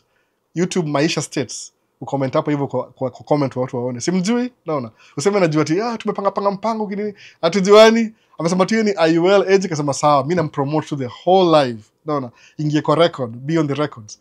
Kwa sababu anajua hizi vitu more than mimi. Wase wengi wale mimi najua agent, wale mimi najua. Hata by the way, Virox ni agent. Unaona Virox hapa hivi ni agent. Virox, I'm so sorry. I'm putting you on the blast, brother. Yeye ni agent pia hapa hivi. Ubaya anaogopa. Naona anaogopa watu. Naona akona sijui itongaje the sucks about jina. Labda itakuwa mbaya TikTok. But anaogopa. Virox ni agent wa IUL pia, by the way. Watu waogopa kukua in front of the camera. Mimi mtu aliniuzia policy yangu ya pili, niko na 2, by the way. Mtu wa pili aliniambia, you do YouTube. Alikuwa so excited. I'll work with you. Nini. Nikamwambia sawa. Lakini nile objective yangu ilikuwa different. I'm not trying to sell anything kwa watu wa Maisha States. Labda that's another niche. If I have time, nafungua wengine IUL kando kabisa. Labda ndawaka na Lydia sasa hiyo tunajiwana. Tumemeet leo. Muona sasa. So ni kitu important kujua hizi vitu, by the way. Understand. Usikuwa tu ile blindsided. Itakusaidia. Naona. Learn the rules of the game. Play the game by the rules. Very simple. 10 years from now, I'm glad I did this. I'm so glad I did this. Kwa sababu kukufa ni guarantee. Kila mtu anakufa. No, guarantee. Hata Bakisha Hathaway, CEO, chairman, atakufa siku moja. Ataachia toi wake. Mimi motivation yangu yonga ni ile nisemaje, kama si mimi the benefit, ndaka watoto wangu wa benefit. Hiyo ndio encouragement. Sababu niambia ni principle yangu yonga nini, musamanga hivi, my kids I'll provide for them until wako 18. After 8, hata labda 16, sijui kwa sababu my son najua from sikizi kufanya vitu za adult, mshanga sikizi. Daddy, oh my goodness, amekosea kama mtu mkubwa. Unaona? They know iko sawa. How much are they asking? Tumejuana leo. Sasa, okay, nini? Would you recommend Freightliner 550k miles, really thinking about it? Kama iko na engine gani? Kama iko na DD15, hata 13 si mbaya. Freightliner they know. No, I sold my Pro Master. Kama ni DD15 ndio poa. Sababu DD15 ni ile engine ya Freightliner kitambo ile. Kutoka 60 series. So DD15 is 60 series with a new name. Sawa. So ukibuy longevity, nunua DD15. Detroit Diesel 15. Wali rename tu jina. Ni ile 60 series ya kitambo. Hii itakupatia 1 million miles. So kama ukiweka na 550, you have 450 to go. Kama ni mtu wa construction, hiyo ni 9 years. Kama ni mtu over the road, na udu double, hiyo ni 3 years. So it depends. No. Ina vary na hiyo mambo ya nini. Cummings ni poa pia. Cummings, lakini Albo, you're so good in explaining IUL in simple word. Start selling it and have a class for 30 minutes. Creative, I can't sell it. I'm trying to build my other business, Sai. It's not your time. It takes some time. I can't sell it, Sai. I will later on. But see, Sai, IUL, they sell badai. I heard, nimesikia IUL kama 10 years ago, by the way. 2015. 10 years ago, yeah. Nimesikia IUL. Alafu, ikapotea. Whoever who was trying to sell, akapotea. Sijui alikuwa a student, akaingia university. He got too busy. He never came back to me. So when my friends started doing it, after pandemic, Kambia don't even tell me. I'm buying. Nikanunua ile whatever ilikuwa available. Nikabuy ya pili. Mona. So I know IUL, naijua sana. Mwili pia. Imekuwa maybe 4 years ya kwanza. 4 years already in. So mimi sikwambii kitu sifanyi. I'm doing it already. Niko na IUL, by the way. Yeah, how much? Ndawambia baadaye. Siwaambii ni siri. Sitaki kustuwase hapa hivi. But anyway, niko na IUL, by the way. Niko nayo. I'm supposed to be an agent too. Nibla sunge pursue your story. Ainge fit. Imagine YouTube, agent, tracking. Too much. Parenting. Wacha tu. I'll do it later. IUL. Ndaiuza. Mona. So I'll do it. Sahi ni Miss Lydia tumpromote sasa. And I'm buy IUL. Yeye ni agent. So utaibuy, atakustructure kila kitu, akuset up, alafu uanze. Ni set and forget. Once ukishamset hivi, una forget. You'll never see her again. Ever. Once and done. Unasahau. Alafu utakamkumbuka 10 years from now, salo shakuwa millionaire na IUL. Anyway, tuendelee. Ni once and done. Labda utakuwa agent atakufundisha. So K amesema aje hapa, karibu tumalize hapa sahi. Ameingia sahi. Usijali mazee, uliingia kama half an hour ago. Najua tumechelewa. Muangalia time siku hizi. Naangalia time siku hizi sana. So kaka vipi? Nimeanza jani yangu kukam. Oh, hiyo shaongea hiyo already. Zak G alisema nini? Akasema Albo rudi huko juu kabisa tuone hiyo swali yangu jo inahusu kukam US na gari ya loan. Unasema kukam US na gari ya loan. Nilianza ama nilipita. Sawa, tuangalie kwa acha nione how many questions. Kuna kadhaa hapa hivi. Acha kama napata time narudi juu. Ama repeat, copy and paste tena Zak G. Uliuliza hii how many 30 minutes ago. Oh come on. Nimechelewa leo nachelewa ni aje. Pata time na kulala bana. Anyway, unaweza na recording. So Zak G, hebu copy na upaste tena kama bado uko hapa. Hiyo swali. Nikirudi juu na feel ndaogopa na lose track. Time imeanza kuisha, nishaka hapa 3 years. Nataka mtu yeye show hapa kinitafuta sahi. Umeona? Mumaliza lifetime katika sahi. Rudi huko juu. You take No. Hey, Siri, please. Acha hii story. So, niaje Albo, ulibuy track yako 300k USD ama Kenya shillings? USD. Wazee mse. Kwani nitumia Kenya shillings 300,000. Don't believe me, Michael Mutungi. Fanya hivi. Enda kwa Google. Sema utakununua. Okay, hii ni mwaka gani? You're buying a 2025 Volvo VHD quint axle dump truck. Uniambia ni how much? Itakuwa labda 280 ama 290. Lakini ni ile sales price ya sales price ndio hii. Ongeza sales tax. Ongeza hizo vitu extra hizo paperwork na kila kitu itakuwa 300 and something. No. Fanya tu hivyo. Chukua enda tafute Volvo 2025 Volvo VHD quint axle dump truck ni how much sahi kwa Google. Uniambie. Hivyo. Kwa kujua ni how much. Kenya shillings. Sina ngejua Kenya shillings kweli. Ngejua dollars hapa bana. No. Si Kenya shillings. Ni dollar. Inaka impossible. Ni very possible. Mtunga. Michael. Ni very possible, by the way. Si impossible. Siko na cash. Niliomba loan. Ulitoa wapi hiyo 300,000 Albo? Ni loan. Niliomba loan, by the way. Nilisave 50,000 for almost 3 years. Niko na save. Ile income ya business nilikuwa naacha pesa kwa business for 3 years. Alafu when I bought the truck, I had some money already. So nilipa 63,000 down. Nimesave kama 100,000. Nikatoa 53. Cut down payment, nikanunua truck. Alafu within 1 year, ile 100,000 niliborrow, hiyo 53 niliborrow kwa business, ilikuwa imerudi back to account tena. That's how beautiful it is, by the way. Hiyo ndio ni convinced I was doing the right thing. One of my friends alinisaidia, jina yake ni Frank. Sijasema jina yake full, nimesema tu first name basis. Jina yake ni Frank. Niliongea naye before ninunue truck. Hiyo ni my last option. Tuliongea tu ile kama kiubesi, kama Frank, what do you think? Nikinunua truck na make do, akaniambia uta make do. So Frank ni wewe ulifanya kanunua truck, by the way. Alikuwa na truck pia, by the way. So alikamba truck before mimi. So nikamtumia kama reference. Musa mangaje, sometimes you have to see somebody else do something before you do it. Kaniambia you will make, even Frank aliambia hivi. Musa, Franco ni aje? Nikibai truck na make do. Kaniambia Albo, Frank ni a man of few words. Saa zingine, but si saa zingine, but a man of few words. Truly a man of few words. As a friend.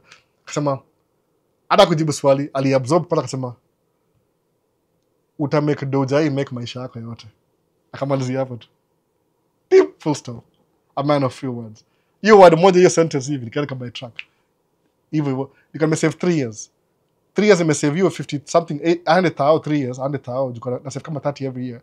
You can buy truck na 50,000, 1 year, 2020. 2021, niko nisha replenish your do back. Na niko na truck payment, na run business. Yani, iliingia level ingine sijaingia before. Wait a minute. These things are doable. So Michael Mutungi, ni $300,000 US. You can do it too. Better than me, by the way. Hata si mi peke yangu. Mi niko najaribu tu, niko ile I'm paving the way. Mi ndiangalia Frank. Utakujua hii story ya Frank ni nini? Ili make live ikijua truck. Hata aliuza hiyo truck yake. Aliuza truck already. But anyway, tuendelee. Nimesema jina yake ya first. So haizi ni crucify. Nimesema jina yake ya mwisho. Wala sana mjua. Wala mjua. Sasa check. I'm in. Let's see. Umechelewa lakini hakuchelewa sana. Aliingia kama how many 45 kama 20 minutes ago. Tuishaendelea. So bado yuko. Sasa nataka kulala. So Njoro Wayne, how is the pay ya excavator owner operator compared to truck driving in construction? So truck driving ni kuna hiyo pay scale. Siwezi kuambia exactly how much truckers are paid. It depends though. Kuna wasako union, kuna wasako outside the union. So of course outside the union you'll make more money, but hautakuwa na privileges za union. Sawa. Kile mujua trucking you want between $25 an hour to $65 an hour. Depending na experience, na union, na nini. Excavator yoga kama inaanzia na 45. So excavator iko na more money than trucking. Kama employee in the beginning. But trucking ukibuy truck yako utasurpass excavator. Hata ikachap na wewe tena. Hiyo ndio difference. Kwa nini? Sababu excavator inaanzia $45 an hour. Lakini ukiingia kwa union, lazima uko kwa union. So you're not really making 45, unakula kati yao. Labda unabaki na 38, 30, I don't know sijui, but ni something like that. Lakini wewe ni employee. Ukianza na tracking utaanza na maybe 25, 28, 35, it depends na skill yako na skill level na kila kitu. Lakini uzuri ya tracking, because wewe ni owner, you'll end up making more money than employee wa excavator. Sawa.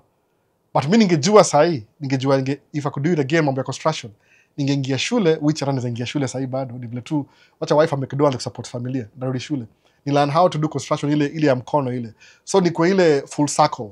Niko na tracking company, niko na construction company, na do vitu yani ile more money, more opportunities, more spaces. Kwa sababu sahi hiyo sector ina suffer, it needs people. Especially hizi ma low budget construction. Unajua low budget ni how much, by the way? Unajua low budget ni how much? Acha kunywa maji kwanza niwaambie. Unaona, niliambiwa hiki tu last year. Sawa, kunywa maji. Wase, brace yourself. Unajua low budget construction ni how much? Anything under $5 million ndio low budget. Anything under $5 million ndio low budget. So kuna kampuni ya construction sahi, kuna excavator, kuna experience, you know what you're doing, utapata contract ya 1 month itakuwa 2 million. Another month 2 million. Utaenda kumewalk away na 10 million in one construction season in 6 months, by the way. Kama unajua everything all round. But because 2 million yako, utakuwa na hire trucks kufanyia job. You won't be driving the truck yourself. Muona sasa? So bisa ningejua ningeanzia hapo. Low budget construction ni 5 million. Hiyo ni low budget. Example ni gani? Ndashotia video by the way nikitembea kwa park. Every winter park zinafungwa. Hizi mapark. Sawa? Kwa nini? Snow everywhere. They can't clean it. Wana clean barabara. So vile sasa snow imemelt, ile trail ya kutembea ile walking trail inaharibika. kuna alarm inaharibika. Ile matrees na grow, maybe snow, whatever happened, ili shift, ilikuwa too soft. So the first month ya next week hivi, next week, job mingi unaanza hivi, unako park. Kwa nini? Wana repair ma parkway. Nikitembea kwa park jana, mutembea kila siku. Nikitembea jana kwa park, niona wamechochora ma red signs ile place of repair. So hiyo low budget ya repair park, hiyo trail peke yake itakuwa 300,000 in 2 days. Naona. Kama uko na dozer, uko na loader, uko na dump truck, utachukua hiyo contract ya 300, utoa hata kama ni 50, tuseme hivi, ile overhead yako ni 30%, which is really good in business, by the way. If you're making 30% from gross, you're Gucci. Na copy watu wasema Gucci. You're good. You're Gucci. Sababu 30% ya 2 million ni 600,000 in one week. Akia nani mse wangu. Utadrive truck ya nani tena?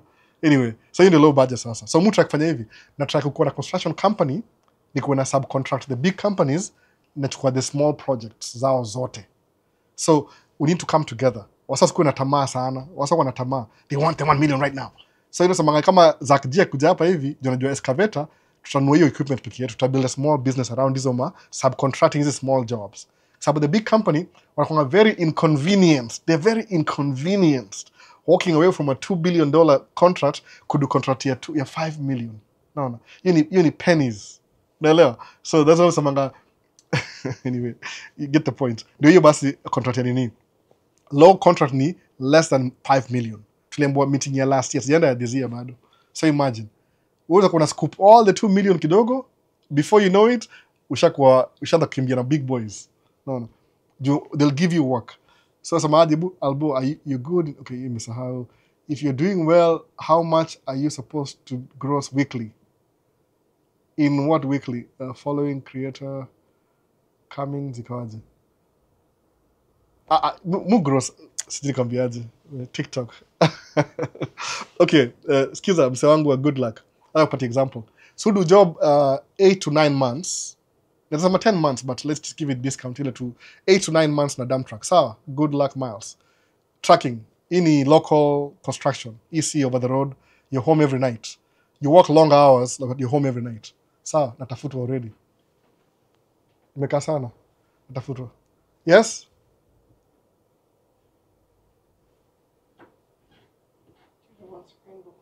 Okay. So ukifanya hivi, unafanya kazi good luck tracking. Unanunua truck yako, unafanya kazi hourly rate ni sahi this year ni 125 an hour. Hiyo ni quint axle, 125 an hour. Unafanya kazi kama 60 hours a week. Alafu unafanya kazi kama 8 to 9 months. So good luck miles. Piga hesabu yako. Mimi siwezi kuambia. Sababu kila mtu 125 an hour, unafanya 60 hours a week. So itakuwa a month itakuwa ngapi? 60, 120, itakuwa 240 hours a month times 8 na 125. Hiyo do hesabu yako. Hiyo ndio gross. Alafu toa expenses. So whatever overhead, kama ni 30%, kama ni more than 30%, uko sawa. Unaona? Itakuwa poa hivyo. Ukisema hiyo snow bana, sawa. Yaani ufanyie job Texas unalipa how much? Texas, maana kuna snow. Unafanya kazi 12 months but pay out rate ni lower. Yetu ni high juu kuna ni seasonal. So the same hivi. Ukienda Texas hakuna snow, it's too warm na kila kitu, alipi 120, alipa sijui $80 an hour. So you'll work more for less pay. Minnesota you'll work less for more pay.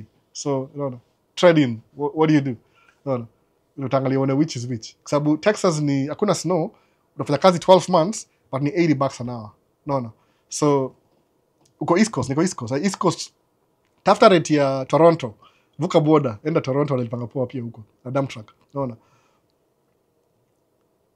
Nasema leo bana hizi restrictions. Okay, sasa achana Toronto. Enda bas kai New York. Tafuta New York dump truck.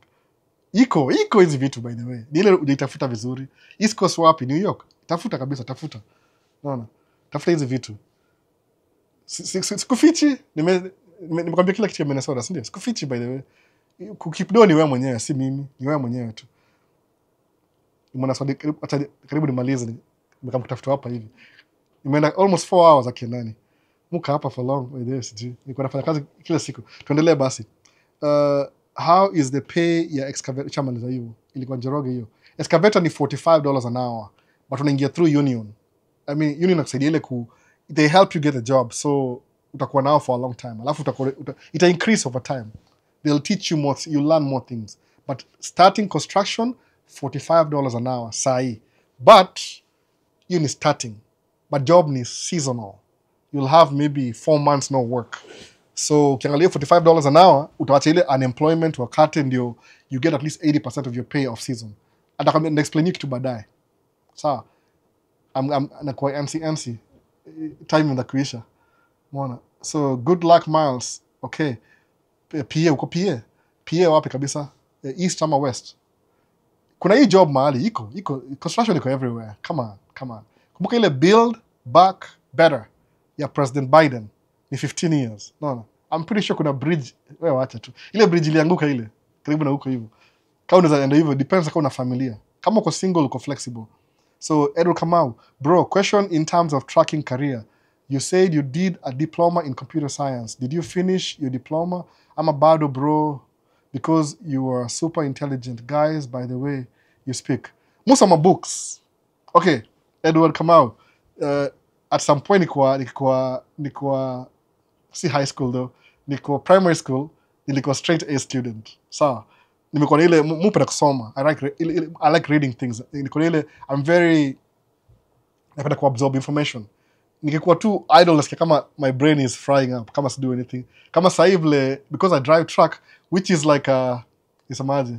Trucking hainanga akili ukidrive. I'm telling you, man, it's the easiest thing kucheka. Truck driving ile you're driving or listening to a podcast. I'm chit chatting na somebody. Unless ni ile job za siku hizi imekuwa mbaya siku hizi, si poa. Ziko tu ile but trucking ile ni a mindless game basically. You're not even thinking. So while I'm driving I'm always thinking about something. That's what kimu do video. I have to do something extra. So siku sounds nile kukuwa na information, mu tafuta information where it is. Alafu nimegundua one thing from 2008, the more you share information, the more it sticks to you. Kwa nini? Sababu ni kama commonplace. Unabile mungu hizi vitu. Every time I read a book, na internalize the book. Alafu na explain. The more you explain the more you share, the more you learn. Naelewa, inakuwa hivyo very funny, sijui kwa nini. Sababu these things are active in my mind on a daily basis. So I'm getting better by explaining things every day. Central PA, Harrisburg niko over the road bana. Huko niko over the road. Harrisburg, niko over the road. Sasa sijui kama unaweza hama, sijui kama uko locked down. No. Uko good luck Miles. Kids, marriage, nini? No, sijui. Depends. Kuna baridi Minnesota, by the way. It's very cold. It's really cold, by the way. Imagine Minnesota is so cold. I was walking on a lake. Natembea kwa lake. Ice. No, frozen lake. This time niliwa recordia. Last time niliogopa na siku record. But record that ilikuwa 2 years ago. Siku record 2 years ago. But this time nilirecord. Last year ilikuwa too warm. Hatuku freeze sana last year. Ilikuwa very warm winter. This year imekuwa very cold. So it's so cold you walk on frozen lakes in Minnesota. That's how cold it gets. Lake. Kama Jesus unatembea juu ya maji. No. Sikutembea sana by the way. Nilitembea kidogo tu. But anyway, PA, if you don't have kids, Harrisburg, move place kuna city hivi. Itakuwa weird. Tafuta, do your research, utaipata by the way. As long as you're dump trucks in your city driving around, I'm pretty sure somebody knows something you don't know. No. DJ Vinsky, buda, niaje, nakuona Vinsky. Nakuona kabisa DJ. No. So bro, question in terms of tracking career, nilianza na computer science, si ati kuwa smart, niko ile mupenda ku learn new things. That's why it will come out. I like learning things. Alafu nazi repeat. The more you repeat, the more zina stick kwako. Kama mwalimu unajua vitu mob. Na kama President Barack Obama, unaona, every time Barack Obama speaks kwa speech, more na goosebumps. I thought I was the only one, by the way. Si peke yangu. Barack yujo ku deliver speech is very good. Yani ukimwangalia hivi unakuwa intimidated na Barack Obama. Alafu ni mtall. So the first time nilikuwa na wife ni Mgoso. Yeye ni Republican by the way, kwa damu, but siku hizi vote Democrat. Tangu aingie shule ama the university, siku hizi vote Democrat. You see what happens? Kwa Republican aingie shule, akona education, ana vote Democrat. Sababu I understand more by the way siku hizi. Actually she's more Democrat than Republican by far. ila amegundua hizi vitu shule yao ilikuwa ni kitu itwa St. Kate's. Alikuwa Oxford College, ni shule ya women only. Catholic shule ya Catholic itu St. Kate's, St. Catherine. So amekuwa more Democrat, my wife. Lakini ni hivi, the first time tukisikiza Obama akiongea ile iko nini? The State of the Union speech. Nikatumwona na wife the first year. I knew she could. What are you listening to this guy for? This guy is a murderer. He's a nini. Kambia, skiza. Hiyo ni right-wing media. Let's just listen. We'll talk after his speech. Tutakaa chini. Tusikiza Obama akiongea. Akaongea. Mimi kawaida niko na goosebumps. Kama kawaida tu goosebumps. Akamaliza. Called the wife, so what do you think? So, this guy is so smart. Called the, why? He speaks like a professor. He was a professor. What are you talking about? Said like a professor, eh? Sababu you enda chuo, ameenda chuo first year. And by the time wife graduate, aliingia shule kama Republican, diehard, lifelong, akapata degree excuse me, Democrat. No. Hata kunishinda mimi ni independent. Yeye ni Democrat mbaya sana. Si argue hapa kila siku. Kuna two political parties kwa hii nyumba by the way. Mimi ni independent, yeye ni mimi si subscribe kwa both. But nilivotia mama by the way, nilivotia mama logically. Unaona? Nitafute inbox. Sawa. Inbox akonga sana you take time before you reply. Kuna namba ya simu by the way. Hamjui namba ya simu watu wa TikTok? Enda YouTube mtaipata. Kuna namba ya simu TikTok. Kauji. No, good luck. Kuna namba ya simu dedicated ya Maisha States. But iko kwa comment section ya YouTube channel. Utaipata huko. Tuendelee. Last week. So Obama yoga smart alikuwa professor. Uko professor, you repeat these things so much. Alikuwa constitutional professor wa law kutoka hiyo kwa University of Chicago, Illinois. University of Illinois Chicago, I think so. University of Illinois Chicago kutoka hiyo. So alikuwa unapata akona ile ni professor, the more you talk about something, the more it becomes part of your system. Alafu pia unajiconvince. Kuna hizi teachings za Buddhist ama Hindu. Naona au sama kama ile meditation na saidianga. Yaani lazima you train your mind. Au gonna different perspective than Christianity. Christianity still believe in ndio busema aje study all the religions kwanza. If you want to be intellectually, which is a word, study all the religions, understand what they study. Angalia chukua graph semeaje Hindu religion positive negatives, there's no negatives but anyway negatives. Christianity positive negatives still hivyo alafu utashangaa critically thinking sababu kama Buddhism inasemaje the kingdom of God, natumia ile translation ile muelewe. According to Buddhism, the kingdom of God is within you. Shasikia Bible kusema kitu kama hiyo before? Mimi nishasikia. I used to read the Bible a lot. The whole Bible from the beginning nilisoma yote kabisa. Because I was curious. It's one of the books nilisoma, the first books nilisoma continuously like I studied in the Bible. So ushasikia kitu ile alafu kusema let me study other religions. Sababu nisemaje? Curiosity by the way. Mwanga tu I'm a crazy mind nasoma kila kitu when I have time. Sasa ni uzazi kile I read everything. Sije kwa nini? I don't know. I just curiosity. So Buddhism nasema the kingdom of God is in you. You are God. Kwa Christianity typically nasema hiyo ni blasphemy. But blasphemy according to who? Old Testament. Sawa. Tena kwa argument tena. Twice argument. Sema tu, let me study for the sake of studying. What do they mean by that? See, approve of anything. Ile tu, what are they talking about exactly?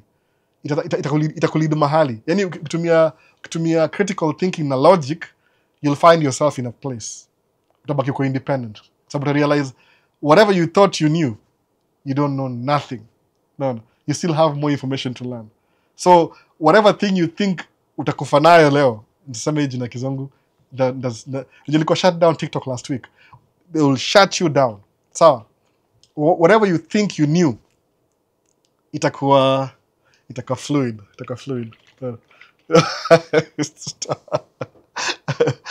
I'm not kidding. That's what happened to me. No. Whatever you think you knew. There's so much information you don't know. You think you know until you start learning. Then you realize you don't know anything at all. No. Utashanga sana. There's so much information hidden from you. I would have kidding because sawa yani. Mimi tu ni hii peke. Kianani. Wacha tu anyway tuendelee. Unaona? Hata sitaki kusema hizo vitu sahi. Sitaki kuharibu wasema. Kila mtu ana party yake. So question in terms of career, your diploma I've always been that. Mut after information. The more I share, the more I learn.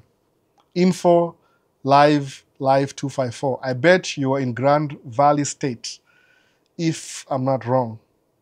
Masikia, info kwa TikTok, by the way. Unaongelewa hapa hivi na Ray. Info, live 254. Live live 254. Mnajua na Ray ama? Ray unamjua? I think Ray unamjua. Ray ni best yangu tujai meet, tutamit siku moja tu, Ray. Hata Michael Achim, tutamit kila mtu, I think so. I'll make sure I meet everybody. Everybody. Hii mambo ya sijui majina hizi, ESG, wacha tu. No. I did not want to comment today, but I have to tell the post. Nipe ni chape, nimekubamba. Sister. Nimejua tu labda kucheka hapa hivi Michael Achim. Ni kweli, it's a nice song. No. Nipe ni chape. Hata angalia hizo words hizo words ni mbaya sana by the way. Lakini ni sharing like, we can't really tell. But you tune ni poa. So naambia Miss Lydia hapa hivi agent wetu, in-house agent wa leo, are you well, aiandikie wimbo. Alafu aimbele dance nipe ni chape. Ni are you well, apply. Uko na are you well? Mimi naambia kweli kabisa. Sikia vile niliambiwa by the way. Nimesajina huyo mse. Alisema hivi, uko na are you well, you will never have a GoFundMe page. Unajua Rambe, mtu amekufa, Rambe, mtu amekufa. Kuna kitu kama hiyo. Uko na are you well? Acha niambie, okay, let me move a step further. Ilikamsikia protest. Protest ilikuwa wapi? Ilikuwa hapa Minneapolis, hapa kwetu Minneapolis. Minneapolis ina history by the way, na protest. Prince ni wa hapa, Prince ule the symbol, Prince ni wa hapa. Prince Nelson ni wa hapa hivi. Nishawa show how yao. Ndawa show how yake. Nisha niko so many times. I wish fly drone, niko allowed, fly drone. Hata maybe leo, fly drone kwa Prince. How yake, Presley Park. Sijaingia ndani though. So Prince alikuwa hapa hivi. So Minneapolis kulikuwa na nani? George Floyd aliuliwa hapa hivi. Nikaenda kwa meeting ya hizi mavitu. Ile sikwenda kwa streets. Me, I don't protest by the way. I don't protest. Okay, I'm not saying don't protest. Listen, you do whatever you want. Do you? I'm too old. No. I'm fragile. I'm so fragile. I can't protest anymore. Mutembe hata sikimbiangi. Kuna treadmill hapa nyuma. Naona elite. Sikimbiangi mimi. I'm so fragile. I'm getting old. So siwezi protest. Sababu unajua nini? Acha niwaambie kitu moja na protest. Obama atamangaje? Don't boo. Vote. Hiyo ndio muhimu. Naona. Let your voice be heard. Run for office. Don't protest. Run for office. Ama nimesema vibaya. Office. Wacha kuprotest. Please stop protesting. No. Run for office. That's all you gotta do. No. Hata kama una do, sema mimi yana register. Mkienda matini, kwa sababu unajua nini? Acha niwaambie siri. Maybe na kwa shutdown sijui. Suppose. Sijui example. Okay, acha tumie mtu anajua familia Kenya, tuende Kenya ama hapa hivi. Mimi naambia my insider information. Okay, nijue hivi. Okay. Hypothetically speaking, I'll go and run for office kwa Maisha state. Sawa. So mimi na run for tuseme county. Hii ni Hennepin County. I'm running for office kwa Hennepin County. Sawa. Independent party, independent party mini promote na $1 million. Sawa. Alafu, you don't like my policies. You like some of it, but niko very shaky. I can be bought and sold. Sababu politicians are bought and sold, by the way. Straight up. Usidanganye. So what do? Kama takushinda mtu kesi, kiti. Maze, game plan, maze. Niwaambie ukweli kabisa. Ampendi mtu Nairobi mayor. Vijana, Gen X. Fanyeni hivi. All of you mregister for your ofisi. Kwa nini? Kama kuna limit ya registration, register watu karibu 30 run for your city ya Nairobi mayor. 30 people mregister. Kwa nini? Alafu mwingie kwa streets, mwanze kucampaign. Do you know what you're doing exactly? Kama votes ni 10 million. Share 10 million na wase wangapi? 30. Mtaharibu vote hiyo mse kabisa. Mtaharibu kila kitu kabisa. Unaona? Mtachukua bribe. Mtaenda muattend bribe yake akupatie do yake ile ya campaign, tena campaign against yeye na ile do amewapatia. Sawa? Alafu mtaharibu kama ni 10 million. Wase 30 waingie kwa hiyo kiti. Mna threaten ule mse ule Sarasco. Atawaita seme Wase, please niaje. Unajua nimelipwa ndio ni run for office. Simu niwachie tu alafu ndawakumbuka. Alafu guess what? Nyi wase 30 mtaingia kwa inner circle yule msana run for office. Unaelewa wase? Mtaingia kwa inner circle.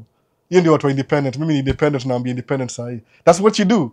Msema ati mna protest kwa nini? Kwa sababu the government is known for shutting down protests. Wako na marungu na wako na ile protective na tear gas. They love that. What I shut down. They know how to power. So, what do? Run for office. Kama kuna mtu mpendi, kama ni presidency la Kenya, enda sign up karibu watu 5,000 wataka run for president. Muone kama hiyo vote itabaki. Mtaharibu vote ya kila mtu. Amjeju hivyo by the way. Amjeju ikisema kweli kama amjeju ati to protest. Please. Mimi ndawa shut down kama mimi ni gava. I'm known for that. Kuna history, Roman Empire. They will shut you down. Niko na outfit ya Roman Empire. Nenda kwa church nyingine hapa hivyo siku ya Jesus. Wameni invite na this year. So ndakuwa Roman Empire. Ndaivaa next week. Ama ndaivaa this week ndio show Roman outfit yangu ndakuwa soldier. Roman empires, they know how to shut down a protest. So don't campaign. Vote. Don't vote. Run for office. No. Gen Z. Ati kelele hiyo bure hiyo ni adrenaline. Kibera ambia half of Kibera is sign up for office. Waseme kila mtu is running. Everybody's running for office. They register. Register. Or change rules kesho. Utasema we want a minimum of 10. 10 chafua hiyo jaza hiyo list. Ile ballot box unless kuna rules against this. Wacha ile ballot box kuja pale hivyo chini kuna jina karibu 50 hapo. Alafu muone vile hiyo vote itaenda. Atawaita aseme kujeni hapa. Tukae chini tuongee. Mtakuwa kwa inner circle. Alafu mtakuwa na power. That's how you do it. Tuendelee. Hii ni siri moja ya leo ya independent people. Umeona? If people are willing to do it. Don't protest. Mtauliwa bure. Unaona? Hiyo mtakuwa mkiprotest utamake news company itakuwa clickbait, mtamake money kwa news company, kwa protests, kwa watu wote. Unaona? Kwa watu wa Red Cross. Mbona ungejua Red Cross by the way? Why did I do that? Red Cross. Red Cross. Red Cross ni non-profit ama ni bank by the way? What do you guys think? Is Red Cross ni bank ama ni non-profit? Kamji. Ni bank by the way. Kamji wagi. Red Cross ni bank. Unafikiri non-profit hiyo ni non-profit section, charity. But Red Cross ni bank. Just in case. I didn't want to touch it. But anyways, protest, the bank. So they make money when you guys riot. No. So mkiriot ni kama people are getting paid mkiriot. Just run for office. Just remove. Hapo ni line mzuri. Tuendelee. Hii ni ya Gen Z special. No. Kama nimeanza hii question. So wewe wasemaje? Nilikuwa na concentrate na nuggets zako leo. Hii live ni heavy. I'll have to save it for future reference. Na i-record pia, na-record maybe leo. Ama kesho, hata sijui. I suck at posting recording. Sija post last week, nilisahau kabisa, nimekumbuka leo. Alafu YouTube itakupatia kitu time. Sawa, tuendelee basi. Unaona, kabisa Ray, kabisa. Live 254. Master's degree msee, master's degree. Unajua na Ray? Hebu saidia Ray bana. Ray bana, Ray. Yaje? Miss Lydia, mambo vipi? So Miss Lydia ndio huyu agent akuja hapa YouTube sasa. Unaona? Miss Lydia, YouTube. Akona YouTube channel. Naenda kuinvestigate. Kama una views, agent Lydia. Kama una views, wewe acha tu. Leo una bahati. Unaona? Kuna in-house agent wa Miss Lydia ndio huyu hapa hivi by the way. Simjui, nimemjua leo tu. Just for reference. Nimemjua tu leo. Ata make videos za IUL ata-explainia. Na board na kila kitu na kalamu. Kila kitu. Ata-explainia. Ni agent pia atakuuzia. Unaona? So msisahau hivyo. Ako Miss Lydia. Hapa ni YouTube. Ako Instagram, YouTube na TikTok pia. Andika pia comment kwa hiki alafu itakuwa poa alafu na reference wase. Hata kama mjui future clients. Unaona? Live 254. How can I get your contact bro? Unajuana? Mpatie contact bana. Hebu exchange, patia Ray. Ray anafaa kuja hapa hivi, unaona? Call, your son is missing. Call. Your son is your creative journey. Call. Hi daddy. I love you. All right. Call us about baby daddy. Who's call? Call, your son is missing. Sijui exactly. Hi daddy. I don't know what that is. Unajua nini by the way? Labda tu ni dem fulani ama si DM ni msata kuni itongaje ile jina, kuni finesse nimpatie do. Jamaa mwanamsa na do live na ako states, he must be rich. Well, let's get in touch to meet daddy. Alafu aseme papi, hi papi. Okay, Ray, uko Ray, huko pia. Shida ni vile mambo ya wax imechapa kiasi. Lakini Albo amesema hakuna siasa. Uchapaja vinje. Live, by the way, leave live 254. Kama uko Michigan na uko Ocha, toka Ocha bana. Toka Ocha. Mse, uwezi kwa mse wa Mkenya alafu unaishi Ocha. Uwezi succeed. Ocha ni wala washa make it. Naona. Ukisha make it unarudi Ocha. Kauja rudi Tao, kuja Tao kwanza. Usiishi useme ati hakuna job. Mimi nimetoa wife, nijuaje wife yangu, tulimit na wife hivi. Alikuwa amekam kwa youth event ya church. Sikio niko pia mimi youth chipukizi, niko very fake unique. Niko na mimi niko na baby mama, ma baby daddy, na youth ile I'm trying to rescue myself kwa hiyo mambo ya society. I never understood how things work. Nika meet wife. Alikuwa anaishi Ocha, asema atakuingia shule lakini ana job. Kama job, asema ana job Walmart. Kuna two employers kwa mtaa yao. Nikamshow wife, sikiza, if you want to get a job, move kwa city. Usafute university kwa Ocha. Okay, sijui alisikiaje, labda alifikiri labda anasema I like you. Sijui aliinterpretaje hiyo message. Labda alifikiri mimi nampenda, whatever happened. So akamove kwa city, akapata job immediately. Nikamwambia I told you so. Kana kushina biblia akaanza shule. Sasa hapo ndio whatever nilimwambia kwa true, alikuwa very convinced kama ati mimi I know what I'm doing. No. Hasa kuna business, so sisi tuna watu hii, the rest is history. That's how we met. Uwezi kuwa unaishi Ocha na umetoka Kenya alafu uta succeed. Unless ni daktari, wewe ni MD. Umepewa ile program ile litongaje ile green card ya kuja kutoka, kama wewe ni nurse kwa Kenya, ukuwe nurse, ukuja hapa states, utatumwa mashambani. Kwa nini? That's the only opportunity kwa available sahi. Kwa sababu mashambani watu wasomangi siku hizi, they don't really read. DEI ni sasa mashambani kwa sababu they have hospitals, they lack staff. Kwa nini? Watu wote waendangi shule. Sawa? Waendangi shule wengi wao. So si madaktari. So they have a shortage. So maforeigners hao kama waenda maocha. Shaka 2 years Ocha, rudi Tao. Sawa? That's what you do. Uwezi ishi Ocha na una job. Enda New York, utaishi kwa closet for $4,000 ujue, maisha ni ngumu. Utajua by the way. Unaona? So nasemaje, huko Ocha ni kwa masonko. Ukweli kabisa, Ocha ni kwa masonko. Once you make money unaenda kwa Ocha. Kama una do, kaa kwa city bana, acha mchezo, ama kwa outcuts. You can never make money na Ocha. Mimi najua bana. Mimi naishi wapi? Naishi Tao, naishi Plymouth, katikati kabisa. Hao yangu yani sasa nikiuza hii hao ni kama 2,700 square feet. Bei hii hao sasa ndabuy 3,500 square feet Ocha.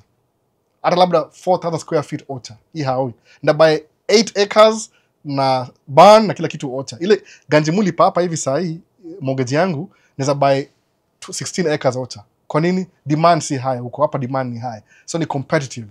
So life mazeko una master's degree, kuja Tao, unaishi Michigan, enda Detroit ni mbaya. Kuja Chicago, ama Chicago asiji Detroit, I don't know. Toka Ocha bana. Wezi ishi Ocha kama wewe ni immigrant. Only the first 2 kama uko chuo sawa, college town. Ocha ni kwa wadosi bana. Usha make dondi unakuwa unajitenga kwa the peasants. Unaona? Unaenda mbali huko hivyo unanunua gani? Dave Chappelle anaishi Ocha, Ohio. Unaona? So, kweli kabisa. Usiishi Ocha bana. Opportunity bana. Tao. Compete. Unaona? Miss Liz ndio tena IUL ni guaranteed generational wealth. Sikia amesema. Unafikiri na joke by the way? Naweza chukua hizi words ndio hapa nyuma yangu hapa hivi, ni vile siuzangi policy sasa hii. IUL ni guaranteed generational wealth. Juu na wachia watu, kuna other processes by the way. Hata sitaki kuongea mob nimpatie kitu ya kusema, unaona? Sitaki kumharibia. Nataka muende kutafuta Miss Lydia. Leo kuna resident agent wa IUL, unaona, aitwa Lydia. Best yangu alikata kuja kwa channel by the way. So shauri yake, unaona. Best yangu alikataa kabisa. Nimwambia kila saa excuses. Anambia okay whatever. That's why namwagia Lydia all the marketing, unaona. Na hizi channel kubwa kabisa by the way, but explain poa kabisa. Wachana story ati hivi ndio siku langa US. Hivi ndio siku fanya shopping US. Hivi ndio siku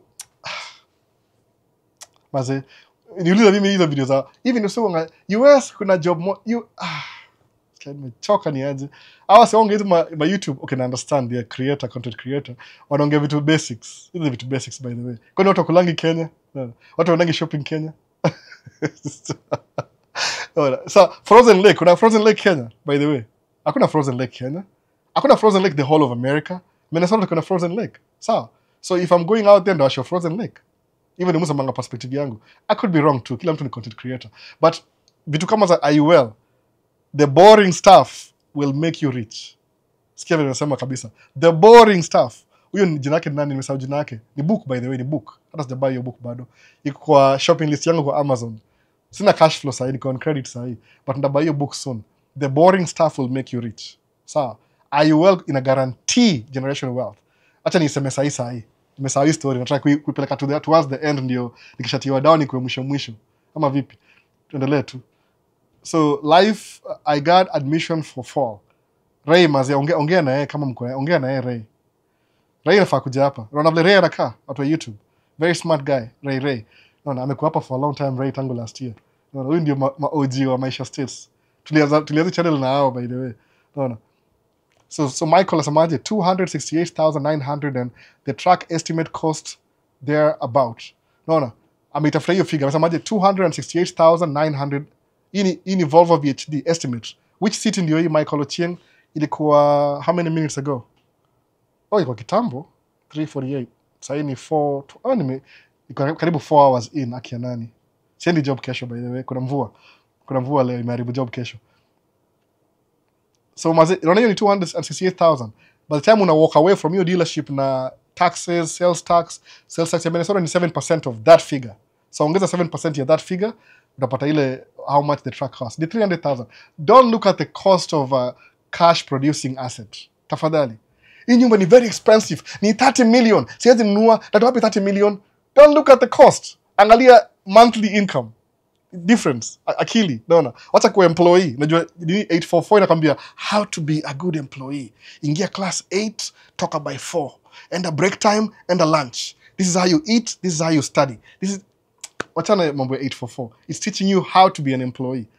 Outside the box. No. You go to work unamka 4 kama mimi na job 8. Ujalala. Najua mimi nimegain weight by the way kidogo tangu last year. Niko naangalia nimegain weight ni aje. But niko siko healthy weight. Honestly siko healthy weight. Niko a little bit overweight sahi. Lakini do you know why? I don't sleep enough. That's it. Nispolala, cortisol in the stress hormone. So lose weight, ina block insulin, story more. I don't excuse me. I know the explanation. Nimeongea mambo ya health so long, paka I know the explanation hizi vitu zote by the way. Najua ni news. Nutrition, health, water, exercise. So, news. So, if I'm not sleeping enough, I gain weight. Very simple. Mukula nini? Mukula proteins asubuhi. I watch what I eat. So, nutrition niko sawa, water niko sawa, exercise a little bit nasafa juu stembeangi sana the way I should, but kulala ndio shida yangu. Mulala 6 hours peke yake. No. So I don't give the body enough time ya rest. Rest ni muhimu sana. It's part of your health. Kila kitu. In your life, you need to sleep a third of your life. So kama utaishi paka kufika 75, you need to be sleeping for 25 years. Sleep alone. 25 hours ni sleep alone. 25 hours ni sleep alone. Hiyo ingine ndio kuishi. No. So sleep ni very important. Silalangi enough by the way. I don't sleep enough. Tuendelee, karibu tumalize. Hii imekuwa refu leo. Na kusoma hizo vitu zote za construction ina take how long?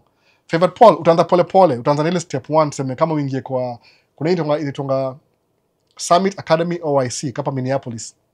Tena kama 3 months hivi. They'll teach you the basics. Alafu ingie kwa kama 49ers ni union ya construction workers. Uingie 49ers wakupin kwa job fulani unafanya job fulani hivi kama $45 an hour. Because ni union, they'll take some money from your union fee. So you won't actually get 45, but get maybe 35, which is still good by the way. 35 is good income per month.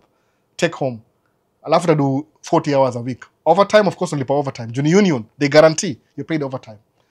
Unless Trump alitoa, sijui, labda alitoa. Trump alitoa, sijui kalitoa overtime. But in union. So utalipwa 40 hours a week, $35 an hour. Alafu do job maybe 1 year. While you're working, you'll learn more things per site. So the progressive. Utajua maybe backhaul, sign, nini. So the more you stay in a union, the more you learn new things, experience. Alafu you can go back for training again. Battery exhausted. Gani hiyo kabisa? Nimelose kamera moja tena. What's happening? Siki plug-in? Sijui. Sawa. So, nimelose kamera moja ya YouTube. So, na kusoma hizo vitu zote, it won't take that long by the way. Itakuwa tu 3 months, alafu you'll be making money while learning. Kama una time utaingia community college, uende maybe Hennepin Tech, ujue how to lay down nini inaitwaje? How to lay down concrete kwa barabara, sand, you experience by the 5 years uta quit job on the construction company yako. Ni progressive Favorite Paul. Alafu by that time utakuwa mdosi mpaka utajua kama wewe ni mdosi. You won't even know. Tutakukumbusha atakwambia Favorite Paul, wewe ni mdosi. Mimi si mdosi. Wewe ni mdosi, wacha mchezo. Hivyo itakuwa hivyo. Vile mkataa nikiambiwa mimi ni mdosi nakataa. Albo mimi si mdosi. Unakataa. Juu uioni hard work uonangi because there's so much. Watu sema mimi ni mdosi sije kwa nini? Wasema albo ni mdosi. Hivyo. You won't feel it. Kwa sababu ile you just work hard. Una progressive hivyo. On the stocks shares. Uko how old Favorite Paul? 24, 20. 30 utakuwa millionaire. Hivyo. Ndakukumbusha mbie. Favorite Paul, wewe ni millionaire by the way. You didn't know? I'm just letting you know that you are actually a millionaire. Dollar millionaire. Watu kusema dollar millionaire. Me, it costs everything in dollar. Hakuna kitu kingine by the way. Si pounds. Unless ni pounds za Jordanians. No. So ndio hivyo. On protesting, they say that the government has the monopoly of violence. True. I knew. There's so many smart people. Ukienda ku protest, government akuna monopoly of violence. They will shut you down. What do? Kama mpendi mtu ama backfire ndio umekuwa paid, all politicians up for sale by the way. Number 1, kama una doa ni maskini, run for that office. Mko watu wengi, muharibu vote. Enda mchanganishe vote. Angalia, uchukue vote yako, changanishe vote hivi. Yes. I'm using this. Hii imekuwa illustration leo. Acha nifiche hivi. Hii ni ya Costco by the way. Nasema tu Costco, move by Costco. Alkaline water, Kirkland. Unaona hiyo brand. Haribu vote hivi, changanisha vote hivi. TikTok. I'm running for office too. Everybody in the constituency is running for office. Ninyi wote. Mnaharibu vote. Atawaongelesha, mta make deal na yeye. Mnaambia if you don't listen to us, inje. Unaona? Ndio hivyo. The government has the monopoly ya violence. Msicheze na gava by the way. Iko watu ko train kabisa kudu hivyo. Unaona? So tuendelee. Hello fam, trending 254. Umechelewa leo ni aje? Si sana, ulikuwa hapa kama 422. 2 minutes ago. Oh, we're getting towards the end. That's good. Sawa. Ray, nikupataje? I mean the contacts. Trending 254. Ray, unauliza hapa contacts mazee, bongalia. Swali ya mwisho leo nini? The truck dealership was in Cronwart, Wisconsin. Hata sijui uko ni wapi by the way. Cronwart. Michael Ochieng. Tafuta NAS tracking hapa hivi Minnesota. Tafuta NAS, NUSS. Ka track yangu by the way. Track yangu imeandikwa NAS tracking. Nini ni huko hivyo. Ime fade away but mupenda track zao hizo kana Allison transmission. Mupenda Geta tracking ni Volvo but ukitaka kuorder Allison transmission lazima ikuwe special order. Ni differences. Kama spendangi niko na preference by the way. If you want to buy a truck, talk to me, nakwambia preference yangu. It could help you, it could benefit ama it could benefit. Either way utakuwa sawa. Kamera imezimika by the way. That's why YouTube tunakaa funny. Tumetumia kamera B. Unaona? Kamera A iko blackout. Sijui kwa nini. What's up with this bit? Anyway, labda sikudisahau ku plug in. No, it's been too long. So, swali ya mwisho ya leo ni gani? Yaani ilikuwa I'm 29, Favorite Paul. Sawa. Favorite Paul by 39 ndakukumbusha you're a millionaire. I'll just remind you in case you forgot. No. Maybe utakuwa hata labda multi-millionaire by 29. Utakuwa very wise. 39 utakuwa very wise by the way. Utakuwa multi-millionaire by 39. Jukianza pole una build tu kwa sababu mimi hata sijui, I don't know your brain capacity. Mimi naongea juu tu vile the way I see things. No. This little guy over here, the way I know things. Well, maybe you have more IQs than me. IQ yangu kuna kama umenishinda na IQ kadhaa. It could be 5 years, it could be 3 years. Waseni smart sana, no? Angalia kama Wodemaya akanaongea Chinese, ameprove amemake YouTube channel a million subscribers and up. No. You can do whatever you want. Sawa, hiyo ni ya mwisho. Sasa tuanze na TikTok tumalize. By the way, Miss Lydia, thank you for showing up leo. Wasema msisahau mazee, tafute Miss Lydia. MZLYDIAH, the agent wa IUL. Ako Instagram, TikTok, Facebook I think. Alafu na YouTube pia. Ito Miss Lydia. Ataambia juu IUL. Mimi siwezi patia justice, ena muulize hizo maswali zote.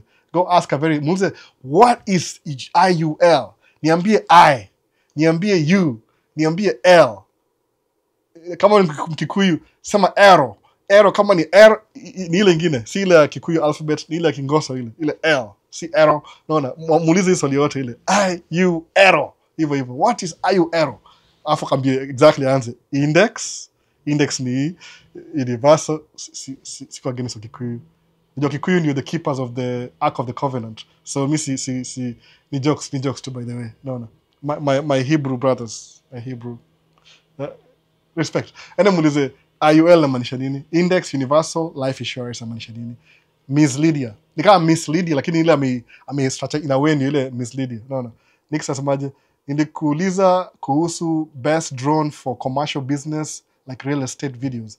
Nick Johnson, niliona hiyo swali by the way, ngashangaa. Mimi hufanya recreational, recreational Nick. Kuna ile license ya ilitongaje? Ile part 107. Chukua license kwanza, chukua license ya part 107, but nunua drone kama yangu. Yangu ni DJI Mini 3 Pro. Ni ile recreational. You can only fly up to 400 feet high. Sawa? Alafu na place uko restricted. So kama kuna drone, Nick Johnson, kama kuna drone, endo chukue part 107 license, then nunua Mavic, stick kwa DJI, at least for now. Naona. In the future we don't know. But mimi mupe na DJI, naona. DJI ndio iangalia. Niko na DJI zote, niko na Osmo, na Albert is showing off. Ndambo hivyo. You're just showing off your new camera. You see, you're just showing off your new camera. Stop showing off your new camera to your friends. Mwambo hivyo kila saa. Kuna hii camera, hii ni DJI. Naona hii ni record nayo by the way. DJI Osmo Pocket 3. Niko na 2 by the way. I'm not kidding. Niko na 2. Moja ni ya deni, alafu nyingine ni nini?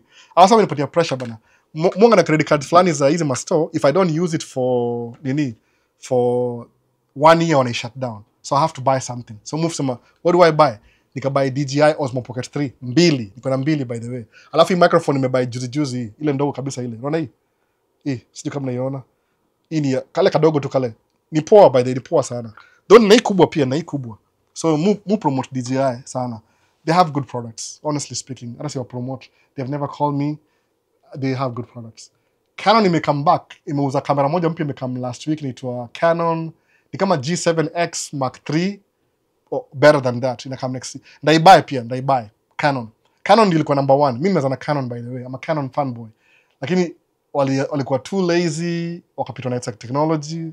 They didn't really care about consumers. I was a camera as a movie, so they don't really care about small consumers. So Nick Johnson, anza na kamera, nunua drone ya recreational, learn how to fly, chukua license ya part 107, alafu nunua maybe Air 2 ama Mavic. Mavic ni 4,000 hivi, ile mpya. If you're making money, you'll afford it. Mimi, I'm still recreational. Nachukua license this year maybe, nikipata time, part 107, ndio nipatie wase better views. Kwa sababu my drone ile mtumia sasa ile nini, drone yangu ya recreational is not good on low light. Inasafa usiku. I'm not very shy. I like flying things at night. So I can fly drone usiku. So nataka nichukue part 107 niko na license so I can give people a nice view ya Minneapolis and Paul downtown. Cat lights zimewaka. Umeona? Na weather iko poa. Umeona sasa? That's what you do. But me purely for YouTube recreation, personal stuff. I don't do it for business. If somebody wants to buy my drone footage, okay, I'm going to be selling it. Because I'll sell it at very affordable. Whatever you want nakufanyia. Unaona? Kuvlog around the gym. Unaona? Shukran camera ni camera ya for a startup business. Okay, maybe kama kuna DJI Air 2, itonga Air 2. Lazima kuna license. Ukifly itakuwa illegal. Nick Johnson. So kama nunua hii ya recreational, nunua DJI Mini 3 ile mpya ile. Iko na more connection. Hiyo ndio the latest. Ama ununue ile Mini Pro 9 nimekaa naye 2 years sahi. Iko na drone mbili, iko na ile Mini 2 na Mini 3. Mini 2 ni 4 year old, Mini 3 ni 2 year old. So I think I'm due for a new one sahi. Air 2 is better juu ya slightly bigger sensor. Magic ya 3 Pro but higher price. Yeah. But nini, hiyo Air 2 lazima kuwe na license. Juu ime-exceed ile limit ya kufly recreational. Unaona? So, unaona? Angalia hivyo nini. But nunua DJI. Hii pia ni poa. Hii ni poa hii. Music coordinates siku hizi. Yani, DJI, they're just winning. Honestly speaking. China na win. No offense. China na win. Man. Acha tu yani. Karibu ni malza YouTube. Watu wakalale bana. Favorite Paul, peace brother. Endo lale. Kesho walale, uchangamke. Mimi siko job kesho. Mvua imenyesha leo imeharibu job. So siko job kesho. Nenda kwa track sahi. So hi Albo, how much is the Nikon D700 currently in the US? Ken, sijui hii ni kamera mzee kidogo, so sijui ni how much. Itakuwa labda kwa sababu siku hizi Nikon au tumia what's the new Nikon? Mimi ni mtu wa Sony, but I don't know, hiyo ni used, itakuwa used marketplace. Nitumie text, nitumie nini? Message, alafu nitakuangalilia, ni reply. Hapa ndasahau. Tuma message kwa nini WhatsApp. WhatsApp kwa TikTok, namba yangu ya simu iko YouTube. TikTok ilisema I can't have my phone number kwa TikTok, unfortunately. I was very strict, but mu comply. I'm a good boy. Sasa, so nini Ken Samuels, hiyo D7000 ni kamera mzee, ni used marketplace. So nitumie message alafu ndakwambia tutatafuta wapi kamera kabisa. Lakini hiyo Sony, hiyo Canon mpya ni poa. Itwaje? 50V for video. Ni poa sana by the way. Iko na image stabilization. They buy. Ni kitu affordable when I make money, when I get old. Sasa itakuwa hivyo poa kabisa. So wase tumalize video. Tumalize TikTok, naona. Nixon become #1. Sasa. Acha tumalize TikTok basi. Bahati mbaya tunamaliza na TikTok pia. Alafu ndio tumalize YouTube vizuri. Alafu YouTube watu kalale bana. Michael Ocheng, hope si swali mrefu. I visited NAS tracking in Duluth, Minnesota, but wanasema you call for pricing. Yeah, juu awana inventory mingi sana. Dump truck are very scarce. When you see it, you buy it. Usi waste time. Juu au pata kama sijui ni 25 every year. Ni slow moving. Mona. So call for pricing. Juu pricing ina change depending na labda ilikuwa this much, alafu inaenda this much, so ina change. Wanasema you call for pricing. Wacha ni wasorore kiasi. I admire your inventory, but one day ni mimi na wao. Hakuna naoma kabisa. Wakona track yao ni poa juu kuna Allison transmission. Maybe in my own preference. Mupe na Allison. Just the way it drives. Ni 12 speed, iko na double clutch. Ina shift very fast. Just me, preference. Doesn't matter. Mona. The same I visited. Okay, so you need the same. So I'm miss anything, sijui. One, okay, so the same. Nixon mzae. Huku Kenya kamera huwa wanauza expensive sana. Huku US time ya Black Friday November si utapata cheap. Nixon, by the way, kuanzia Black Friday mpaka the 1st of January, everything is cheap. Everything is cheap, by the way.